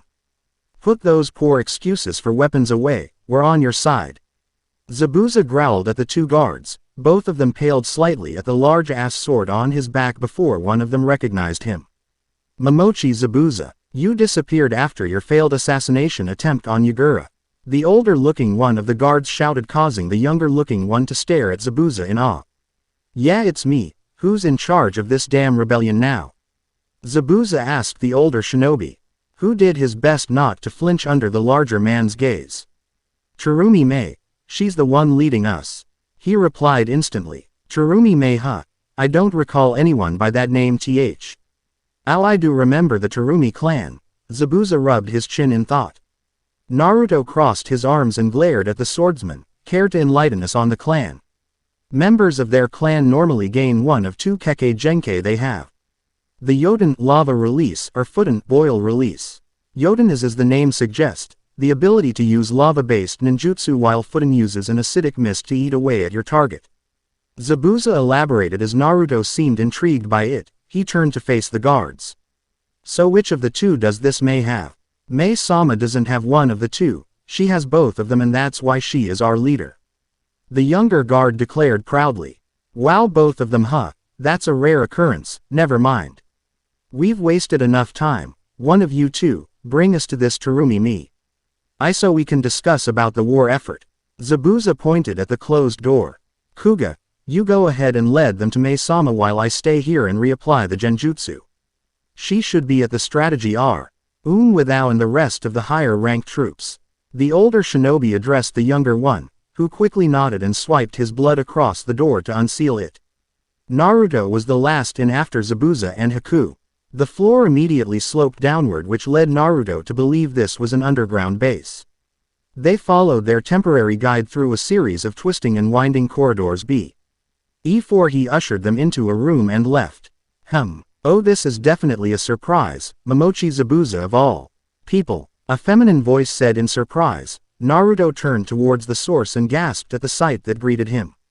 She had ankle-length, auburn hair styled into a herringbone pattern at the back, a top knot tied with a dark blue band, and with 4 bangs at the front. 2 bangs are short, with one covering her right eye, and 2 are long, crossing each other on her chest, just below her chin. Her emerald green eyes shone with determination that Naruto often sees in people that have a purpose. Naruto could only process one thought that shot straight through his mind upon laying his eyes upon the rebellion leader. Daman, Naruto thought with a grin before his observant eyes noted that she was checking him out as well. Tsurumi Mei was surprised when Momochi Zabuza, the Kurigakure no Kijin, demon of the hidden mist, walked into their war room. However, she was even more surprised when a raven-haired female dressed like a hunter nin and a blonde-haired male followed him in. Mei licked her lips as she ran her eyes over the blonde. Such a fine specimen. Why hello there, and who might you be, handsome? Mei practically purred out as she strode up to our favorite blonde shinobi, who just smirked at her in response. Uzumaki Naruto, genin of Konohamaru no Sato. I assume that the lovely lady I'm speaking to is Tsurumi Mei, the leader of this rebellion. Indeed I am, though why is a Konoha shinobi following the Kurigakure no Kijin? Mei asked as she crossed her arms over her impressive chest, which only served to accentuate them more. Naruto, Zabuza and every other male in the room were forced to stifle their own nosebleeds at the sight while Haku Meryl growled lowly at the auburn-haired woman. Naruto shrugged. I was on a mission, ran across old No Brows here and kicked his ass. Haku here helped him escape, found it too bothersome to kick his ass again, so I made a deal with him. He would stop pursuing my client if I helped him kick the Mizukage's ass 6 ways to Sunday, so well, here I am. Zabuza grinded his teeth at the nickname. Haku was still glaring at Mei. Everyone else was looking at the blonde as if they believed he just escaped from a mental asylum. You defeated Momochi Zabuza, one of the Kiri no Shinobugatana Shichinen Shu, by yourself. Ao said slowly as if to emphasize each word in the question. Naruto rolled his eye in exasperation. Yes, I kicked his ass. Why is that so hard to believe? Yeah, as embarrassing as it is to say it. He totally wiped the floor with me. Zabuza grunted in addition, causing everyone there to gape at Naruto. Yes, I did. Now can we move this along so I can go kick my brother's ass and go home? Naruto asked impatiently, causing everyone to look at him in confusion. Mei decided to voice out everyone's question. Yagura is your brother. We aren't related by blood if that is what you meant. I was referring to the fact that I used to be a Jinchuriki myself. Naruto explained, causing everyone to go wide-eyed. You're a former Jinchuriki? Mei asked and got a nod in response. You're from Konoha and a former Jinchuriki. The only Biju that attacked Konoha recently is the... Naruto smirked as he looked at all the pale faces in the room. Wow, beautiful, sexy and smart. That's right, I was the Jinchuriki of the Kyuubi no Yoko. Mei blushed at the comments but quickly beat it down and looked at Naruto seriously. If what you said is true, then that means the Kyuubi is free from the seal, so where is he? She, Mei-chan. Kyuubi is a female. Naruto corrected, causing Mei to blush again at the added suffix to her name before she finally digested that piece of information. I get the feeling that both of you would get along perfectly. You know the Kyuubi personally? Ao asked incredulously. Naruto grinned in response. Of course I know her personally. She is one of my mates after all. Mei blinked owlishly at the statement as her brain tried to process the information it had just received. You are mated to the Kyuubi and have more than one wife. Well, the correct term is maid, but that is about right. It's that redhead, right? Akane, if I'm not mistaken. Zabuza finally spoke out. Right you are. How did you know? Naruto looked at him curiously as Zabuza shrugged in response. Not too sure. Just got a strange feeling around her. Not to unlike you. Zabuza trailed off as he glanced at Naruto. Naruto sighed in resignation. I knew this would get out sooner or later. Yes, I am a demon, or at least a part of me is. Demon, huh? So what's the other part of you? Zabuza asked. Well, the other part of me is the Shinigami. Naruto paused as he let everyone let out a gasp of surprise before continuing. Yes, I know it is very surprising and all that, and no, I will not go into detail on why I am like this, too fucking long to explain. Everyone's sweat dropped at the reply before Mei cleared her throat. Alright, even if what you said is true, I still have to test your capabilities to see at what level you are. Fine by me, so who am I fighting? Naruto inquired. As he cracked his neck with a savage grin. Why, it would be me, of course, since I am the strongest person in this base. Mei smirked at him. Naruto chuckled as he shook his head in amusement before looking at Mei with his grin still in place. By the end of our little spar, you will know just how wrong that statement is. We'll just have to see about that, won't we? Ow, Shunshin us to the underground sparring cavern. Mei ordered the eye-patched shinobi beside her. Ao nodded his head before grabbing both Naruto's and Mei's shoulders and disappearing in a swirl of water, another Junin grab. Zabuza's and Haku's shoulders and did the same thing. Naruto whistled in appreciation when they appeared inside a large underground cavern. Looks like you guys carved this place out of the solid rock. Using high-pressured water jutsus, I presume. Very astute observation, Naruto-kun, but let's get on with the match, shall we? Mei cracked her knuckles before relaxing into a combat stance. Sure thing, Mei-chan. And just to be fair, I won't use my sword since you don't have one. Naruto said as he removed his Zanpakuto from his waist and placed her in a clone's hands. Very chivalrous of you, Naruto-kun. Guess we have to have another spar in future when I have my sword on me then. Mei replied, giving him a subtle hint that she did indeed own a sword. I'll look forward to that time when it comes around, Mei-chan. Until then, Kage Bushin no Jutsu. Shadow Clone Technique. Naruto called out as 9 solid clones appeared around him in a rough battle formation, which Mei countered with her own cry of Mizu Bushin no Jutsu. Water Clone Technique. As 4 clones formed out of water molecules that came from the air itself, hinting to Naruto that his opponent possessed a high affinity towards water. The clones charged each other as the 2 originals engaged in a high-speed taijutsu battle. Naruto unleashed a barrage of punches and kicks that Mei effortlessly dodged with her flexibility. Damn, you sure are flexible, Mei-chan. Naruto grunted as he blocked a rising knee that was aimed at his gut. Years of training, Naruto-kun. I could always show you what else my flexibility can apply to. Mei whispered seductively into his ear as she dodged a straight right jab. Maybe after I kick Yagura's ass him. Naruto smirked as his reply caused her to blush and stumble forward, lowering him to catch her with a palm to the solar plexus and knocked her back a few steps. Mei coughed slightly before smirking as she ran through several hand seals and breathed in deeply. Yoden. Taki Kasukedo no Jutsu. Lava Release. Cascading Waterfall Technique. A torrent of glowing magma shot from her mouth and arched into the sky before falling back down towards Naruto in a giant waterfall-like pattern. The many people who gathered to watch the match stared wide-eyed as Naruto merely yawned as the waterfall of lava crashed down onto his location. Before anyone could panic, a clapping sound was heard from behind Mei, causing her to spin around in shock to see Naruto standing there clapping his hands. Bravo! What a magnificent display of your Yoden Kekkei Genkei. Why you? How did you manage to get behind me? Mei gaped at the now smirking blonde. Let's see. You mean like this? Naruto whispered into her ear after he had sunk into a shadow portal and appeared directly behind her. She shivered slightly at the pleasant sensation of his hot breath tickling her ear. Very good, Naruto-kun, but Mei suddenly grinned as her body started expanding, causing Naruto to curse. Not good enough. Yoden. Yobushin Bakuhatsu. Lava Release. Lava Clone Eruption. Mei's clone erupted in fiery explosion, flinging globs of lava throughout the arena as the real Mei emerged from the ground with a hand on her hip. Mei was about to say something when she found herself bound in ninja wire that was being held by a smirking Naruto, who looked perfectly fine. That was really dangerous. Good thing I managed to kawari me with a cage bushin in time. Now time for your punishment Mei-chan. Hado number 11, Suzuri Raiden.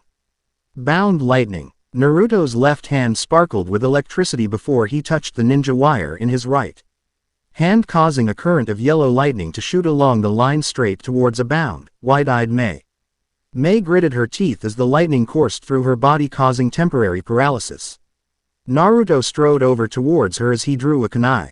Do you surrender Mei-chan? Naruto asked casually as he placed the kunai at her throat. Mei scowled, but it quickly turned into a smirk. Doden. Dochu Igyo no Jutsu. Earth Release. Underground Projection Fish Technique. Naruto cursed as Mei sank into the ground. He quickly back-flipped several paces from his position and readied his kunai as he scanned the surrounding wearily. Doden. Tsuchi Kairo. Earth Release. Earth Corridor. Mei's voice shouted out as the earth surrounding Naruto suddenly rose up and imprisoned him inside. He looked up and saw Mei standing at the entrance on the top. Mei placed her hands in the horse seal before smirking. This is my win Naruto-kun. Fuden. Komu no Jutsu. Boil Release. Skilled Mist Technique.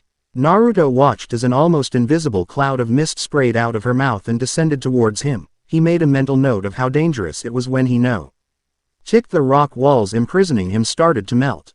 Too easy. Naruto murmured as he sank into his shadow and appeared from Mei's shadow and held the kunai to her neck once again. Did you already forget I could do that Mei-chan? Of course not Naruto-kun, in fact I was banking on it. Fuden. Bushin Bakuhatsu. Boil Release. Clone Explosion. Mei's clone exploded in a spray of acidic mist, blowing Naruto across the chamber and slamming him into the cavern's rock wall. Okay. That one really hurt. Naruto growled as he hauled himself back to his feet, half his face and his left arm severe in acid burns, but they were already being healed by his Yuki. Time to test out that new technique that Akane-chan taught me. Taju Kage Bushin no Jutsu. Mass Shadow Clone Technique. Naruto read 100 copies of himself and had them charge Mei, who along with everyone else had their jaws on the ground at witnessing such a feat.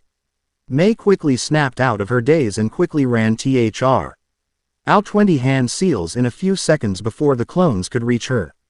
Sweden. Choryu o Gakido no Jutsu. Water Release.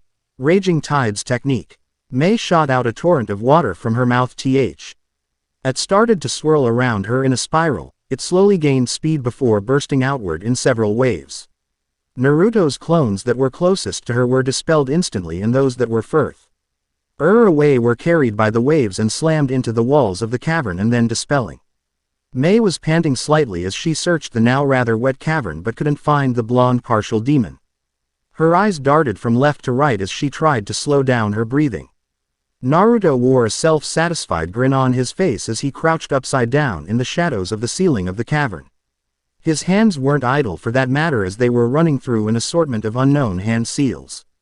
Naruto's grin stretched out across his face as he finally finished the sequence on a seal that looked strangely like a Tora tiger seal. Up here Mei-chan. Onikaden. Kitsunbai no Kuchi. Demonic Fire Release. Foxfire's Maw. Everyone gawked as blue flames gathered around Naruto and formed a whitish-blue flaming fox head with its muzzle opened. A bluish glow surrounded the mouth before a jet of blue flames shot towards Mei. She back-flipped away from the spot as the torrent of whitish blue flames instantly melted the rocks there, but it didn't stop and continued towards her. Damn! Mei cursed aloud as she continued to evade the stream of foxfire that didn't seem to let up. She back-flipped one more time before she felt her back slam against the wall behind her. Thinking quickly, she ran through several hand seals. Sweden. Sujinheki. Water Release. Water Encampment Wall. Mei spewed forth a large amount of water from her mouth that quickly formed into a protective wall in front of her, preventing the flames from scorching her. The hiss of evaporating water could be heard throughout the cavern, the evaporated water turning into a mist that obscured everyone's sight including the two combatants. Naruto released the technique as the fox head dissipated into the air. He silently formed 3 shadow clones and all 4 of them dropped silently back to the cavern's ground. No sooner did their feet touch the ground that one of his clones dispelled by a kunai through the head. meaning that Mei was still in action. This mist is seriously getting troublesome. Great, now I'm starting to sound like Shikamaru. Naruto groaned mentally as he and his two remaining clones split up and moved through the mist silently. Meanwhile at the sidelines, Zabuza was grinning underneath his bandages as he observed the match between two extremely strong and skillful shinobi. Higaki is seriously strong even without his special sword. I haven't seen a fight like this in years. Zabuza exclaimed in manic glee, causing Ao and Haku to sweat drop at his remark. Mei had a kunai in each hand as she stealthily moved through the dense mist. She wasn't as good as Zabuza in the silent killing style since she was more of a direct approach person. A shadow moved at the area to her right, causing her to fling a kunai straight at the source. A poof signified that it was just a shadow clone and not the real deal. Shit, how many clones did he even create before entering the mist? Is he even in here in the first place, or is it just filled with his shadow clones? Damn. I am at a disadvantage here. Mei thought bitterly as she tightly gripped her other kunai before she heard a so-un to her left and whirled around just in time to block a descending strike from a kunai-wielding Naruto. Fancy meeting you here, Naruto-kun. You know, nobody can actually see what we are doing behind this mist, can they? Mei purred seductively in an effort to hide her previous nervousness. As tempting as that is, Mei-chan, I'm just a clone. Naruto's clone grinned as the real Naruto charged at her from behind and tackled her to the ground, pinning her arms onto the ground with his own. Mei was physically weaker than Naruto and couldn't force him off, so she took a deep breath and prepared to scorch him at point-blank range with her lava. Damn her lava. Think fast, Naruto. Naruto quickly crushed his lips against hers in a forceful kiss, causing Mei's eyes to widen considerably as she lost focus on her technique. The mist chose this moment to dissipate, revealing the lip-locked couple to their gathered audience. Haku was glaring daggers at the auburn-haired woman as she mentally imagined herself in that position, while the other shinobi, Zabuza and Ao included, watched with wide eyes and hanging jaws. Mei finally got over her shock as she closed her eyes and relaxed into the kiss before kissing him back, which greatly surprised Naruto, but who would complain about such a situation? Naruto licked her bottom lip gently as Mei parted her lips slightly, allowing him to slip his tongue into her mouth and wrap around hers. Mei moaned into the kiss as Naruto sucked gently on her tongue before exploring the rest of her wet cavern. They continued like this for an entire minute before an embarrassed cough interrupted them. They separated from each other to see a slightly flushed Ao looking at them along with the rest of their audience. Naruto helped Mei back to her feet and straighten out their ruffled clothes. So, do I pass the test? Naruto asked. Most definitely. I would say you are at least on par with a cage-level shinobi. Come to the command center first thing tomorrow morning. You can do whatever you want for now. Mei replied as she tried to keep the blush of her face. Anything, huh? Can I have a guide to show me around? Wouldn't want to get lost or something. Sure, let's see who should be up to the job. I know. Manjetsu, get over here. Mei shouted out. Naruto turned and saw a white-haired teenage male with a strange bandaged-up fish-shaped object on his back. Hi Mei-sama, what can I do for you? Manjetsu saluted the rebellion leader. Mei gestured at Naruto, who waved his hand in greeting. Please show Naruto-kun around the base and find him a suitable room to bunk in as well. Consider it done. Manjetsu grinned, allowing Naruto to see his shark-like teeth. Follow me, Naruto-san. No, none of that san bull crap. Just plain old Naruto will do. Naruto corrected, causing Manjetsu to let out a bark of laughter. I can tell we're going to get along just fine, Naruto. Manjetsu paused as he saw Naruto retrieve his sword from his clone and reattached it to his waist. That's a beautiful sword. Does it have a name? Yea, she does. Her name is Kagekote. And she is a sentient sword, also known as a Zanpakuto. Naruto caressed Kagekote gently, earning a slight tingle of happiness in response. Then shouldn't her name be Shadow Empress instead? Manjetsu asked in confusion, causing Naruto to facepalm and groan in frustration. I know. However, that is her name and there is nothing she or I can do about it. Ha ha ha, I see. Well, the sword on my back is Haramakare and one of the 7 legendary swords of the mist.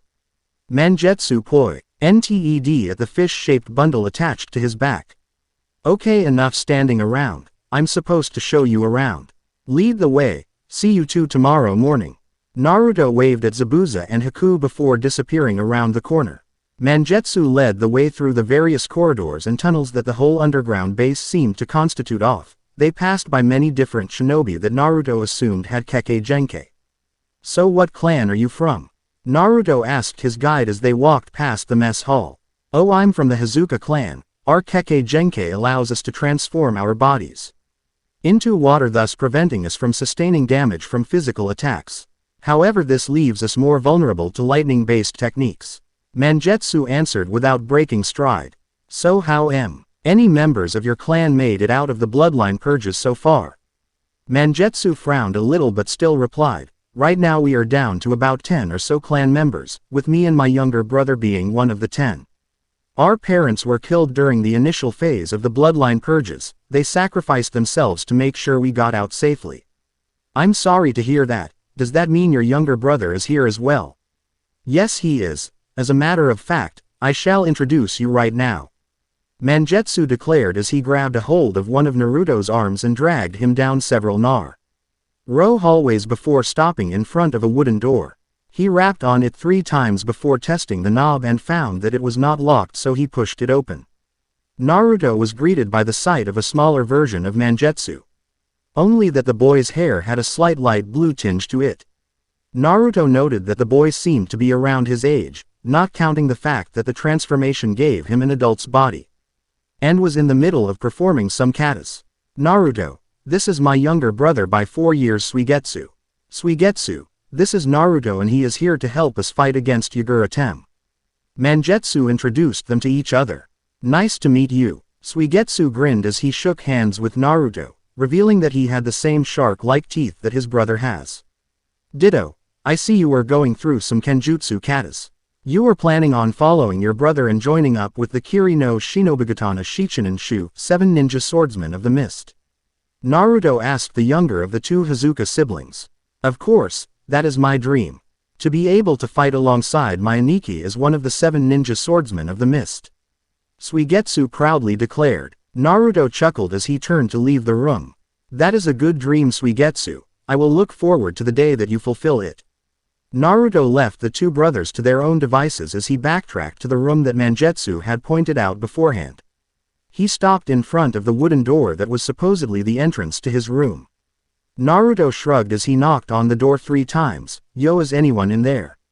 The sound of creaking followed by shuffling feet could be heard before the door opened to reveal a male that appeared to be in his early 20s. Hey, you must be that Naruto that Mangetsu had told me about, come on in. Oh, but apparently I was not informed of who my roommate actually was. Naruto told the man. The man paused before turning around with a wide smile. Oh, how rude of me, Uzumaki Kenshiro, at your service. The end. I hope you enjoyed this episode. Remember to subscribe and like this video. See you in the next video.